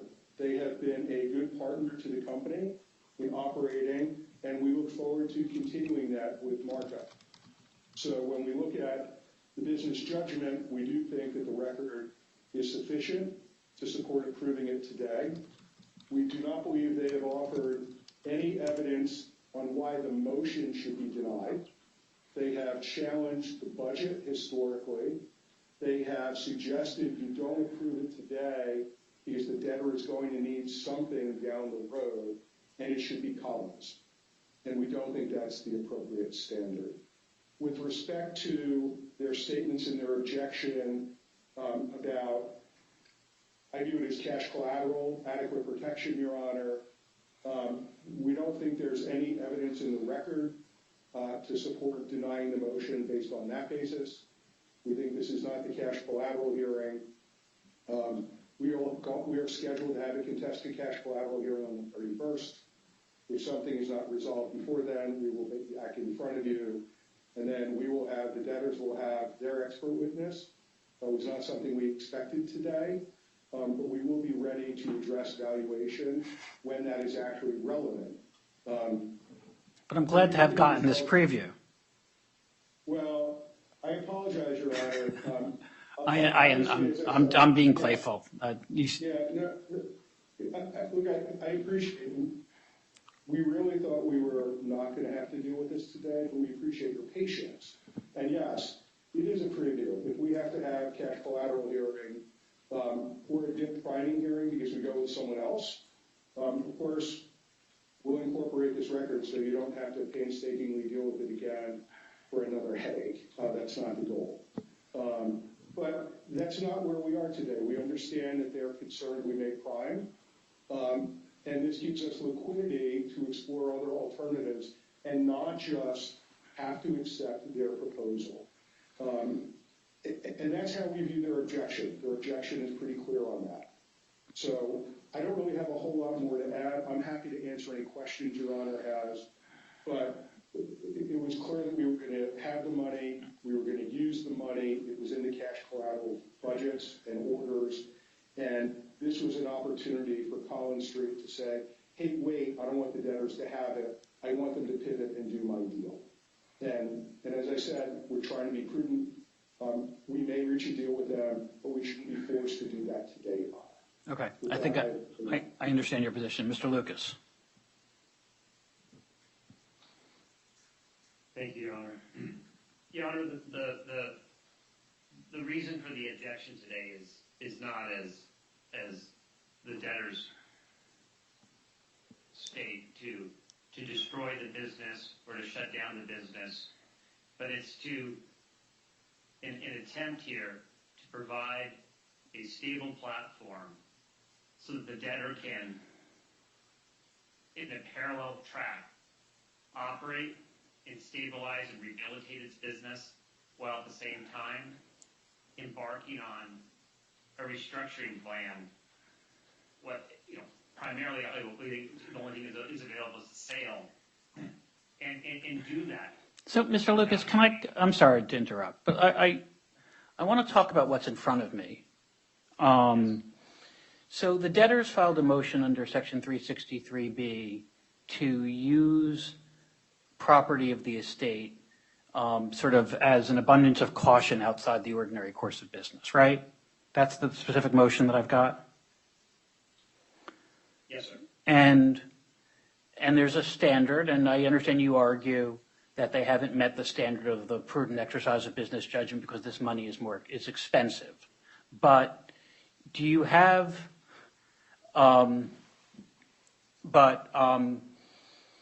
don't have an alternative short-term agreement that they should have done instead, do you? Your Honor, it is expensive, but I don't think that that's the only issue that we raised and discussed with the evidence here. It is a bridge that enables the debtor to continue operating at substantial losses with no plan, and in 4 short weeks, they're going to run out of money again. Okay, and the bankruptcy code gives you tools if you think that the debtor, you can move to appoint a trustee. There are things you can do, but I'm not sure that the motion that was filed is an appropriate procedural forum for you to come in and say, I mean, hold aside whether what this is really about is trying to obtain leverage in DIP negotiations. Forget that for a second. And taking at face value the concerns you have with the direction of the case, even if that's what's going on here, I still don't understand how denying this motion appropriately responds to that concern. So that's where I'm stuck. It seems to me that the debtor says, look, we have short-term financing needs. We have historically and traditionally used this mechanism to sell and then repurchase in order to deal with that sort of matter. That's what we propose to do here. The terms are slightly different than they are traditionally. If you want to make the argument that those take it outside the exercise of reasoned business judgment, that's an appropriate objection. I'll hear you say that. But beyond that, I'm not really sure I follow what we're doing here. So help me with that.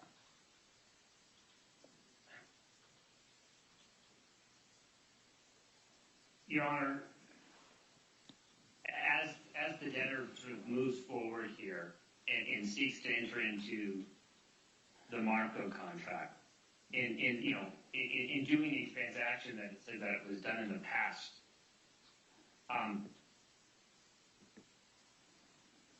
when doing it in the past and at a greater value, a less of a, I should say, of a financing charge, if you will, 80% versus 65%, the debtor wasn't able to sustain itself then either.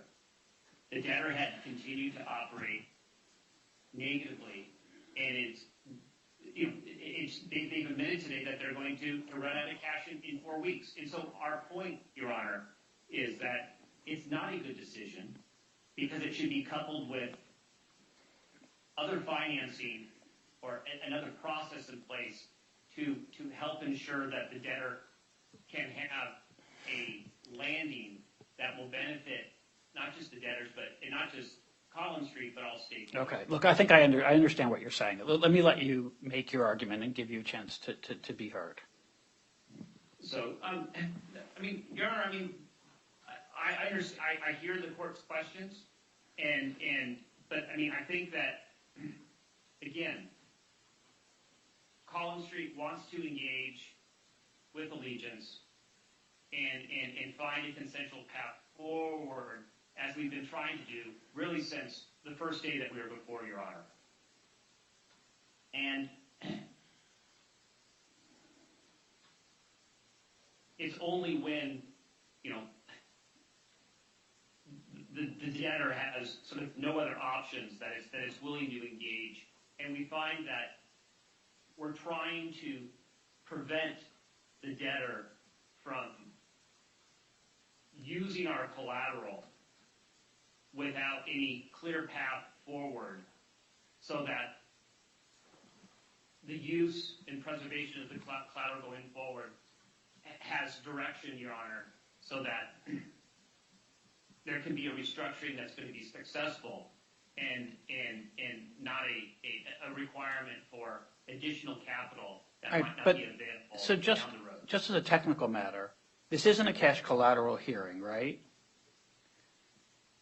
No, sir. And as I said at the outset. Right, and right, I guess in theory, when someone seeks to sell your cash collateral, the secured party can say, I'm entitled to adequate protection to make sure that the sale or use not diminish the collateral, but your liens attach to the proceeds in equal, sort of in the existing form. So, and I don't even see any mention of 363E in your objection. So I take it that's not the issue that I've got in front of me, is it?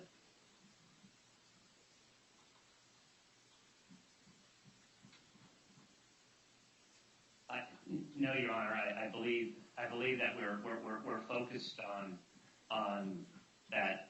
This just The bigger picture course of the case issues.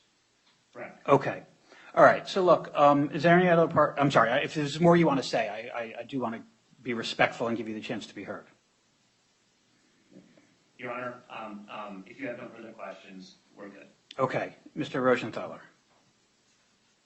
Your Honor, briefly, I think we spent a fair amount of time today trying to demonstrate, and when I say we, I'm going to say the collectively, the extent of impairment, and maybe that weighs into the business judgment of the debtor and its leadership. I think that's maybe why we had a lot of discussion about valuation and the potential over-secured position of Collins Street. But to your point, this really is simply an exercise of the debtor's business judgment, largely consistent with pre-petition ordinary course transactions. And there are other mechanisms for Collins Street to employ under the code if it wants to usurp the current management.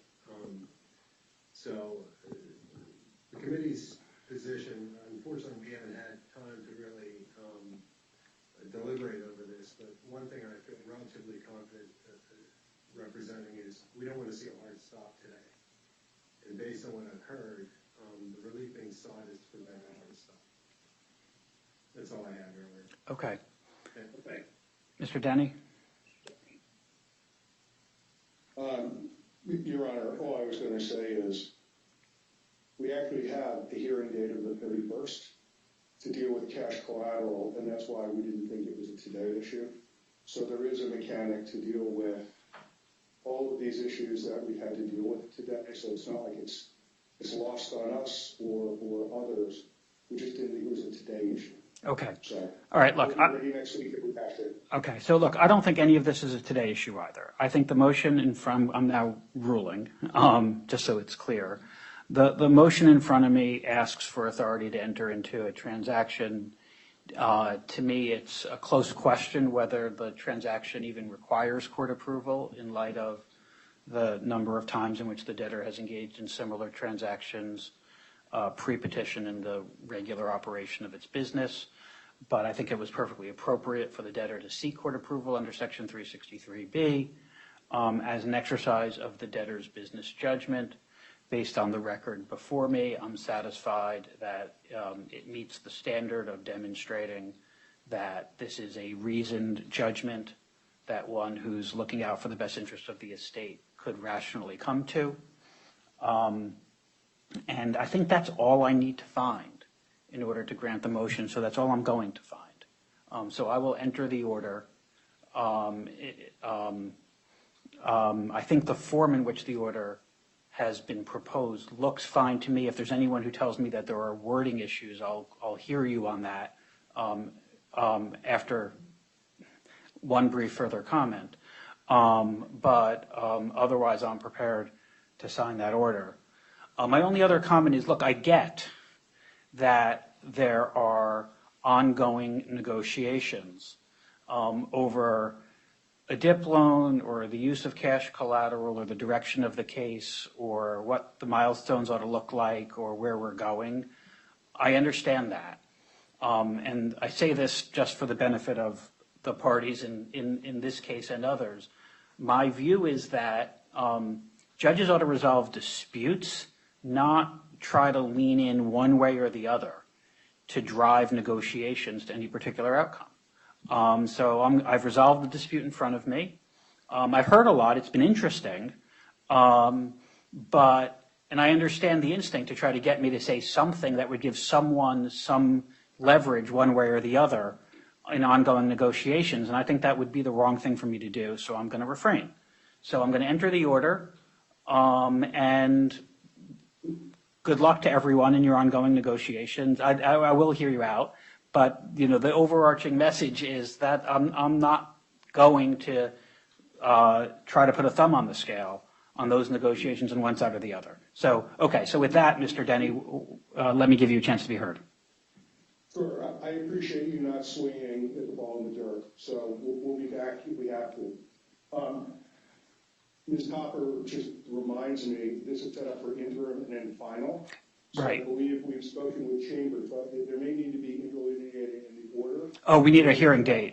Right. So why don't, The 14th at 10 is what I understood the court had available. okay. We can work with chambers. Okay, Ms. Barksdale, is there any reason it can't be set on April 14th at 10 o'clock? Is that? Okay, yeah, so we can do it then. So does it make sense, just as a mechanical matter for Mr. Denny, for your office to fill it in and upload it in that form, and then we can enter it? We can do that, Your Honor, thank you. And we'll get it over today because we're going to need it for Marco to move on. Okay. I mean, we could also fill it in, but if it's easy, if it's just, okay, go ahead. Let's proceed that way. do it. Fine. Thank you, Your Honor. Okay, If and- there's nothing else. Okay, and I take it, is there anyone who had, I didn't see any issues with the language, and I don't think I heard anyone complain about it. So just very quickly, Mr. Lucas, is there anything in that regard that I should focus on? Not from Collins, Your Honor. Okay. And Mr. Lucas, anything else on which you'd like to be heard?